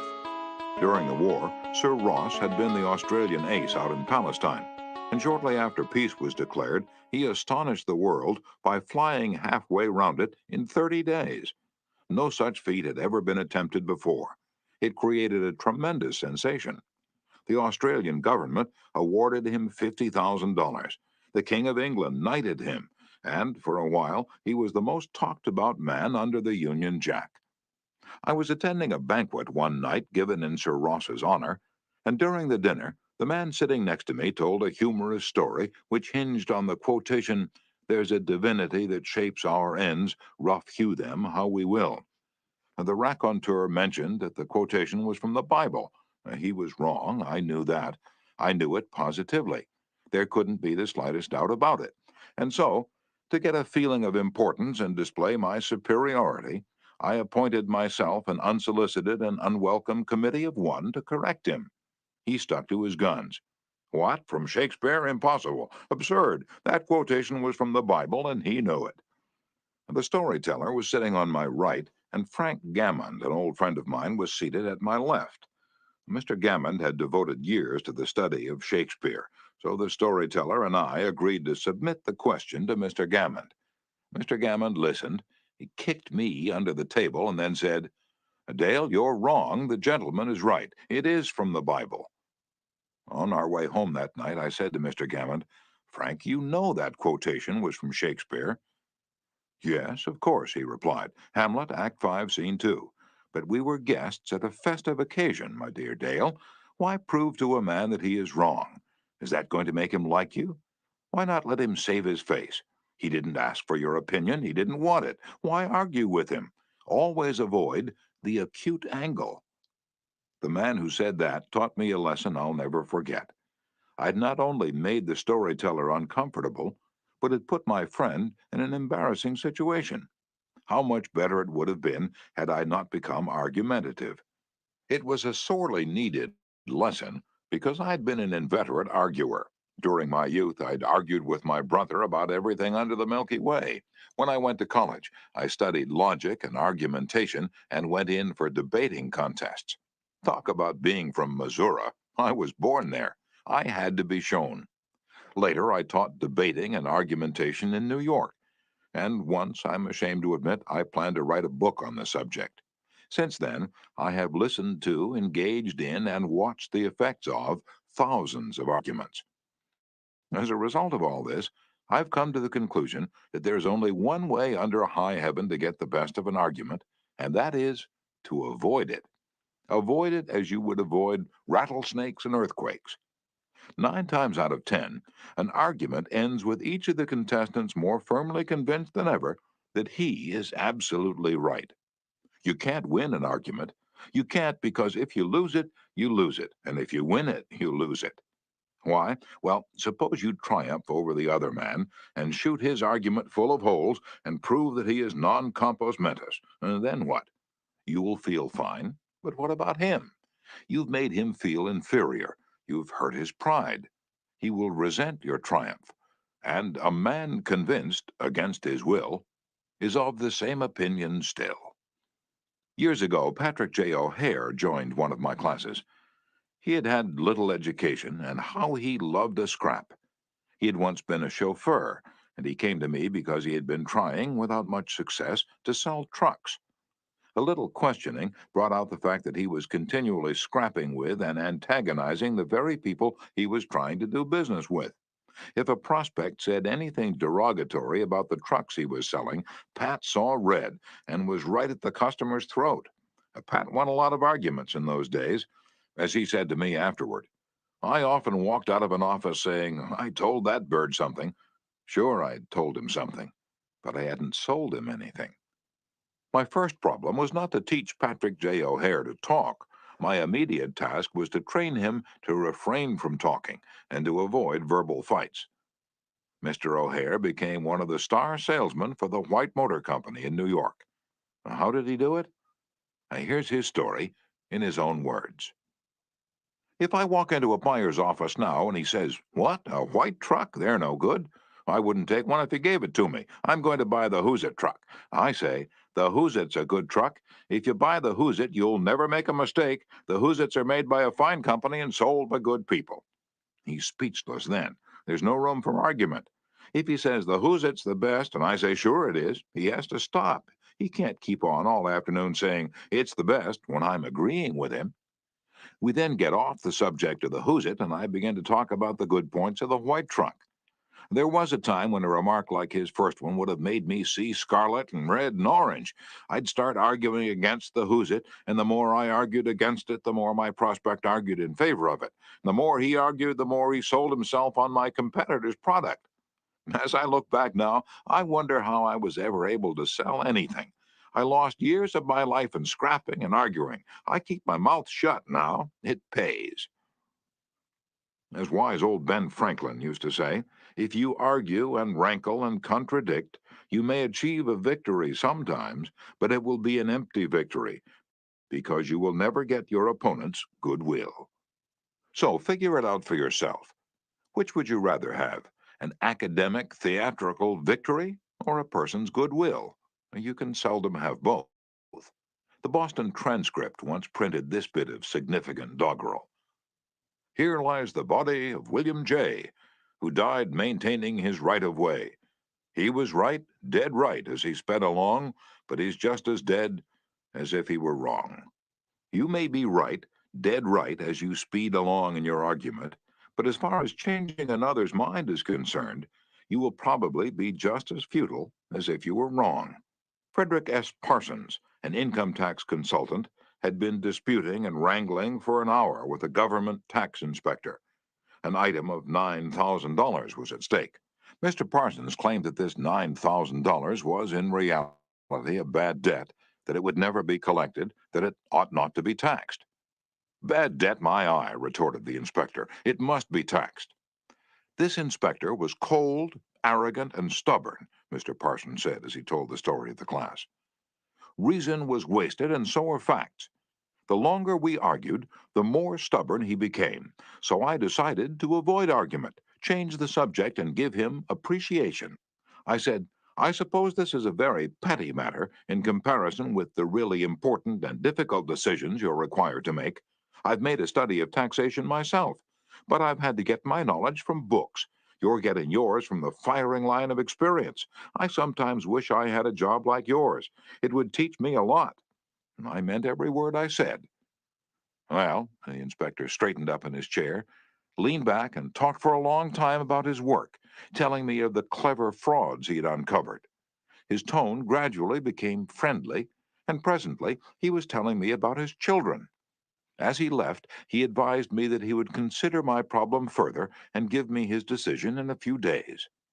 He called at my office 3 days later and informed me that he had decided to leave the tax return exactly as it was filed. Now, this tax inspector was demonstrating one of the most common of human frailties.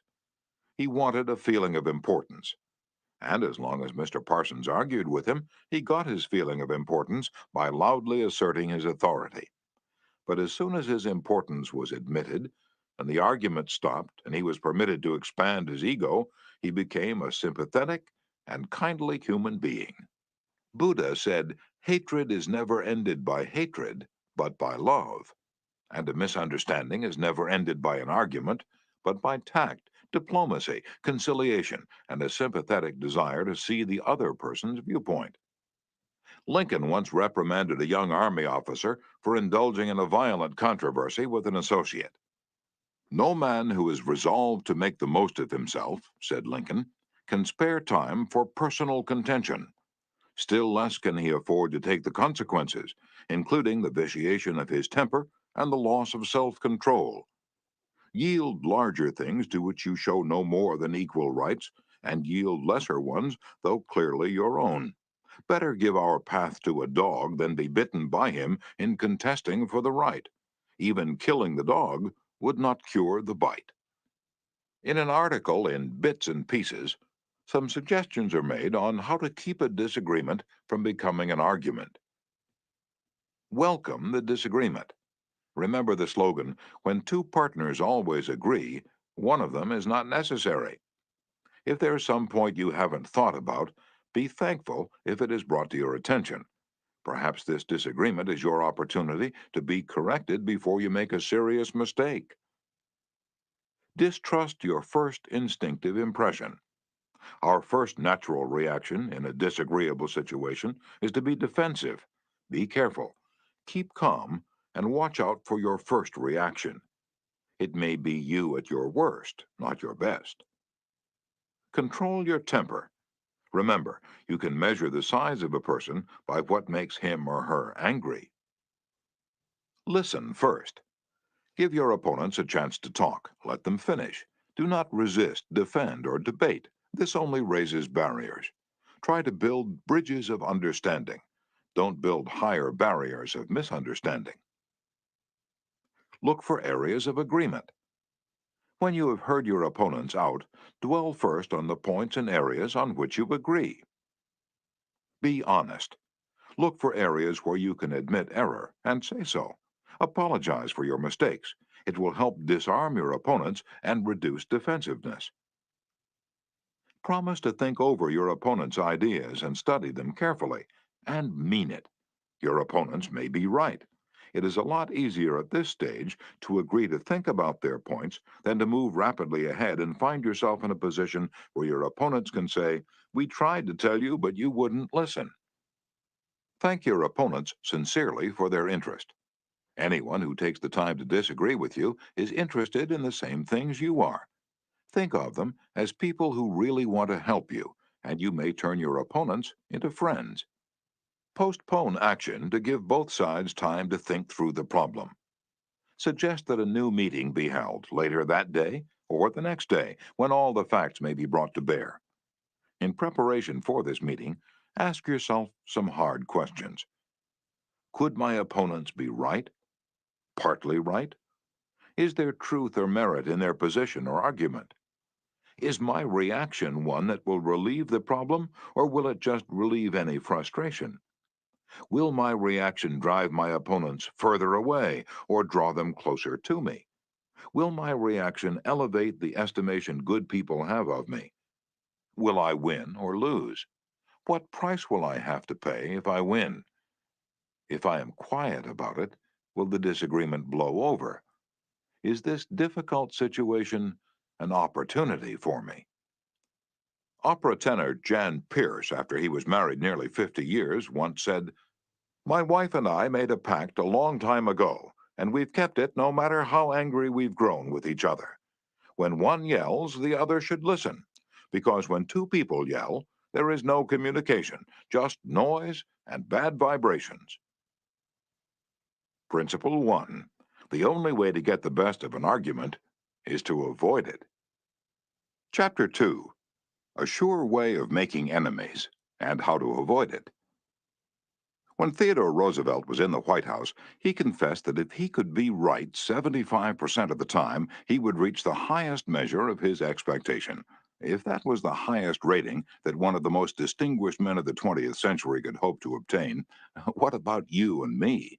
If you can be sure of being right only 55% of the time, you can go down to Wall Street and make $1 million a day. If you can't be sure of being right even 55% of the time, why should you tell other people they are wrong? You can tell people they are wrong by a look or an intonation or a gesture, just as eloquently as you can in words. And if you tell them they are wrong, do you make them want to agree with you? Never. For you've struck a direct blow at their intelligence, judgment, pride, and self-respect. That will make them want to strike back, but it will never make them want to change their minds. You may hurl at them all the logic of a Plato or an Immanuel Kant, but you will not alter their opinions, for you have hurt their feelings. Never begin by announcing, "I am going to prove so-and-so to you." Now, that's bad. That's tantamount to saying, "I'm smarter than you are. I'm going to tell you a thing or two and make you change your mind." That is a challenge. It arouses opposition and makes the listener want to battle with you before you even start. It is difficult, under even the most benign conditions, to change people's minds, so why make it harder? Why handicap yourself? If you're going to prove anything, don't let anybody know it. Do it so subtly, so adroitly, that no one will feel that you are doing it. This was expressed succinctly by Alexander Pope.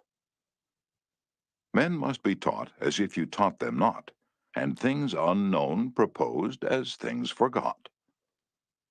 Over 300 years ago, Galileo said, "You cannot teach a man anything. You can only help him to find it within himself." As Lord Chesterfield said to his son, "Be wiser than other people if you can, but do not tell them so." Socrates said repeatedly to his followers in Athens, "One thing only I know, and that is that I know nothing." Well, I can't hope to be any smarter than Socrates, so I have quit telling people they are wrong, and I find that it pays. If a person makes a statement that you think is wrong, yes, even that you know is wrong, isn't it better to begin by saying, "Well, now look, I thought otherwise, but I may be wrong. I frequently am. And if I am wrong, I want to be put right. Let's examine the facts." There's magic, positive magic in such phrases as, "I may be wrong, I frequently am. Let's examine the facts." Nobody in the heavens above, or on the earth beneath, or in the waters under the earth will ever object to your saying, "I may be wrong. Let's examine the facts." One of our class members who used this approach in dealing with customers was Harold Renke, a Dodge dealer in Billings, Montana. He reported that because of the pressures of the automobile business, he was often hard-boiled and callous when dealing with customers' complaints. This caused flared tempers, loss of business, and general unpleasantness. He told his class, "Recognizing that this was getting me nowhere fast, I tried a new tack. I'd say something like this: Our dealership has made so many mistakes that I'm frequently ashamed. We may have erred in your case, so tell me about it." This approach becomes quite disarming, and by the time the customer releases his feelings, he's usually much more reasonable when it comes to settling the matter. In fact, several customers have thanked me for having such an understanding attitude, and two of them have even brought in friends to buy new cars.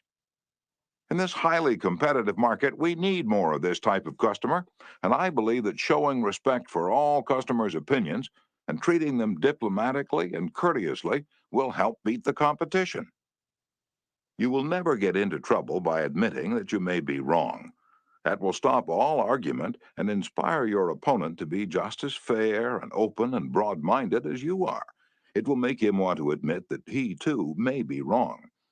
If you know positively that a person is wrong, and you bluntly tell him or her so, what happens? Let me illustrate. Mr. S., a young New York attorney, once argued a rather important case before the United States Supreme Court. Lustgarten versus Fleet Corporation, 280 U.S. 320. The case involved a considerable sum of money and an important question of law. During the argument, one of the Supreme Court justices said to him, "The statute of limitations in admiralty law is 6 years, is it not?" Mr. S. stopped, stared at the justice for a moment, and then he said bluntly, "Your Honor, there is no statute of limitations in admiralty." A hush fell on the court, said Mr. S. to one of my classes, and the temperature in the room seemed to drop to zero. I was right, the justice was wrong, and I had told him so. But did that make him friendly? No. I still believe that I had the law on my side, and I know that I spoke better than I ever spoke before, but I didn't persuade. I made the enormous blunder of telling a very learned and famous man that he was wrong. A few people are logical. Most of us are prejudiced and biased. Most of us are blighted with preconceived notions, with jealousy, suspicion, fear, envy, and pride. And most citizens don't want to change their minds about their religion, or their haircut, or communism, or their favorite movie star. So if you're inclined to tell people they're wrong, please review the following paragraph every morning before breakfast. It's from James Harvey Robinson's enlightening book, The Mind in the Making. We sometimes find ourselves changing our minds without any resistance or heavy emotion. But if we are told we are wrong, we resent the imputation and harden our hearts. We are incredibly heedless in the formation of our beliefs, but find ourselves filled with an illicit passion for them when anyone proposes to rob us of their companionship. It is obviously not the ideas themselves that are dear to us, but our self-esteem which is threatened. The little word my is the most important one in human affairs, and properly to reckon with, it is the beginning of wisdom. It has the same force whether it is my dinner, my dog, and my house, or my father, my country, and my God. We not only resent the imputation that our watch is wrong or our car shabby, but that our conception of the canals of Mars, of the pronunciation of Epictetus, of the medicinal value of salicin, or of the date of Sargon I is subject to revision. We like to continue to believe what we have been accustomed to accept as true, and the resentment aroused when doubt is cast upon any of our assumptions leads us to seek every manner of excuse for clinging to it. The result is that most of our so-called reasoning consists in finding arguments for going on believing as we already do. Carl Rogers, the eminent psychologist, wrote in his book, On Becoming a Person, "I have found it of enormous value when I can permit myself to understand the other person. The way in which I have worded this statement may seem strange to you. Is it necessary to permit oneself to understand another? I think it is. Our first reaction to most of the statements which we hear from other people is an evaluation or judgment rather than an understanding of it.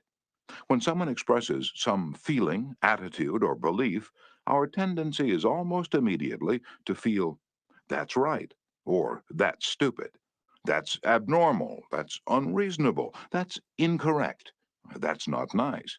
Very rarely do we permit ourselves to understand precisely what the meaning of the statement is to the other person.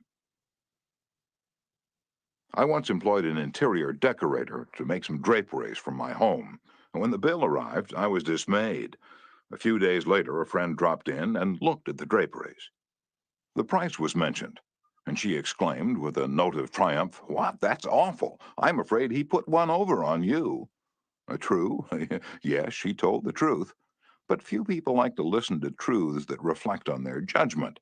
So, being human, I tried to defend myself. I pointed out that the best is eventually the cheapest, that one can't expect to get quality and artistic taste at bargain basement prices, and so on. The next day, another friend dropped in, admired the draperies, bubbled over with enthusiasm, and expressed a wish that she could afford such exquisite creations for her home. My reaction was totally different. "Well, to tell you the truth," I said, "I can't afford them myself. I paid too much. I'm sorry I ordered them." When we're wrong, we may admit it to ourselves, and if we're handled gently and tactfully, we may admit it to others, and even take pride in our frankness and broad-mindedness. But not if someone else is trying to ram the unpalatable fact down our esophagus. Horace Greeley, the most famous editor in America during the time of the Civil War, disagreed violently with Lincoln's policies. He believed that he could drive Lincoln into agreeing with him by a campaign of argument, ridicule, and abuse. He waged this bitter campaign month after month, year after year. In fact, he wrote a brutal, bitter, sarcastic, and personal attack on President Lincoln the night Booth shot him. But did all this bitterness make Lincoln agree with Greeley? Not at all. Ridicule and abuse never do.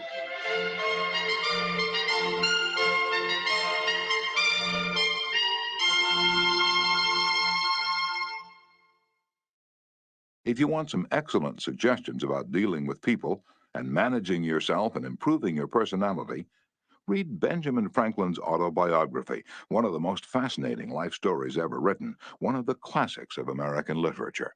Ben Franklin tells how he conquered the iniquitous habit of argument and transformed himself into one of the most able, suave, and diplomatic men in American history.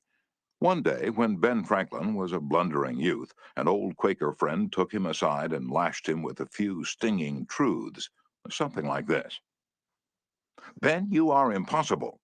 Your opinions have a slap in them for everyone who differs with you. They have become so offensive that nobody cares for them. Your friends find they enjoy themselves better when you are not around. You know so much that no man can tell you anything. Indeed, no man is going to try, for the effort would lead only to discomfort and hard work. So you are not likely ever to know any more than you do now, which is very little." One of the finest things I know about Ben Franklin is the way he accepted that smarting rebuke.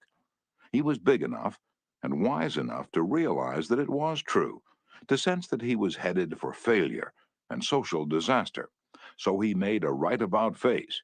He began immediately to change his insolent, opinionated ways. "I made it a rule," said Franklin, "to forbear all direct contradiction to the sentiment of others, and all positive assertion of my own. I even forbade myself the use of every word or expression in the language that imported a fixed opinion, such as certainly, undoubtedly, etc., and I adopted instead of them, I conceive, I apprehend, or I imagine a thing to be so, or it so appears to me at present. When another asserted something that I thought an error, I denied myself the pleasure of contradicting him abruptly, and of showing immediately some absurdity in his proposition.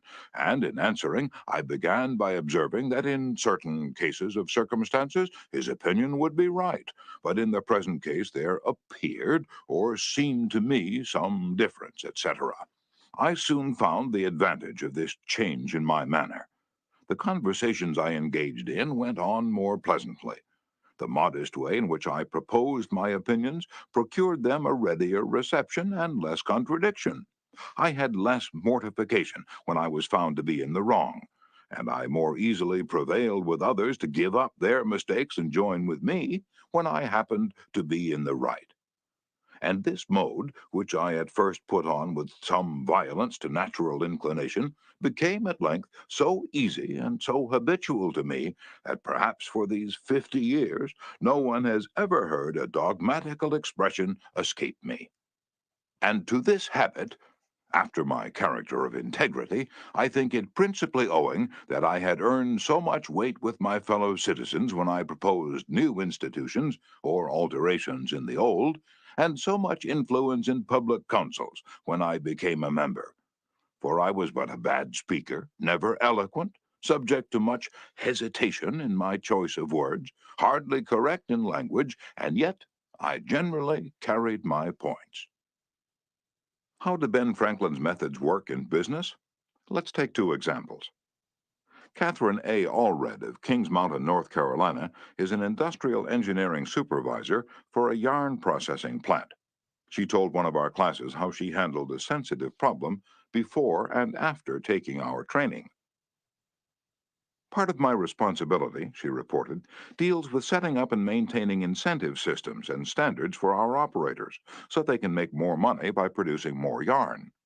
The system we were using had worked fine when we had only 2 or 3 different types of yarn, but recently we had expanded our inventory and capabilities to enable us to run more than 12 different varieties. The present system was no longer adequate to pay the operators fairly for the work being performed and give them an incentive to increase production. I had worked up a new system which would enable us to pay the operator by the class of yarn she was running at any one particular time. With my new system in hand, I entered the meeting, determined to prove to the management that my system was the right approach. I told them in detail how they were wrong and showed where they were being unfair and how I had all the answers they needed. To say the least, I failed miserably. I had become so busy defending my position on the new system that I had left them no opening to graciously admit their problems on the old one. The issue was dead. After several sessions of this course, I realized all too well where I had made my mistakes. I called another meeting, and this time I asked where they felt their problems were. We discussed each point, and I asked them their opinion on which was the best way to proceed. With a few low-keyed suggestions at proper intervals, I let them develop my system by themselves. At the end of the meeting, when I actually presented my system, they enthusiastically accepted it. I'm convinced now that nothing good is accomplished and a lot of damage can be done if you tell a person straight out that he or she is wrong.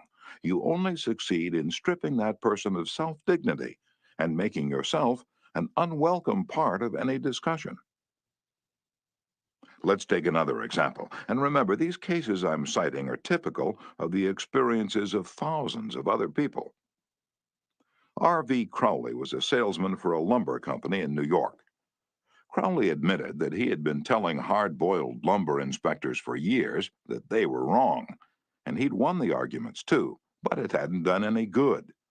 For these lumber inspectors, said Mr. Crowley, are like baseball umpires. Once they make a decision, they never change it. Mr. Crowley saw that his firm was losing thousands of dollars through the arguments he won. So while taking my course, he resolved to change tactics and abandon arguments. And with what results? Here's the story as he told it to fellow members of his class. One morning, the phone rang in my office. A hot and bothered person at the other end proceeded to inform me that a car of lumber we had shipped into his plant was entirely unsatisfactory. His firm had stopped unloading and requested that we make immediate arrangements to remove the stock from their yard. After about 1/4 of the car had been unloaded, their lumber inspector reported that the lumber was running 55% below grade.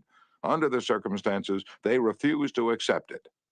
I immediately started for his plant, and on the way turned over in my mind the best way to handle the situation.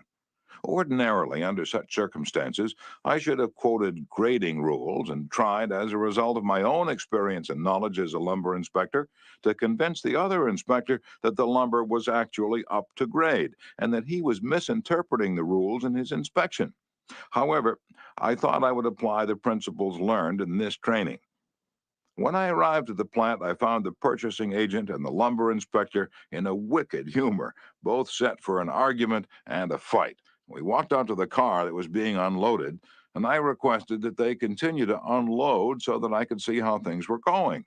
I asked the inspector to go right ahead and lay out the rejects as he had been doing, and to put the good pieces in another pile. After watching him for a while, it began to dawn on me that his inspection actually was much too strict and that he was misinterpreting the rules.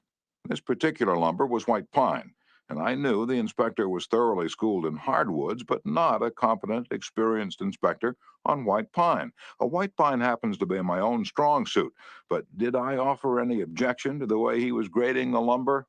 None whatever. I kept on watching and gradually began to ask questions as to why certain pieces were not satisfactory. I didn't for one instant insinuate that the inspector was wrong. I emphasized that my only reason for asking was in order that we could give his firm exactly what they wanted in future shipment. By asking questions in a very friendly, cooperative spirit and insisting continually that they were right in laying out boards not satisfactory to their purpose, I got him warmed up, and the strained relations between us began to thaw and melt away. An occasional carefully put remark on my part gave birth to the idea in his mind that possibly some of these rejected pieces were actually within the grade that they had bought, and that their requirements demanded a more expensive grade. I was very careful, however, not to let him think I was making an issue of this point. Gradually, his whole attitude changed. He finally admitted to me that he was not experienced on white pine and began to ask me questions about each piece as it came out of the car. I'd explain why such and such a piece came within the grade specified, but kept on insisting that we did not want him to take it if it was unsuitable for their purpose. He finally got to the point where he felt guilty every time he put a piece in the rejected pile. And at last he saw that the mistake was on their part for not having specified as good a grade as they needed. The ultimate outcome was that he went through the entire carload again after I left, accepted the whole lot, and we received a check in full. In that one instance alone, a little tact and the determination to refrain from telling the other man he was wrong saved my company a substantial amount of cash, and it would be hard to place a money value on the goodwill that was saved. Martin Luther King was asked how, as a pacifist, he could be an admirer of Air Force General Daniel Chappie James, then the nation's highest-ranking black officer. Dr. King replied, "I judge people by their own principles, not by my own." In a similar way, General Robert E. Lee once spoke to the President of the Confederacy, Jefferson Davis, in the most glowing terms about a certain officer under his command. Another officer in attendance was astonished. "General," he said, "do you not know that the man of whom you speak so highly is one of your bitterest enemies who misses no opportunity to malign you?" "Yes," replied General Lee, "but the President asked my opinion of him. He did not ask for his opinion of me." By the way, I'm not revealing anything new in this chapter. 2,000 years ago, Jesus said, "Agree with thine adversary quickly." And 2,200 years before Christ was born, King Akhtoi of Egypt gave his son some shrewd advice, advice that is sorely needed today. "Be diplomatic," counseled the king. "It will help you gain your point." In other words, don't argue with your customer, or your spouse, or your adversary. Don't tell them they are wrong. Don't get them stirred up. Use a little diplomacy. Principle 2. Show respect for the other person's opinions. Never say, "You're wrong." Chapter 3. If you're wrong, admit it. Within a minute's walk of my house, there was a wild stretch of virgin timber where the blackberry thickets foamed white in the springtime, where the squirrels nested and reared their young, and the horseweeds grew as tall as a horse's head. This unspoiled woodland was called Forest Park, and it was a forest, probably not much different in appearance from what it was when Columbus discovered America. I frequently walked in this park with Rex, my little Boston bulldog. He was a friendly, harmless little hound, and since we rarely met anyone in the park, I took Rex along without a leash or muzzle. One day, we encountered a mounted policeman in the park, a policeman itching to show his authority. "What do you mean by letting that dog run loose in the park without a muzzle and leash?" he reprimanded me. "Don't you know it's against the law?" "Well, yes, I know it is," I replied softly, "but I didn't think he'd do any harm out there." You didn't think. You didn't think. The law doesn't give a tinker's damn about what you think. That dog might kill a squirrel or bite a child. Oh, I'm going to let you off this time, but if I catch this dog out here again without a muzzle and leash, you'll have to tell it to the judge. I meekly promised to obey, and I did obey for a few times. But Rex didn't like the muzzle, and neither did I. So we decided to take a chance. Everything was lovely for a while, and then we struck a snag. Rex and I raced over the brow of a hill one afternoon, and there, suddenly, to my dismay, I saw the majesty of the law astride a bay horse. Rex was out in front, heading straight for the officer. I was in for it. I knew it.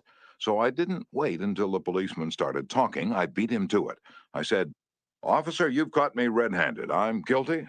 I have no alibis, no excuses. You warned me last week that if I brought the dog out here again without a muzzle, you'd fine me." "Well, now," the policeman responded in a soft tone, "I know it's a temptation to let a little dog like that have a run out here when nobody's around."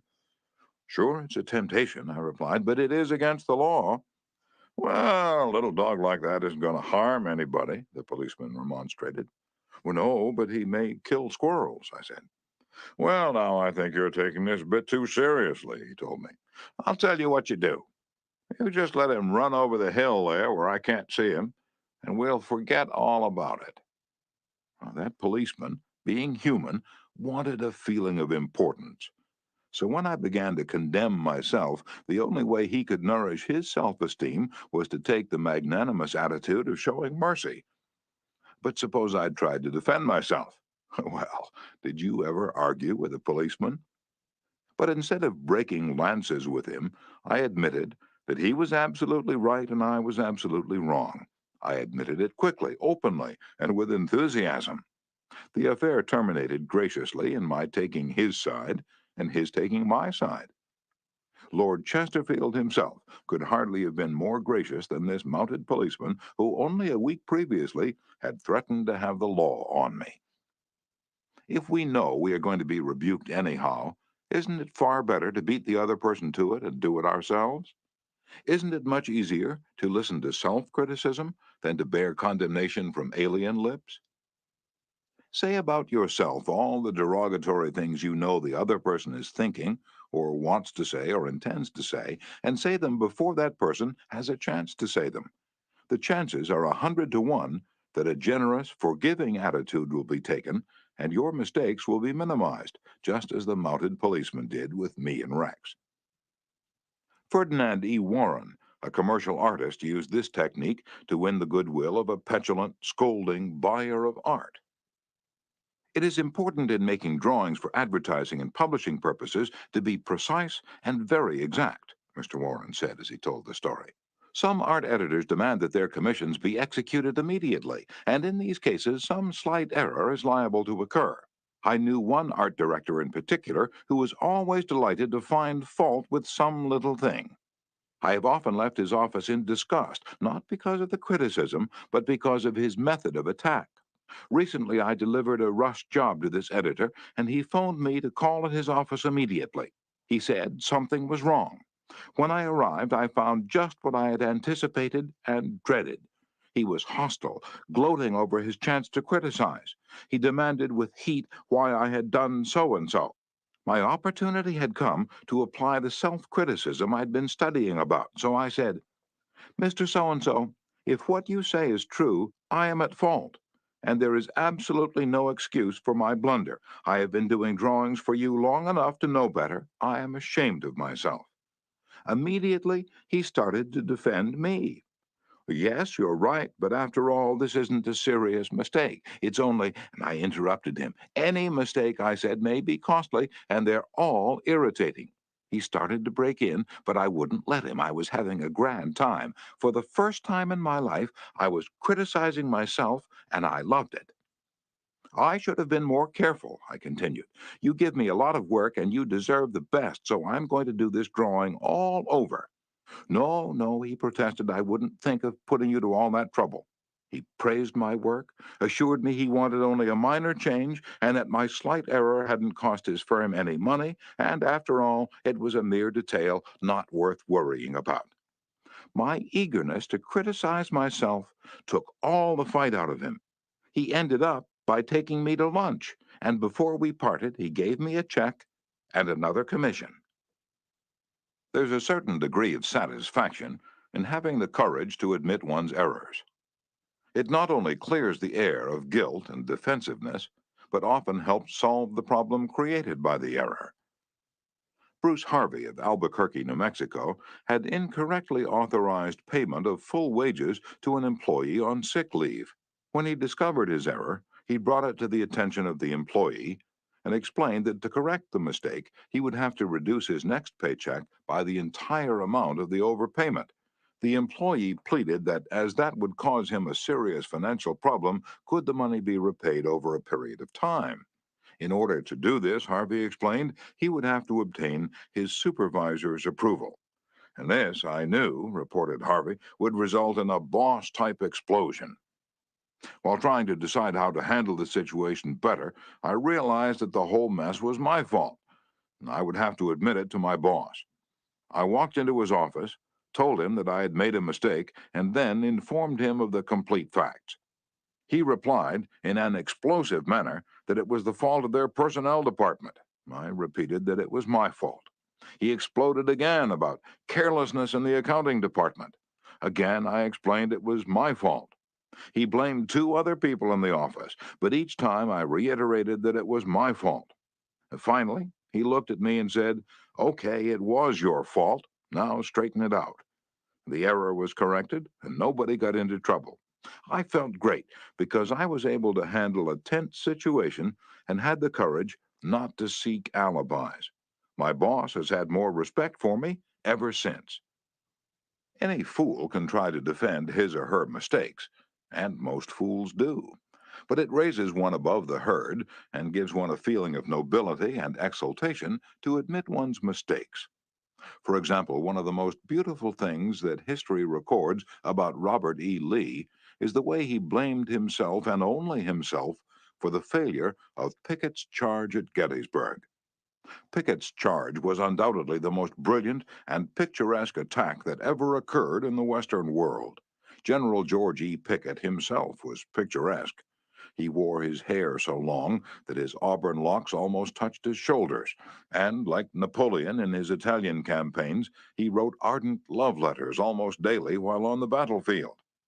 His devoted troops cheered him that tragic July afternoon as he rode off jauntily toward the Union lines, his cap set at a rakish angle over his right ear. They cheered, and they followed him, man touching man, rank pressing rank, with banners flying and bayonets gleaming in the sun. It was a gallant sight, daring, magnificent. A murmur of admiration ran through the Union lines as they beheld it.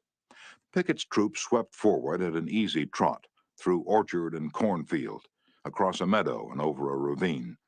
All the time, the enemy's cannon was tearing ghastly holes in their ranks, but on they pressed, grim, irresistible.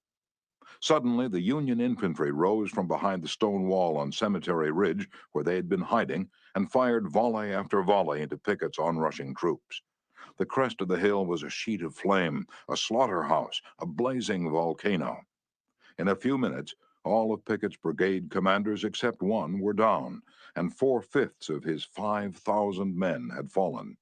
General Lewis A. Armistead, leading the troops in the final plunge, ran forward, vaulted over the stone wall, and waving his cap on top of his sword, shouted, "Give 'em steel, boys!" They did. They leaped over the wall, bayoneted their enemies, smashed skulls with clubbed muskets, and planted the battle flags of the South on Cemetery Ridge.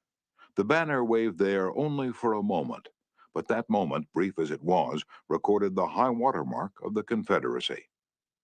Pickett's charge, brilliant, heroic, was nevertheless the beginning of the end. Lee had failed. He could not penetrate the North, and he knew it. The South was doomed. Lee was so saddened, so shocked, that he sent in his resignation and asked Jefferson Davis, the president of the Confederacy, to appoint a younger, abler man. If Lee had wanted to blame the disastrous failure of Pickett's charge on someone else, he could have found a score of alibis. Some of his division commanders had failed him. The cavalry hadn't arrived in time to support the infantry attack. this had gone wrong and that had gone awry, but Lee was far too noble to blame others. As Pickett's beaten and bloody troops struggled back to the Confederate lines, Robert E. Lee rode out to meet them all alone and greeted them with a self-condemnation that was little short of sublime. All this has been my fault, he confessed. I, and I alone, have lost this battle. Few generals in all history had had the courage and character to admit that.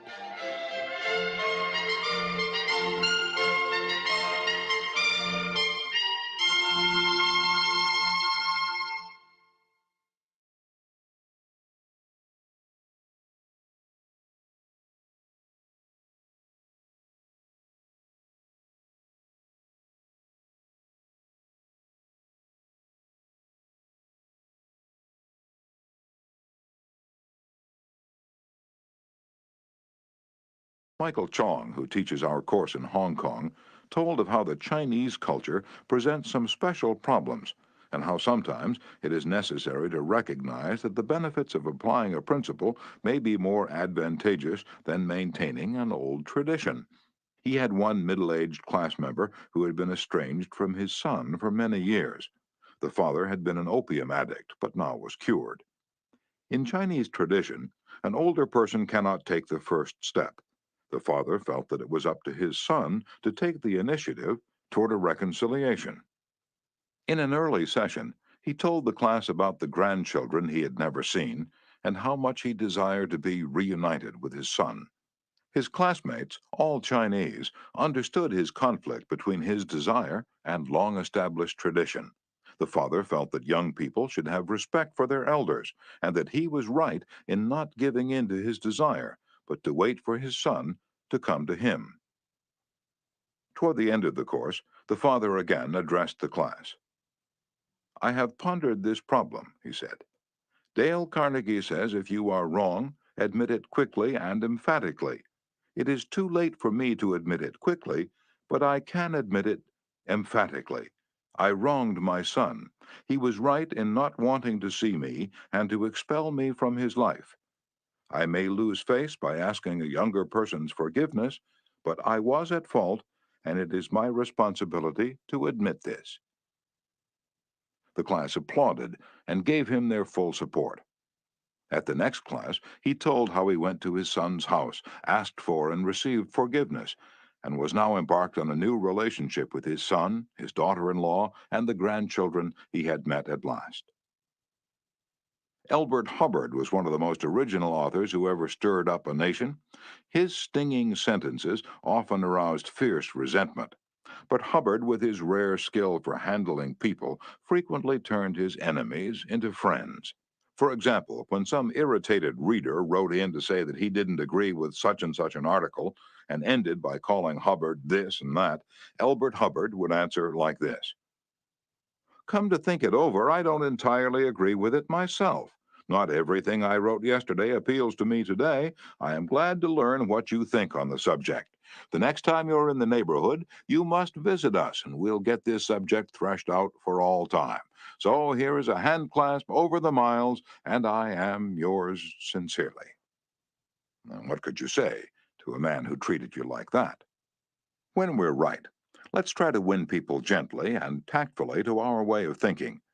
And when we're wrong, and that will be surprisingly often if we're honest with ourselves, let's admit our mistakes quickly and with enthusiasm. Not only will that technique produce astonishing results, but believe it or not, it is a lot more fun under the circumstances than trying to defend oneself. Remember the old proverb, "By fighting you never get enough, but by yielding you get more than you expected." Principle 3. If you're wrong, admit it quickly and emphatically. Chapter 4. A Drop of Honey. If your temper is aroused and you tell him a thing or two, you'll have a fine time unloading your feelings. But what about the other person? Will he share your pleasure? Will your belligerent tones, your hostile attitude, make it easy for him to agree with you? "If you come at me with your fists doubled," said Woodrow Wilson, "I think I can promise you that mine will double as fast as yours." But if you come to me and say, let us sit down and take counsel together, and if we differ from each other, understand why it is that we differ, just what the points at issue are, we will presently find that we are not so far apart after all, that the points on which we differ are few, and the points on which we agree are many, and that if we only have the patience and the candor and the desire to get together, we will get together. Nobody appreciated the truth of Woodrow Wilson's statement more than John D. Rockefeller, Jr. Back in 1915, Rockefeller was the most fiercely despised man in Colorado. One of the bloodiest strikes in the history of American industry had been shocking the state for 2 terrible years. Irate, belligerent miners were demanding higher wages from the Colorado Fuel and Iron Company. Rockefeller controlled that company. Property had been destroyed, troops had been called out, blood had been shed. Strikers had been shot, their bodies riddled with bullets. At a time like that, with the air seething with hatred, Rockefeller wanted to win the strikers to his way of thinking. And he did it. How? Here's the story. After weeks spent in making friends, Rockefeller addressed the representatives of the strikers. This speech, in its entirety, is a masterpiece.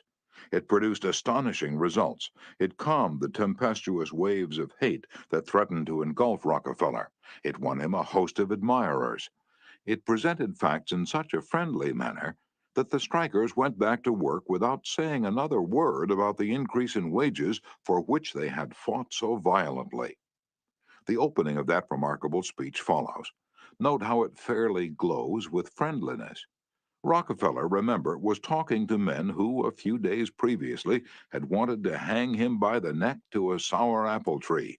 Yet he couldn't have been more gracious, more friendly, if he had addressed a group of medical missionaries.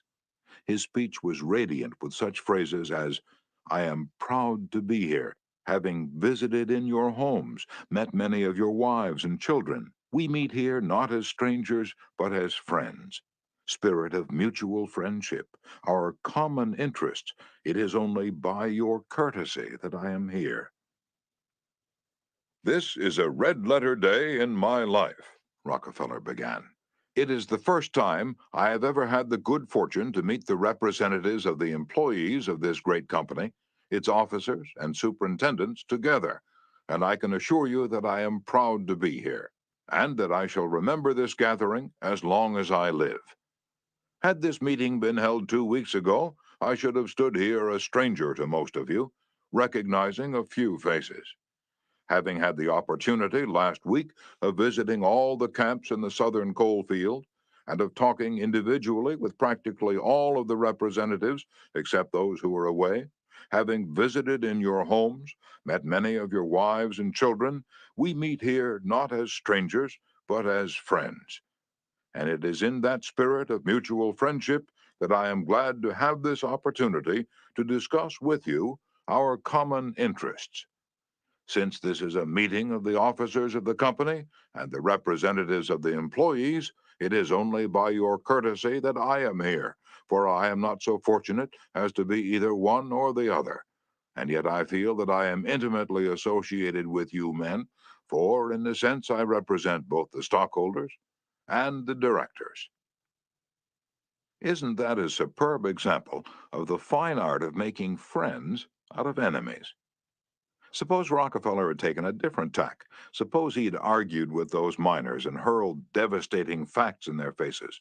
Suppose he had told them by his tones and insinuations that they were wrong. Suppose that by all the rules of logic he had proved that they were wrong. What would have happened? More anger would have been stirred up, more hatred, more revolt. If a man's heart is rankling with discord and ill feeling toward you, you can't win him to your way of thinking with all the logic in Christendom. Scolding parents and domineering bosses and husbands and nagging wives ought to realize that people don't want to change their minds. They can't be forced or driven to agree with you or me, but they may possibly be led to, if we are gentle and friendly, ever so gentle and ever so friendly. Lincoln said that, in effect, over 100 years ago. Here are his words. It is an old and true maxim that a drop of honey catches more flies than a gallon of gall. So with men, if you would win a man to your cause, first convince him that you are his sincere friend. Therein is a drop of honey that catches his heart, which, say what you will, is the great high road to his reason. Business executives have learned that it pays to be friendly to strikers. For example, when 2,500 employees in the White Motor Company's plant struck for higher wages and a union shop, Robert F. Black, then president of the company, didn't lose his temper and condemn and threaten and talk of tyranny and communists. He actually praised the strikers. He published an advertisement in the Cleveland papers, complimenting them on the peaceful way in which they laid down their tools.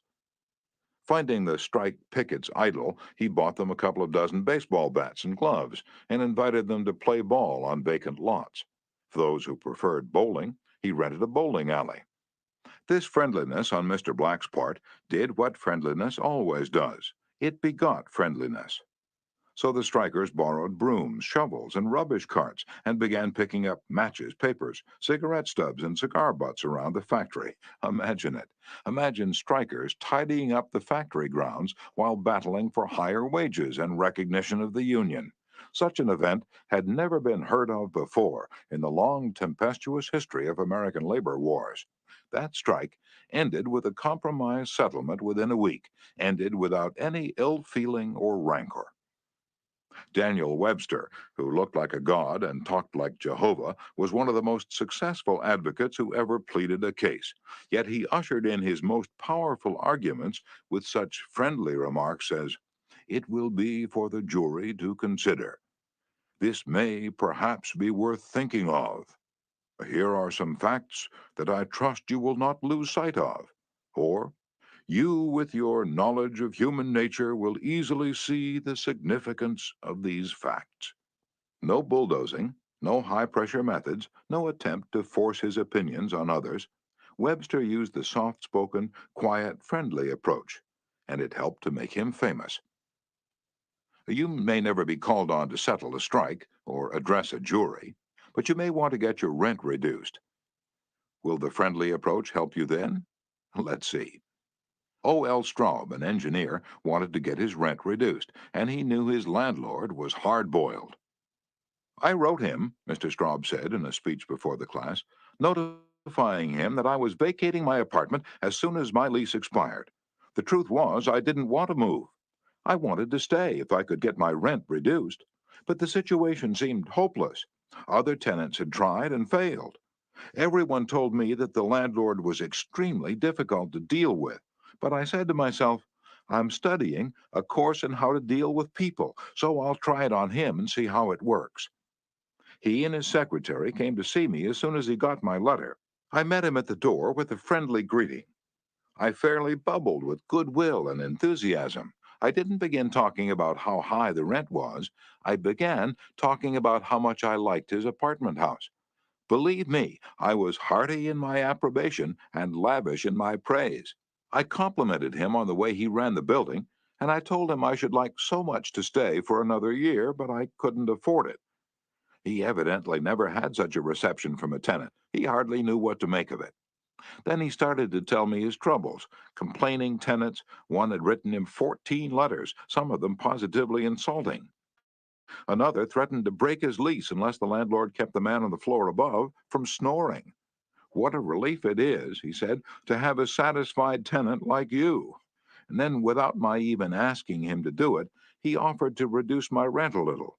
I wanted more, so I named the figure I could afford to pay, and he accepted without a word. As he was leaving, he turned to me and asked, "What decorating can I do for you?" If I'd tried to get the rent reduced by the methods the other tenants were using, I am positive I would have met with the same failure they encountered. It was the friendly, sympathetic, appreciative approach that won.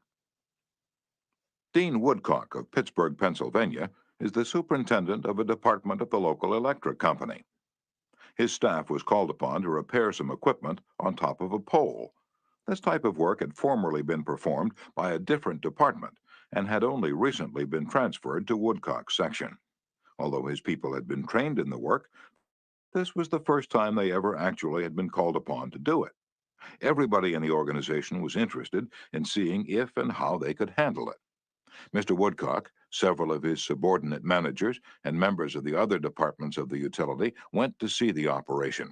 Many cars and trucks were there, and a number of people were standing around watching the two lone men on top of the pole. Glancing around, Woodcock noticed a man up the street getting out of his car with a camera. He began taking pictures of the scene. Utility people are extremely conscious of public relations, and suddenly Woodcock realized what this setup looked like to the man with the camera. Overkill, dozens of people being called out to do a two-person job. He strolled up the street to the photographer. I see you're interested in our operation. Yes, and my mother will be more than interested. She owns stock in your company.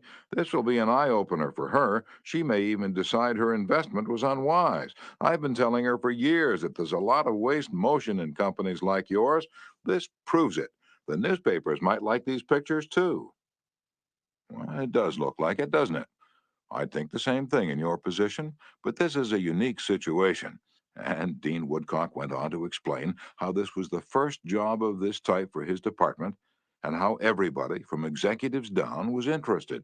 He assured the man that under normal conditions, two people could handle the job. The photographer put away his camera, shook Woodcock's hand, and thanked him for taking the time to explain the situation to him. Dean Woodcock's friendly approach saved his company much embarrassment and bad publicity. Another member of one of our classes, Gerald H. Wynn of Littleton, New Hampshire, reported how, by using a friendly approach, he obtained a very satisfactory settlement on a damage claim. Early in the spring, he reported, before the ground had thawed from the winter freezing, there was an unusually heavy rainstorm, and the water, which normally would have run off to nearby ditches and storm drains along the road, took a new course onto a building lot where I just built a new home. Not being able to run off, the water pressure built up around the foundation of the house. The water forced itself under the concrete basement floor, causing it to explode, and the basement filled with water. This ruined the furnace and the hot water heater. The cost to repair this damage was in excess of $2,000. I had no insurance to cover this type of damage. However, I soon found out that the owner of the subdivision had neglected to put in a storm drain near the house, which could have prevented this problem. I made an appointment to see him. During the 25-mile trip to his office, I carefully reviewed the situation, and remembering the principles I learned in this course, I decided that showing my anger would not serve any worthwhile purpose. When I arrived, I kept very calm and started by talking about his recent vacation to the West Indies. And then, when I felt the timing was right, I mentioned the little problem of water damage. He quickly agreed to do his share in helping to correct the problem.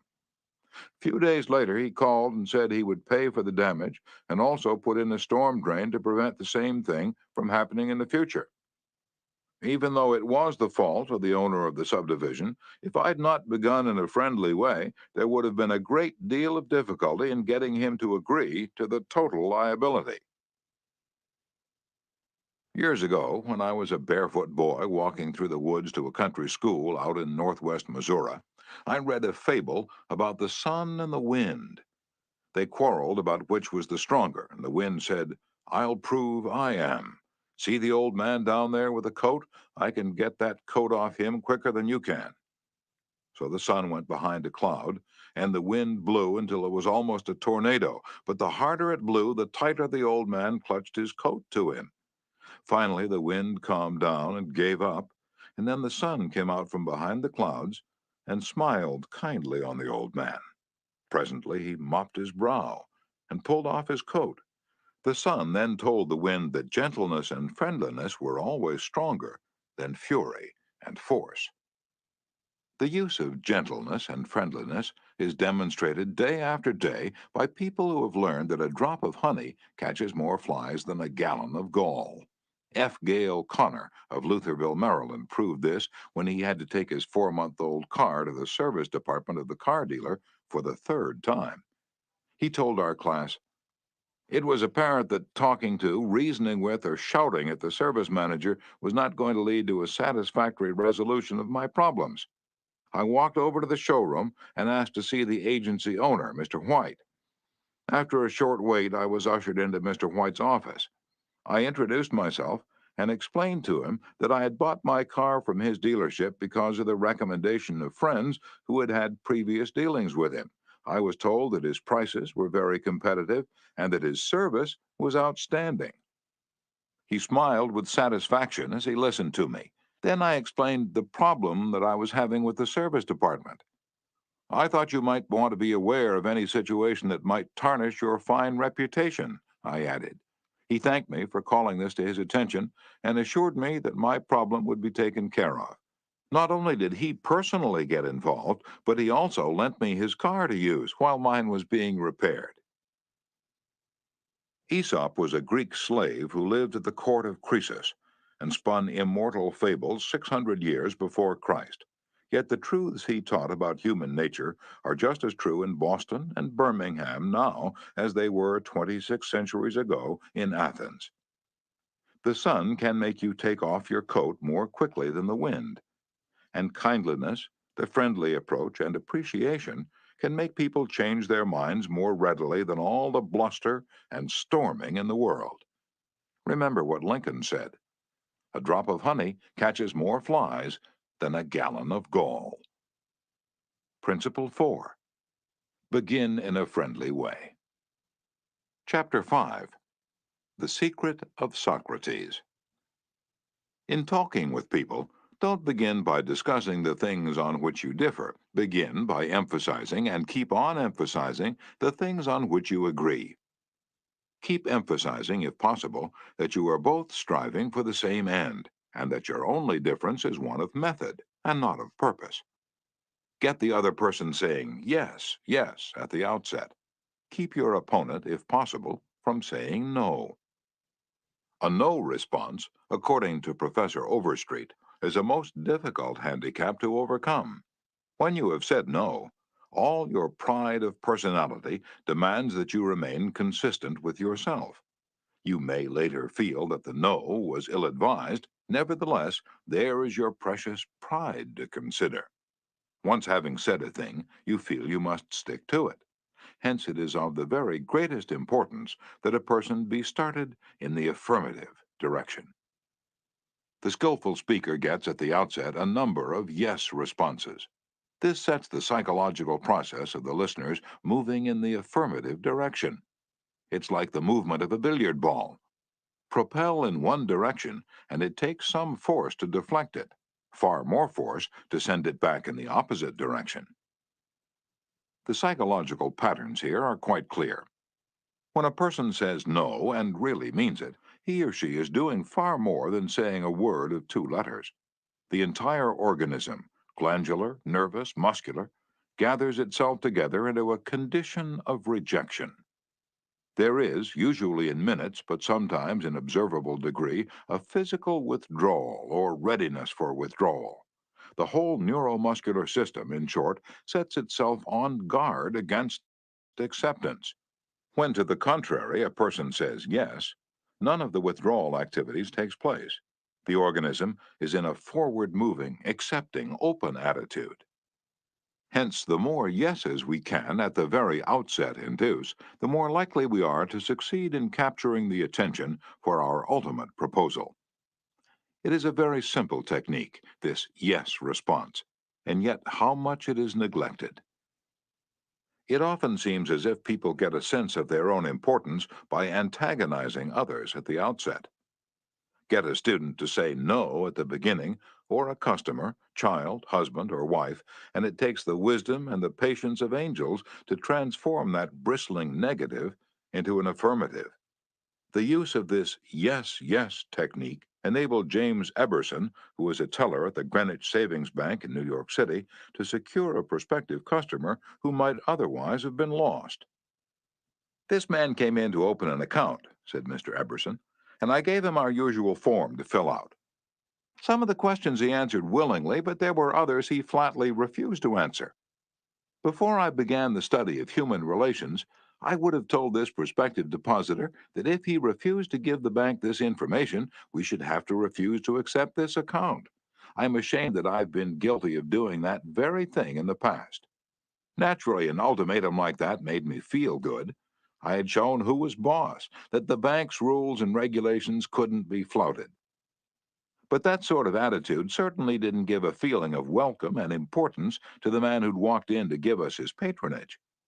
I resolved this morning to use a little horse sense. I resolved not to talk about what the bank wanted, but about what the customer wanted. And above all else, I was determined to get him saying yes, yes from the very start. So I agreed with him. I told him the information he refused to give was not absolutely necessary. However, I said, suppose you have money in this bank at your death. Wouldn't you like to have the bank transfer it to your next of kin, who's entitled to it according to law? Yes, of course, he replied. Don't you think, I continued, that it would be a good idea to give us the name of your next of kin so that in the event of your death, we could carry out your wishes without error or delay? Again, he said yes. The young man's attitude softened and changed when he realized that we weren't asking for this information for our sake, but for his sake. Before leaving the bank, this young man not only gave me complete information about himself, but he opened, at my suggestion, a trust account, naming his mother as the beneficiary for his account, and he gladly answered all the questions concerning his mother also.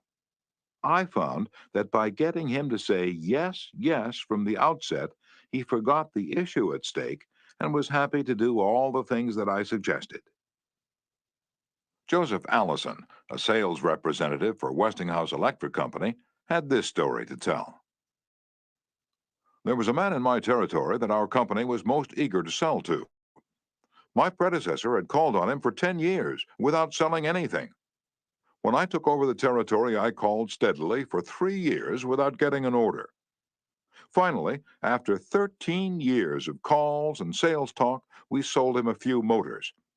If these proved to be all right, an order for several hundred more would follow.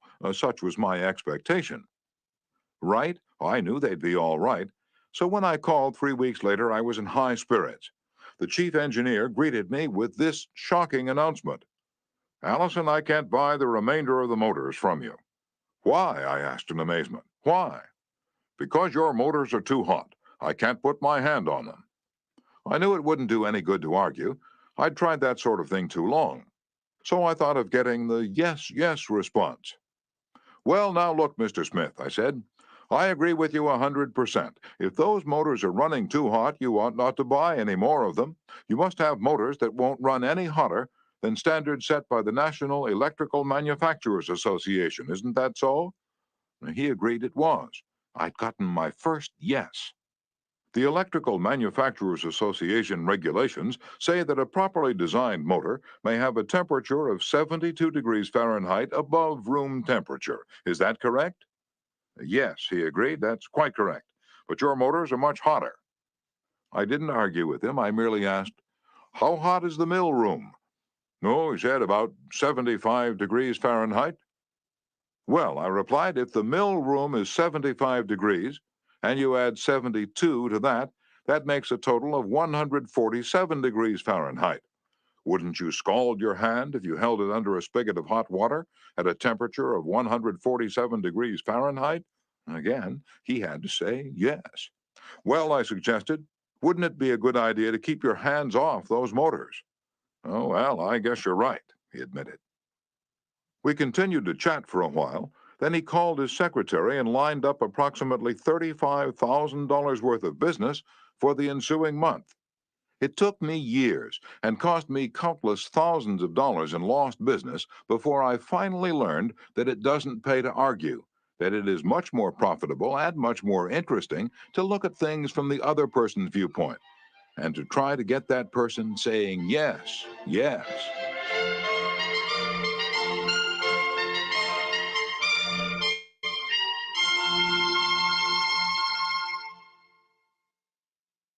Eddie Snow, who sponsors our courses in Oakland, California, tells how he became a good customer of a shop because the proprietor got him to say yes, yes. Eddie had become interested in bow hunting, and had spent considerable money in purchasing equipment and supplies from a local bow store. When his brother was visiting him, he wanted to rent a bow for him from this store. The sales clerk told him they didn't rent bows, so Eddie phoned another bow store. Eddie described what happened. A very pleasant gentleman answered the phone. His response to my question for a rental was completely different from the other place. He said he was sorry, but they no longer rented bows because they couldn't afford to do so. He asked me if I'd rented before. I replied yes several years ago. He reminded me that I probably paid $25 to $30 for the rental. I said yes again. Then he asked if I was the kind of person who liked to save money. Naturally, I answered yes. He went on to explain that they had bow sets with all the necessary equipment on sale for $34.95. I could buy a complete set for only $4.95 more than I could rent one. He explained that is why they had discontinued renting them. Did I think that was reasonable? My yes response led to a purchase of the set, and when I picked it up, I purchased several more items at this shop and have since become a regular customer. Socrates, the gadfly of Athens, was one of the greatest philosophers the world has ever known. He did something that only a handful of men in all history have been able to do. He sharply changed the whole course of human thought. And now, 24 centuries after his death, he is honored as one of the wisest persuaders who ever influenced this wrangling world. His method? Did he tell people they were wrong? Oh, no, not Socrates. He was far too adroit for that. His whole technique, now called the Socratic method, was based upon getting a yes, yes response. He asked questions with which his opponent would have to agree. He kept on winning one admission after another until he had an armful of yeses. He kept on asking questions until finally, without realizing it, his opponents found themselves embracing a conclusion they would have bitterly denied a few minutes previously. The next time we're tempted to tell someone he or she is wrong, let's remember old Socrates and ask a gentle question, a question that will get the yes, yes response. The Chinese have a proverb pregnant with the age-old wisdom of the Orient. He who treads softly goes far. They have spent 5,000 years studying human nature, those cultured Chinese, and they have garnered a lot of perspicacity. He who treads softly goes far. Principle 5. Get the other person saying yes, yes, immediately. Chapter 6. The safety valve in handling complaints. Most people trying to win others to their way of thinking do too much talking themselves. Let the other people talk themselves out. They know more about their business and problems than you do, so ask them questions. Let them tell you a few things. If you disagree with them, you may be tempted to interrupt, but don't. It's dangerous. They won't pay attention to you while they still have a lot of ideas of their own crying for expression, so listen patiently and with an open mind. Be sincere about it. Encourage them to express their ideas fully. Does this policy pay in business? Let's see. Here is the story of a sales representative who was forced to try it. One of the largest automobile manufacturers in the United States was negotiating for a year's requirements of upholstery fabrics. Three important manufacturers had worked up fabrics in sample bodies. These had all been inspected by the executives of the motor company, and notice had been sent to each manufacturer saying that on a certain day, a representative from each supplier would be given an opportunity to make a final plea for the contract. GBR, a representative of one manufacturer, arrived in town with a severe attack of laryngitis. When it came my turn to meet the executives in conference, Mr. R said, as he related the story before one of my classes, I had lost my voice. I could barely whisper. I was ushered into a room and found myself face to face with the textile engineer, the purchasing agent, the director of sales, and the president of the company. I stood up and made a valiant effort to speak, but I couldn't do anything more than squeak. They were all seated around a table, so I wrote on a pad of paper, Gentlemen, I have lost my voice. I am speechless. I'll do the talking for you, the president said. He did. He exhibited my samples and praised their good points. A lively discussion arose about the merits of my goods, and the president, since he was talking for me, took the position I would have had during the discussion. My sole participation consisted of smiles, nods, and a few gestures. As a result of this unique conference, I was awarded the contract, which called for over 500,000 yards of upholstery fabrics at an aggregate value of $1,600,000, the biggest order I had ever received. I know I would have lost the contract if I hadn't lost my voice, because I had the wrong idea about the whole proposition. I discovered, quite by accident, how richly it sometimes pays to let the other person do the talking. Letting the other person do the talking helps in family situations as well as in business. Barbara Wilson's relationship with her daughter, Lori, was deteriorating rapidly. Lori, who had been a quiet, complacent child, had grown into an uncooperative, sometimes belligerent teenager. Mrs. Wilson lectured her, threatened her, and punished her, but all to no avail. One day, Mrs. Wilson told one of our classes, I just gave up. Lori had disobeyed me and had left the house to visit her girlfriend before she had completed her chores. When she returned, I was about to scream at her for the 10,000th time, but I just didn't have the strength to do it.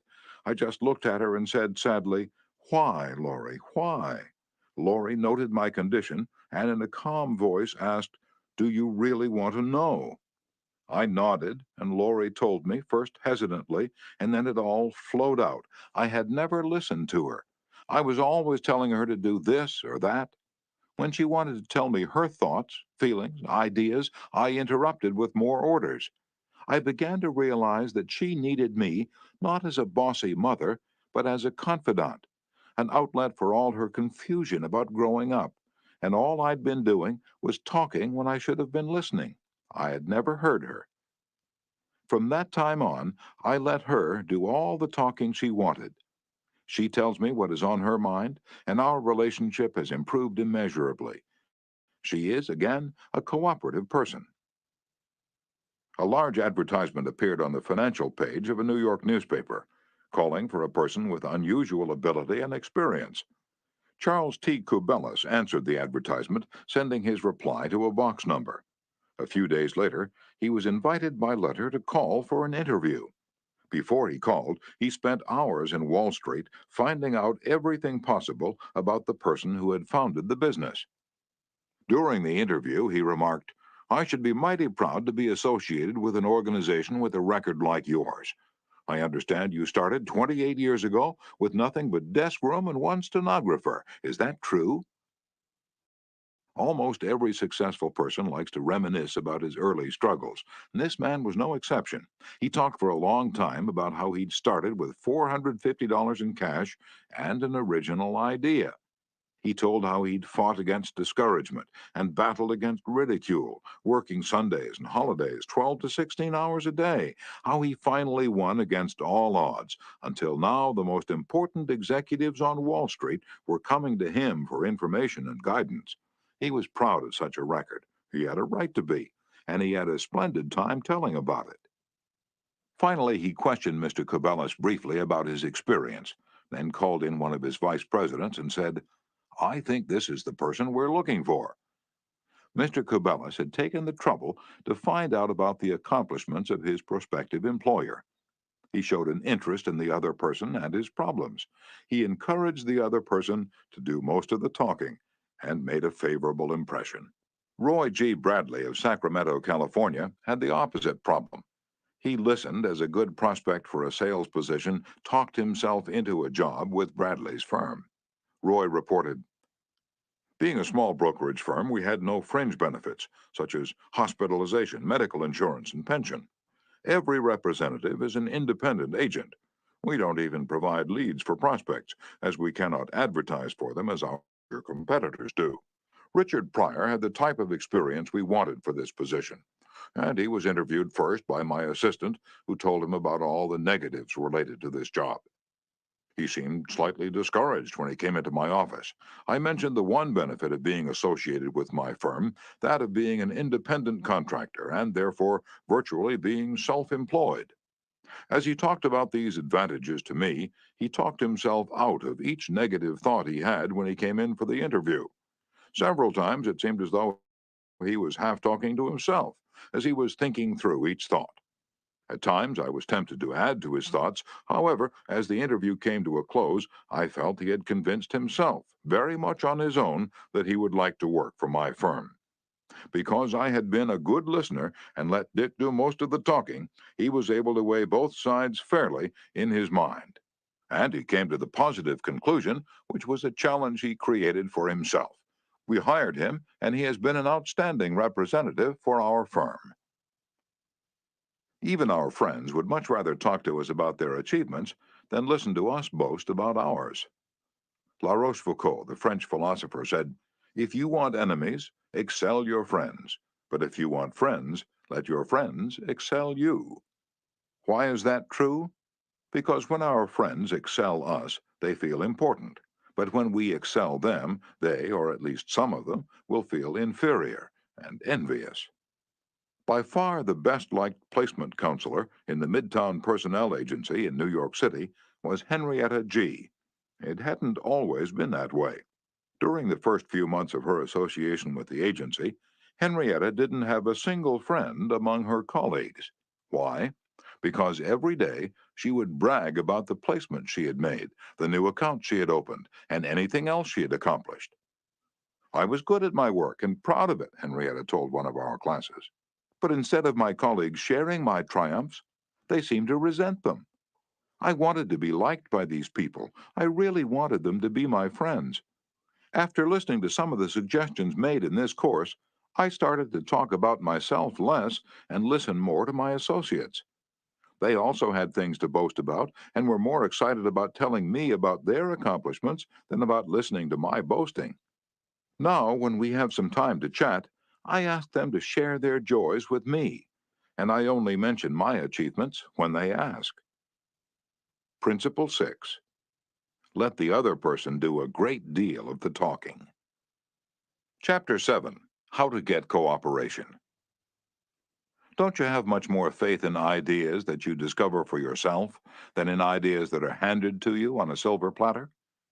If so, isn't it bad judgment to try to ram your opinions down the throats of other people? Isn't it wiser to make suggestions and let the other person think out the conclusion?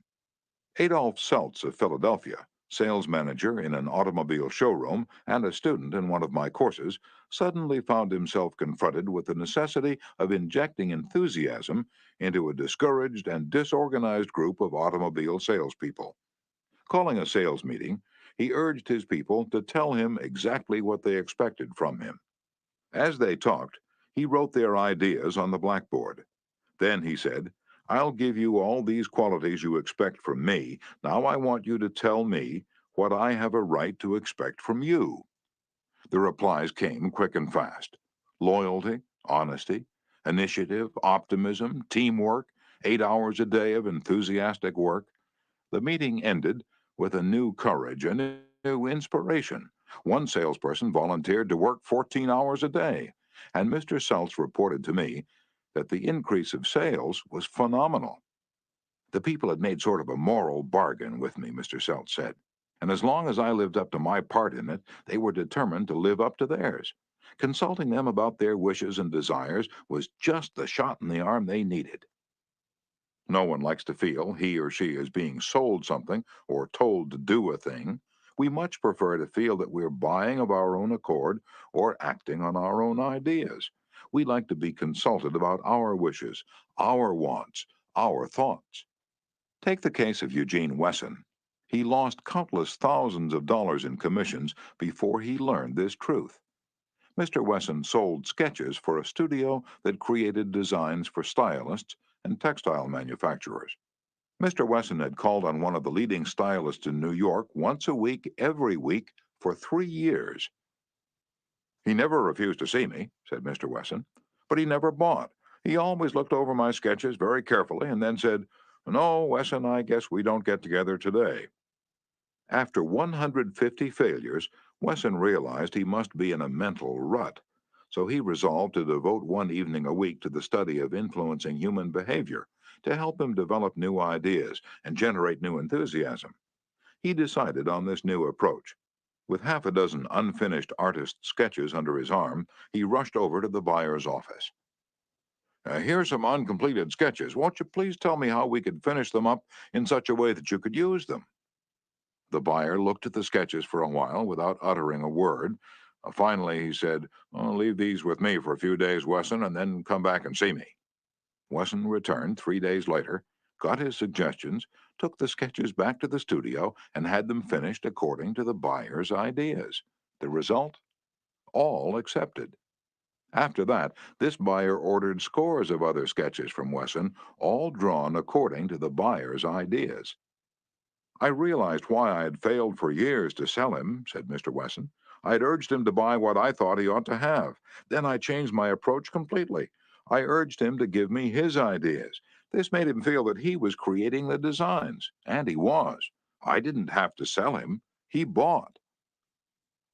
Letting the other person feel that the idea is his or hers not only works in business and politics, it works in family life as well. Paul M. Davis of Tulsa, Oklahoma, told his class how he applied this principle. "My family and I enjoyed one of the most interesting sightseeing vacation trips we'd ever taken.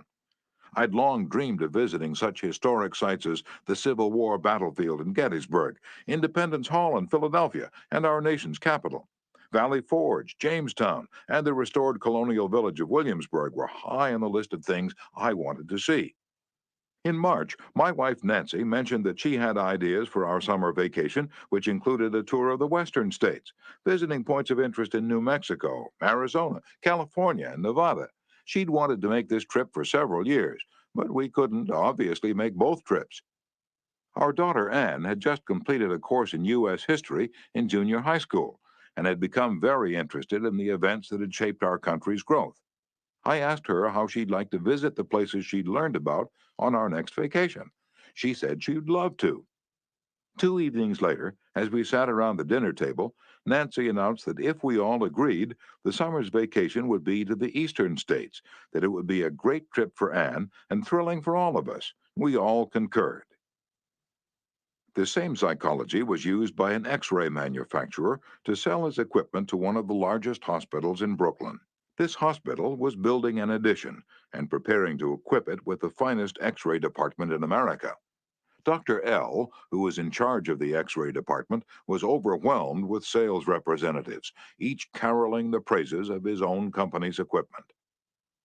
One manufacturer, however, was more skillful. He knew far more about handling human nature than the others did. He wrote a letter, something like this: "Our factory has recently completed a new line of X-ray equipment. The first shipment of these machines has just arrived in our office. They are not perfect, we know that, and we want to improve them. So we should be deeply obligated to you if you could find time to look them over and give us your ideas about how they can be made more serviceable to your profession. Knowing how occupied you are, I shall be glad to send my car for you at any hour you specify." "I was surprised to get that letter," Dr. L said as he related the incident before the class. "I was both surprised and complimented. I had never had an X-ray manufacturer seeking my advice before. It made me feel important. I was busy every night that week, but I canceled a dinner appointment in order to look over the equipment. The more I studied it, the more I discovered for myself how much I liked it. Nobody had tried to sell it to me. I felt that the idea of buying that equipment for the hospital was my own. I sold myself on its superior qualities and ordered it installed." Ralph Waldo Emerson, in his essay Self-Reliance, stated, "In every work of genius we recognize our own rejected thoughts. They come back to us with a certain alienated majesty." Colonel Edward M. House wielded an enormous influence in national and international affairs while Woodrow Wilson occupied the White House. Wilson leaned upon Colonel House for secret counsel and advice more than he did upon even members of his own cabinet. What method did the colonel use in influencing the president? Fortunately, we know, for House himself revealed it to Arthur D. Howden Smith, and Smith quoted House in an article in the Saturday Evening Post. After I got to know the president, House said, I learned the best way to convert him to an idea was to plant it in his mind casually, but so as to interest him in it, so as to get him thinking about it on his own account. The first time this worked, it was an accident. I had been visiting him at the White House and urged a policy on him when he appeared to disapprove. But several days later at the dinner table, I was amazed to hear him trot out my suggestion as his own. Did House interrupt him and say, "That's not your idea, that's mine"? Oh, no, not House. He was too adroit for that. He didn't care about credit. He wanted results. So he let Wilson continue to feel that the idea was his. House did even more than that. He gave Wilson public credit for these ideas. Let's remember that everyone we come in contact with is just as human as Woodrow Wilson. So let's use Colonel House's technique. A man in the beautiful Canadian province of New Brunswick used this technique on me and won my patronage. I was planning at the time to do some fishing and canoeing in New Brunswick, so I wrote the Tourist Bureau for information. Evidently, my name and address were put on a mailing list, for I was immediately overwhelmed with scores of letters and booklets and printed testimonials from camps and guides. I was bewildered. I didn't know which to choose. Then, one camp owner did a clever thing. He sent me the names and telephone numbers of several New York people who had stayed at his camp, and he invited me to telephone them and discover for myself what he had to offer. I found to my surprise that I knew one of the men on his list. I telephoned him, found out what his experience had been, and then wired the camp the date of my arrival. The others had been trying to sell me on their service, but one let me sell myself. That organization won. 25 centuries ago, Lao Tse, a Chinese sage, said some things that readers of this book might use today. The reason why rivers and seas receive the homage of 100 mountain streams is that they keep below them. Thus they are able to reign over all the mountain streams. So the sage, wishing to be above men, putteth himself below them. Wishing to be before them, he putteth himself behind them. Thus, though his place be above men, they do not feel his weight. Though his place be before them, they do not count it an injury. Principle 7. Let the other person feel that the idea is his or hers. Chapter 8. A formula that will work wonders for you. Remember that other people may be totally wrong, but they don't think so. Don't condemn them. Any fool can do that. Try to understand them. Only wise, tolerant, exceptional people even try to do that. There's a reason why the other man thinks and acts as he does. Ferret out that reason, and you have the key to his actions, perhaps to his personality. Try honestly to put yourself in his place. If you say to yourself, "How would I feel? How would I react if I were in his shoes?" you will save yourself time and irritation, for by becoming interested in the cause, we are less likely to dislike the effect. And in addition, you will sharply increase your skill in human relationships.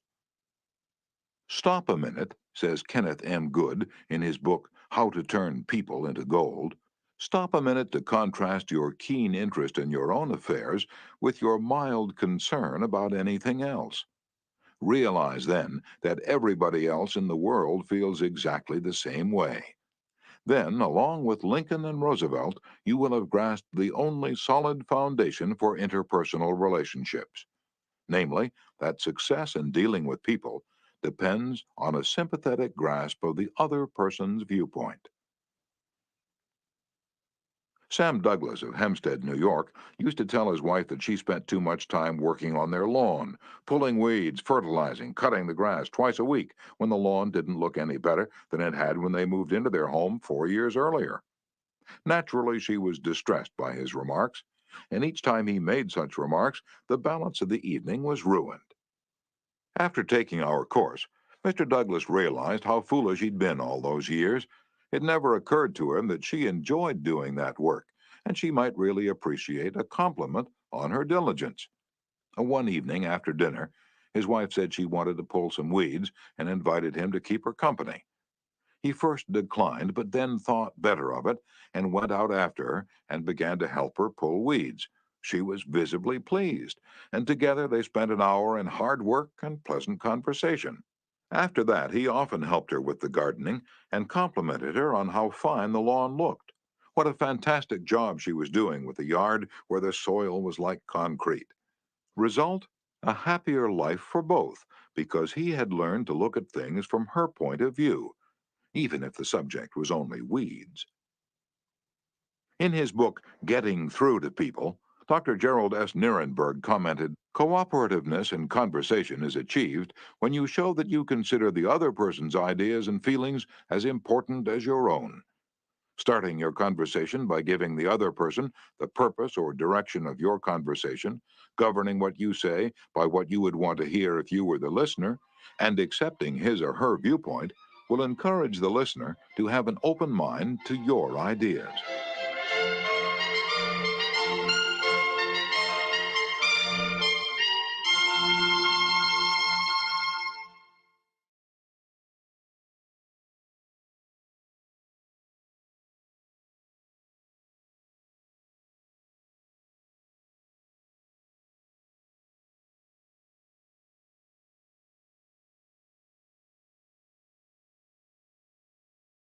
I have always enjoyed walking and riding in a park near my home. Like the Druids of ancient Gaul, I all but worship an oak tree, so I was distressed season after season to see the young trees and shrubs killed off by needless fires. These fires weren't caused by careless smokers. They were almost all caused by youngsters who went out to the park to go native and cook a frankfurter or an egg under the trees. Sometimes these fires raged so fiercely that the fire department had to be called out to fight the conflagration. There was a sign on the edge of the park saying that anyone who started a fire was liable to fine and imprisonment, but the sign stood in an unfrequented part of the park, and few of the culprits ever saw it. A mounted policeman was supposed to look after the park, but he didn't take his duties too seriously, and the fires continued to spread season after season. On one occasion, I rushed up to a policeman and told him about a fire rapidly spreading through the park and wanted him to notify the fire department, and he nonchalantly replied that it was none of his business because it wasn't in his precinct. I was desperate. So after that, when I went riding, I acted as a self-appointed committee of one to protect the public domain. In the beginning, I'm afraid I didn't even attempt to see the other people's point of view. When I saw a fire blazing under the trees, I was so unhappy about it, so eager to do the right thing, that I did the wrong thing. I would ride up to the boys, warn them that they could be jailed for starting a fire, order with a tone of authority that it be put out, and if they refused, I would threaten to have them arrested. I was merely unloading my feelings without thinking of their point of view. The result? They obeyed sullenly and with resentment.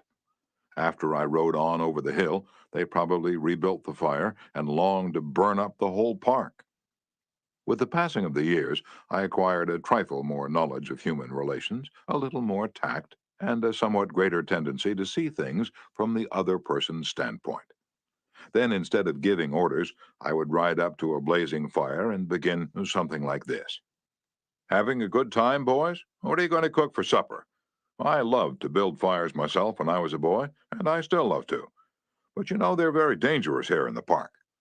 I know you boys don't mean to do any harm, but other boys aren't so careful. They come along and see that you've built a fire, so they build one. They don't put it out when they go home, and it spreads among the dry leaves and kills the trees. We won't have any trees here at all if we aren't more careful. You could be put in jail for building this fire, but I don't want to be bossy, interfere with your pleasure. I'd like to see you enjoy yourselves. But won't you please rake all the leaves away from the fire right now, and you'll be careful to cover it with dirt, a lot of dirt, before you leave, won't you? And the next time you want to have some fun, won't you please build your fire over the hill there in the sand pit? Can't do any harm there. Thanks so much, boys. Have a good time. What a difference that kind of talk made. It made the boys want to cooperate. No sullenness, no resentment. They hadn't been forced to obey orders. They had saved their faces. They felt better, and I felt better, because I'd handled the situation with consideration for their point of view. Seeing things through another person's eyes may ease tensions when personal problems become overwhelming. Elizabeth Novak of New South Wales, Australia, was 6 weeks late with her car payment.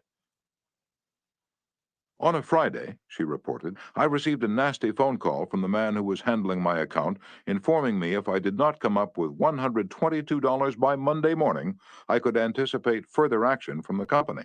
I had no way of raising the money over the weekend, so when I received his phone call first thing on Monday morning, I expected the worst. Instead of becoming upset, I looked at the situation from his point of view. I apologized most sincerely for causing him so much inconvenience, and remarked that I must be his most troublesome customer, as this was not the first time I was behind in my payments. His tone of voice changed immediately, and he reassured me that I was far from being one of his really troublesome customers. He went on to tell me several examples of how rude his customers sometimes were, how they lied to him, and often tried to avoid talking to him at all. I said nothing. I listened and let him pour out his troubles to me. Then, without any suggestion from me, he said it did not matter if I couldn't pay all the money immediately. It would be all right if I paid him $20 by the end of the month and made up the balance whenever it was convenient for me to do so. Tomorrow, before asking anyone to put out a fire or buy your product or contribute to your favorite charity, why not pause and close your eyes and try to think the whole thing through from another person's point of view? Ask yourself, why should he or she want to do it? True, this will take time, but it will avoid making enemies and will get better results and with less friction and less shoe leather. I would rather walk the sidewalk in front of a person's office for 2 hours before an interview, said Dean Dunham of the Harvard Business School, than step into that office without a perfectly clear idea of what I was going to say and what that person, from my knowledge of his or her interests and motives, was likely to answer. That is so important that I'm going to repeat it for the sake of emphasis. I would rather walk the sidewalk in front of a person's office for 2 hours before an interview than to step into that office without a perfectly clear idea of what I was going to say and what that person, from my knowledge of his or her interests and motives, was likely to answer. If, as a result of listening to this book, you get only one thing, an increased tendency to think always in terms of the other person's point of view and see things from that person's angle as well as your own, if you get only that one thing from this book, it may easily prove to be one of the stepping stones of your career. Principle 8. Try honestly to see things from the other person's point of view. Chapter 9. What everybody wants. Wouldn't you like to have a magic phrase that would stop arguments, eliminate ill feeling, create goodwill, and make the other person listen attentively? Yes? All right, here it is. I don't blame you one iota for feeling as you do. If I were you, I would undoubtedly feel just as you do. An answer like that will soften the most cantankerous old cuss alive. And you can say that and be 100% sincere, because if you were the other person, you, of course, would feel just as he does. Take Al Capone, for example. Suppose you had inherited the same body and temperament and mind that Al Capone had. Suppose you had had his environment and experiences. You would then be precisely what he was and where he was, for it is those things and only those things that made him what he was. The only reason, for example, that you were not a rattlesnake is that your mother and father weren't rattlesnakes. You deserve very little credit for being what you are, and remember the people who come to you irritated, bigoted, unreasoning deserve very little discredit for being what they are. Feel sorry for the poor devils, pity them, sympathize with them. Say to yourself, there, but for the grace of God, go I. 3/4 of the people you will ever meet are hungering and thirsting for sympathy. Give it to them, and they will love you. I once gave a broadcast about the author of Little Women, Louisa May Alcott. Naturally, I knew she'd lived and written her immortal books in Concord, Massachusetts. But without thinking about what I was saying, I spoke of visiting her old home in Concord, New Hampshire. If I had said New Hampshire only once, it might have been forgiven, but alas and alack, I said it twice. I was deluged with letters and telegrams, stinging messages that swirled around my defenseless head like a swarm of hornets. Many were indignant, a few insulting. One colonial dame who had been reared in Concord, Massachusetts, and who was then living in Philadelphia, vented her scorching wrath upon me. She couldn't have been much more bitter if I had accused Miss Alcott of being a cannibal from New Guinea. As I read the letter, I said to myself, "Thank God I'm not married to that woman." I felt like writing and telling her that although I had made a mistake in geography, she had made a far greater mistake in common courtesy. That was to be just my opening sentence. Then I was going to roll up my sleeves and tell her what I really thought. But I didn't. I controlled myself. I realized that any hot-headed fool could do that, and that most fools would do just that. I wanted to be above fools, so I resolved to try to turn her hostility into friendliness. It would be a challenge, a sort of game I could play. I said to myself, after all, if I were she, I would probably feel just as she does. So I determined to sympathize with her viewpoint. The next time I was in Philadelphia, I called her on the telephone. The conversation went something like this. Mrs. So-and-so, you wrote me a letter a few weeks ago, and I want to thank you for it. To whom have I the honor of speaking? Well, I'm a stranger to you. My name is Dale Carnegie. You listened to a broadcast I gave about Louisa May Alcott a few Sundays ago, and I made the unforgivable blunder of saying that she had lived in Concord, New Hampshire. It was a stupid blunder, and I want to apologize for it. It was so nice of you to take the time to write me. I am sorry, Mr. Carnegie, that I wrote as I did. I lost my temper. I must apologize. Oh, no, no, you're not the one to apologize. I am. Any schoolchild would have known better than to have said what I said. I apologized over the air the following Sunday, and I want to apologize to you personally now. I was born in Concord, Massachusetts. My family has been prominent in Massachusetts affairs for 2 centuries, and I am very proud of my native state. I was really quite distressed to hear you say that Miss Alcott had lived in New Hampshire, but I'm really ashamed of that letter. I assure you that you were not 1/10 as distressed as I am. My error didn't hurt Massachusetts, but it did hurt me. It's so seldom that people of your standing and culture take the time to write people who speak on the radio. I do hope you'll write me again if you detect an error in my talks. You know, I really like very much the way you have accepted my criticism. You must be a very nice person. I should like to know you better. So, because I'd apologized and sympathized with her point of view, she began apologizing and sympathizing with my point of view. I had the satisfaction of controlling my temper, the satisfaction of returning kindness for an insult.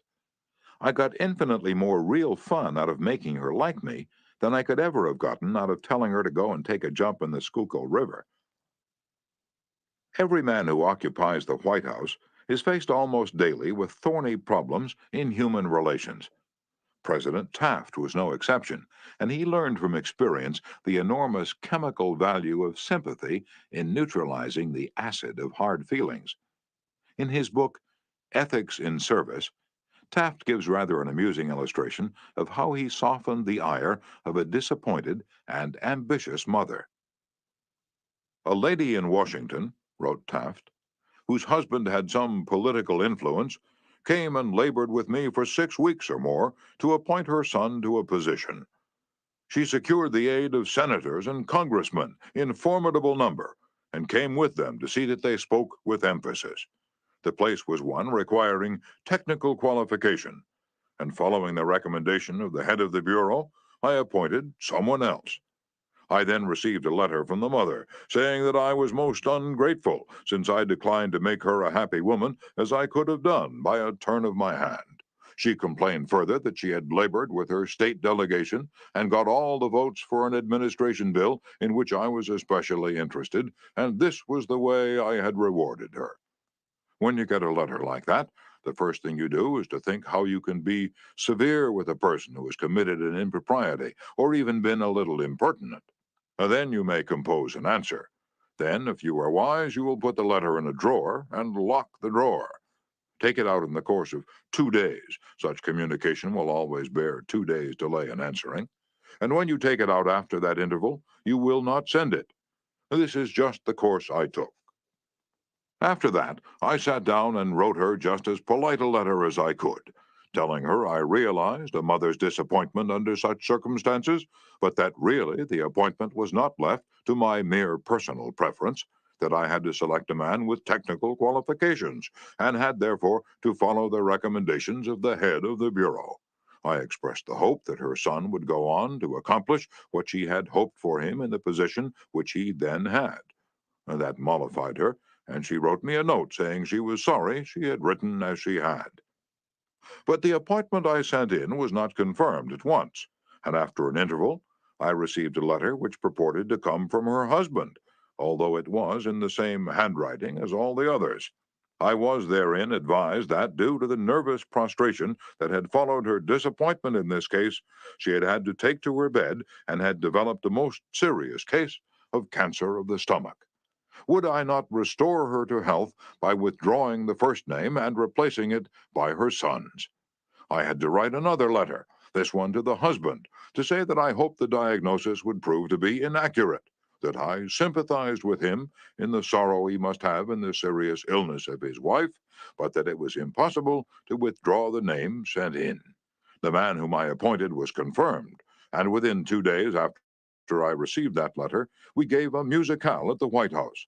The first two people to greet Mrs. Taft and me were this husband and wife, though the wife had so recently been in articulo mortis.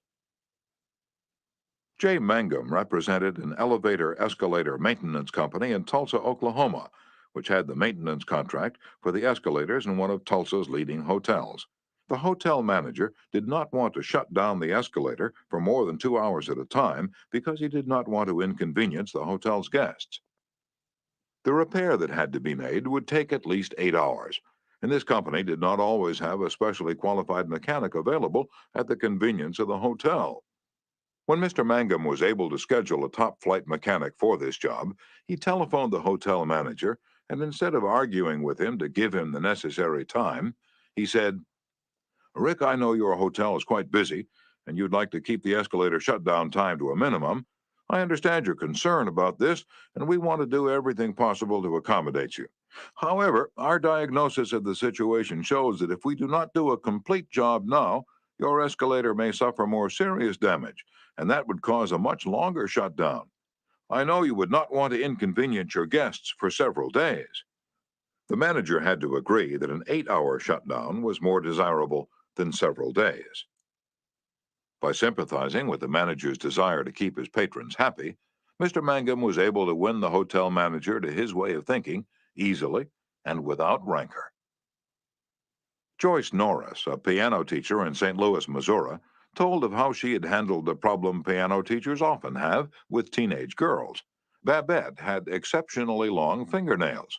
This is a serious handicap to anyone who wants to develop proper piano playing habits. Mrs. Norris reported, "I knew her long fingernails would be a barrier for her in her desire to play well. During our discussions, prior to her starting her lessons with me, I did not mention anything to her about her nails. I didn't want to discourage her from taking lessons, and I also knew she would not want to lose that which she took so much pride in and such great care to make attractive. After her first lesson, when I felt the time was right, I said, 'Babette, you have attractive hands and beautiful fingernails. If you want to play the piano as well as you are capable of, and as well as you would like to, you would be surprised how much quicker and easier it would be for you if you would trim your nails shorter. Just think about it, okay?' She made a face which was definitely negative. I also talked to her mother about this situation, again mentioning how lovely her nails were. Another negative reaction. It was obvious that Babette's beautifully manicured nails were important to her. The following week, Babette returned for her second lesson. Much to my surprise, the fingernails had been trimmed. I complimented her and praised her for making such a sacrifice. I also thanked her mother for influencing Babette to cut her nails. Her reply was, "Oh, I had nothing to do with it. Babette decided to do it on her own, and this is the first time she has ever trimmed her nails for anyone."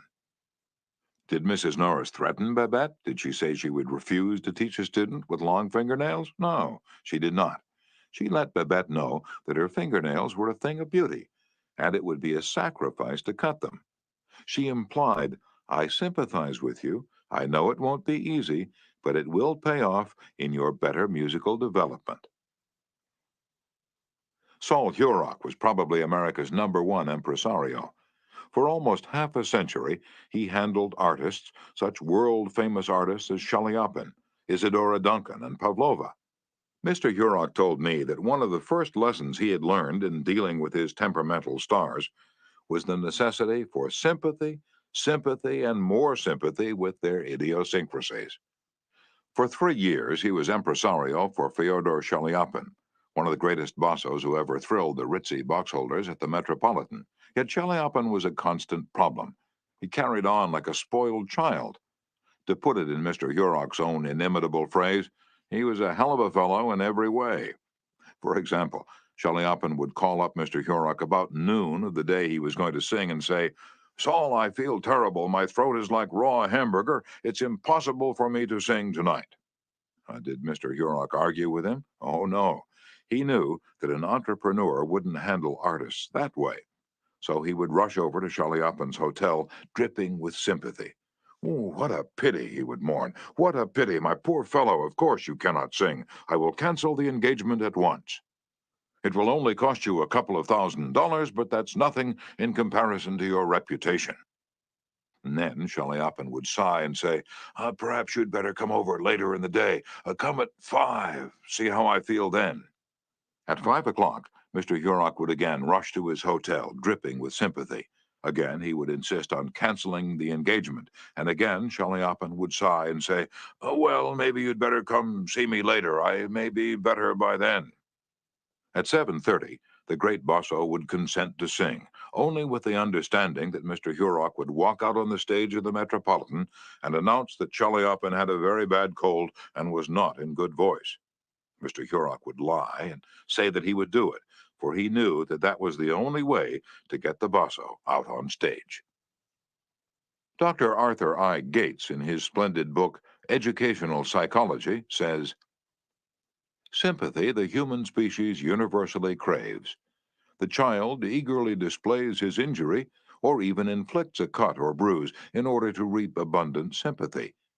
For the same purpose, adults show their bruises, relate their accidents, illness, especially details of surgical operations. Self-pity for misfortunes, real or imaginary, is in some measure practically a universal practice." So, if you want to win people to your way of thinking, put in practice Principle 9. Be sympathetic with the other person's ideas and desires. Chapter 10. An appeal that everybody likes.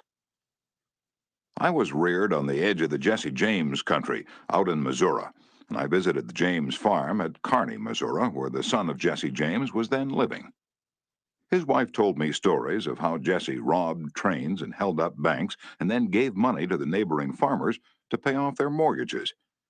Jesse James probably regarded himself as an idealist at heart, just as Dutch Schultz, Two Gun Crowley, Al Capone, and many other organized crime godfathers did generations later. The fact is, all people you meet have a high regard for themselves and like to be fine and unselfish in their own estimation.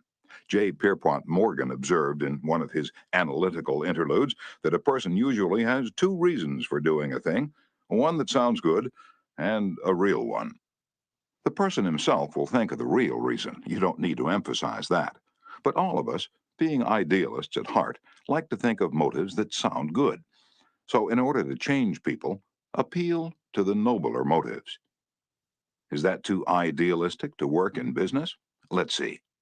Let's take the case of Hamilton J. Farrell of the Farrell Mitchell Company of Glenolden, Pennsylvania. Mr. Farrell had a disgruntled tenant who threatened to move. The tenant's lease still had 4 months to run, and nevertheless he served notice that he was vacating immediately, regardless of the lease. These people had lived in my house all winter, the most expensive part of the year, Mr. Farrell said as he told the story to the class. I knew it would be difficult to rent the apartment again before fall. I could see all that rent income going over the hill. Believe me, I saw red. And now, ordinarily, I would have waded into that tenant and advised him to read his lease again. I would have pointed out that if he moved, the full balance of his rent would fall due at once, and that I could and would move to collect. However, instead of flying off the handle and making a scene, I decided to try other tactics, so I started like this. Mr. Doe, I said, I have listened to your story and I still don't believe you intend to move. Years in the renting business have taught me something about human nature. I sized you up in the first place as being a man of your word. In fact, I'm so sure of it, I'm willing to take a gamble. Now, here's my proposition. Lay your decision on the table for a few days and think it over. If you come back to me between now and the first of the month, when your rent is due, and tell me you still intend to move, I give you my word I will accept your decision as final. I will privilege you to move and admit to myself that I've been wrong in my judgment. But I still believe you're a man of your word and will live up to your contract. For after all, we're either men or monkeys, and the choice usually lies with ourselves. Well, when the new month came around, this gentleman came to see me and paid his rent in person. He and his wife had talked it over, he said, and decided to stay. They had concluded that the only honorable thing to do was to live up to their lease. When the late Lord Northcliffe found a newspaper using a picture of him which he didn't want published, he wrote the editor a letter. But did he say, please do not publish that picture of me anymore, I don't like it? No, he appealed to a nobler motive. He appealed to the respect and love that all of us have for motherhood. He wrote, please do not publish that picture of me anymore, my mother doesn't like it. When John D. Rockefeller, Jr. wished to stop newspaper photographers from snapping pictures of his children, he too appealed to the nobler motives. He didn't say, I don't want their pictures published. No, he appealed to the desire, deep in all of us, to refrain from harming children. He said, you know how it is, boys. You've got children yourselves, some of you, and you know it's not good for youngsters to get too much publicity. When Cyrus H.K. Curtis, the poor boy from Maine, was starting on his meteoric career, which was destined to make him millions as owner of the Saturday Evening Post and the Ladies' Home Journal, he couldn't afford to pay his contributors the prices that other magazines paid. He couldn't afford to hire first-class authors to write for money alone, so he appealed to their nobler motives. For example, he persuaded even Louisa May Alcott, the immortal author of Little Women, to write for him when she was at the flood tide of her fame, and he did it by offering to send a check for $100, not to her, but to her favorite charity. Now, right here, the skeptic may say, oh, that stuff is all right for Northcliffe or Rockefeller or a sentimental novelist, but I'd like to see you make it work with the tough babies I have to collect bills from. You may be right. Nothing will work in all cases, and nothing will work with all people. If you are satisfied with the results you're now getting, why change? If you're not satisfied, why not experiment? At any rate, I think you'll enjoy hearing this true story told by James L. Thomas, a former student of mine. 6 customers of a certain automobile company refused to pay their bills for servicing. None of the customers protested the entire bill, but each claimed that some one charge was wrong. In each case, the customer had signed for the work done, so the company knew it was right and said so. That was the first mistake. Here are the steps the men in the credit department took to collect these overdue bills. Do you suppose they succeeded? First, they called on each customer and told him bluntly that they had come to collect a bill that was long past due. Second, they made it very plain that the company was absolutely and unconditionally right. Therefore, he, the customer, was absolutely and unconditionally wrong. Third, they intimated that they, the company, knew more about automobiles than he could ever hope to know. So what was the argument about? Result? They argued. Did any of these methods reconcile the customer and settle the account? You can answer that one yourself. At this stage of affairs, The credit manager was about to open fire with a battery of legal talent when, fortunately, the matter came to the attention of the general manager. The manager investigated these defaulting clients and discovered that they all had the reputation of paying their bills promptly. Something was wrong here. Something was drastically wrong about the method of collection. So he called in James L. Thomas and told him to collect these uncollectible accounts. Here, in his words, are the steps Mr. Thomas took. First, my visit to each customer was likewise to collect a bill long past due, a bill that we knew was absolutely right, but I didn't say a word about that. I explained I had called to find out what it was the company had done or failed to do. Second, I made it clear that until I had heard the customer's story, I had no opinion to offer. I told him the company made no claims to being infallible. Third, I told him I was interested only in his car, and that he knew more about his car than anyone else in the world, that he was the authority on the subject. Fourth, I let him talk, and I listened to him with all the interest and sympathy that he wanted and had expected. And finally,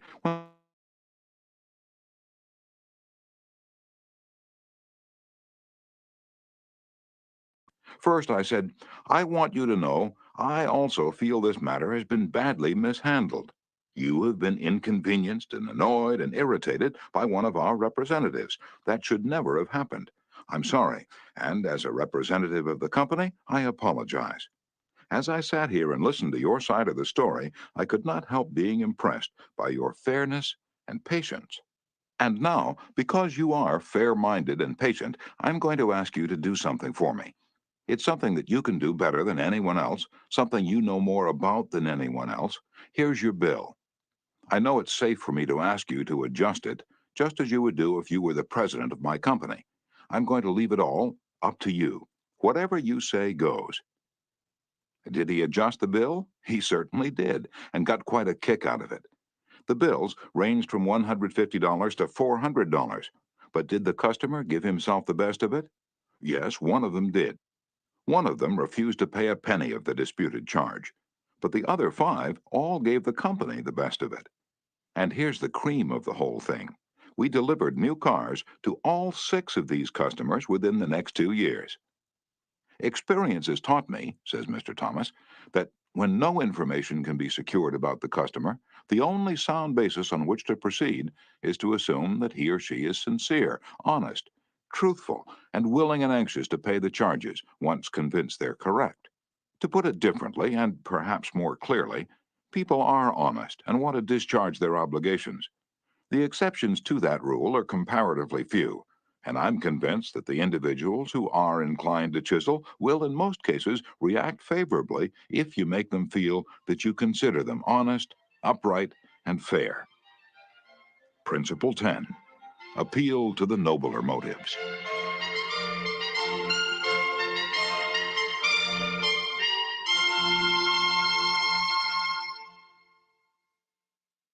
Chapter 11. The movies do it, TV does it, why don't you do it? Many years ago, the Philadelphia Evening Bulletin was being maligned by a dangerous whispering campaign. A malicious rumor was being circulated. Advertisers were being told that the newspaper was no longer attractive to readers because it carried too much advertising and too little news. Immediate action was necessary. The gossip had to be squelched. But how? This is the way it was done. The Bulletin clipped from its regular edition all reading matter of all kinds on one average day, classified it, and published it as a book. The book was called One Day. It contained 307 pages, as many as a hardcovered book, yet the Bulletin had printed all this news and feature material on one day and sold it not for several dollars, but for a few cents. The printing of that book dramatized the fact that the Bulletin carried an enormous amount of interesting reading matter. It conveyed the facts more vividly, more interestingly, more impressively than pages of figures and mere talk could have done. This is the day of dramatization. Merely stating a truth isn't enough. The truth has to be made vivid, interesting, dramatic. You have to use showmanship. The movies do it, television does it, and you will have to do it if you want attention. Experts in window display know the power of dramatization. For example, the manufacturers of a new rat poison gave dealers a window display that included 2 live rats. The week the rats were shown, sales zoomed to 5 times their normal rate. Television commercials abound with examples of the use of dramatic techniques in selling products. Sit down one evening in front of your television set and analyze what the advertisers do in each of their presentations. You will note how an antacid medicine changes the color of the acid in a test tube while its competitor doesn't. How one brand of soap or detergent gets a greasy shirt clean when the other brand leaves it gray. You'll see a car maneuver around a series of turns and curves, far better than just being told about it. Happy faces will show contentment with a variety of products. All of these dramatize for the viewer the advantages offered by whatever is being sold, and they do get people to buy them. You can dramatize your ideas in business or in any other aspect of your life. It's easy. Jim Yeamans, who sells for the National Cash Register Company in Richmond, Virginia, told how he made a sale by a dramatic demonstration. Last week, I called on the neighborhood grocer and saw the cash registers he was using at his checkout counters were very old-fashioned. I approached the owner and told him, "You're literally throwing away pennies every time a customer goes through your line." With that, I threw a handful of pennies on the floor, and he quickly became more attentive. The mere word should have been of interest to him, but the sound of pennies hitting the floor really stopped him. I was able to get an order from him to replace all of his old machines. It works in home life as well. When the old-time lover proposed to his sweetheart, did he just use words of love? No, he went down on his knees. That really showed he meant what he said. We don't propose on our knees anymore, but many suitors still set up a romantic atmosphere before they pop the question. Dramatizing what you want works with children as well. Joe B. Fant, Jr. of Birmingham, Alabama, was having difficulty getting his 5-year-old boy and 3-year-old daughter to pick up their toys. So he invented a train. Joey was the engineer, Captain Casey Jones, on his tricycle. Janet's wagon was attached, and in the evening she loaded all the coal on the caboose, her wagon, and then jumped in while her brother drove her around the room. In this way, the room was cleaned up without lectures, arguments, or threats. Mary Catherine Wolfe of Mishawaka, Indiana, was having some problems at work and decided that she had to discuss them with the boss. On Monday morning, she requested an appointment with him, but was told he was very busy and she should arrange with his secretary for an appointment later in the week. The secretary indicated that his schedule was very tight, but she would try to fit her in. Ms. Wolfe described what happened. I did not get a reply from her all week long. Whenever I questioned her, she would give me a reason why the boss could not see me. Friday morning came and I'd heard nothing definite. I really wanted to see him and discuss my problems before the weekend, so I asked myself, how could I get him to see me? What I finally did was this. I wrote him a formal letter. I indicated in the letter that I fully understood how extremely busy he was all week, but it was important that I speak with him.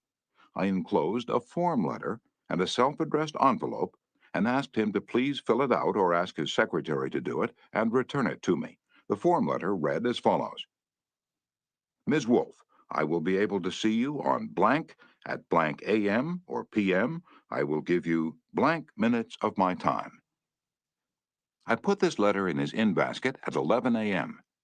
At 2 p.m., I checked my mailbox. There was my self-addressed envelope. He had answered my form letter himself and indicated he could see me that afternoon and could give me 10 minutes of his time.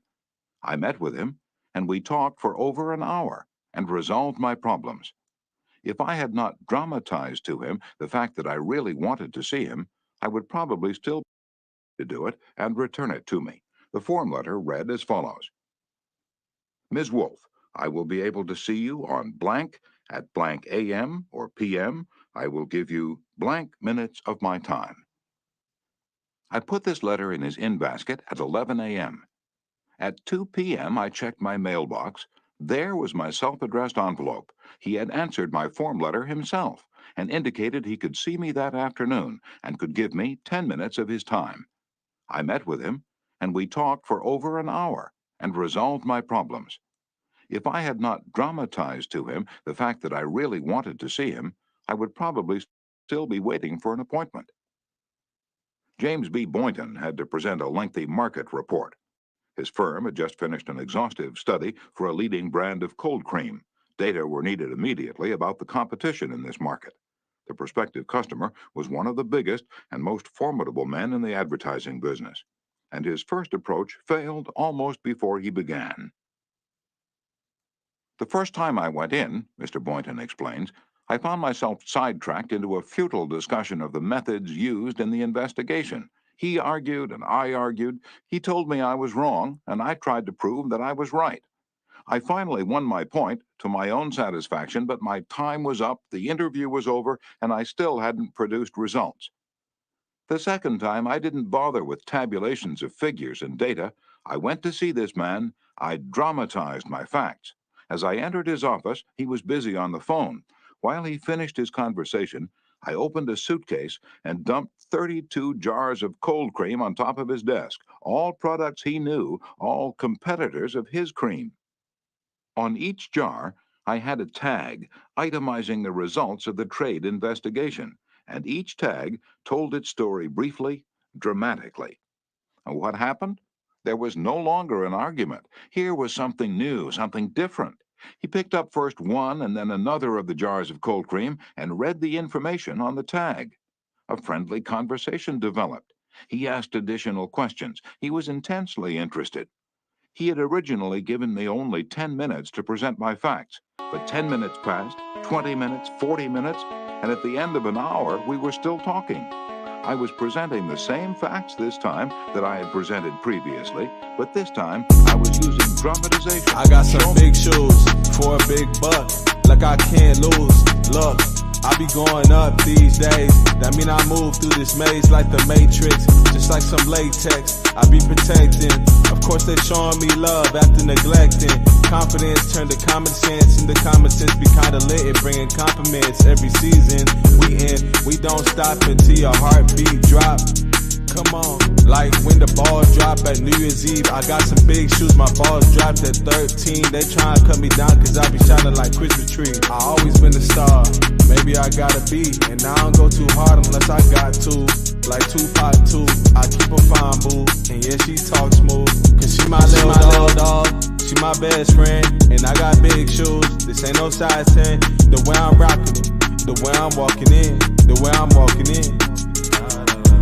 She my little dog, she my best friend, and I got big shoes. This ain't no size 10. The way I'm rocking it, the way I'm walking in, the way I'm walking in.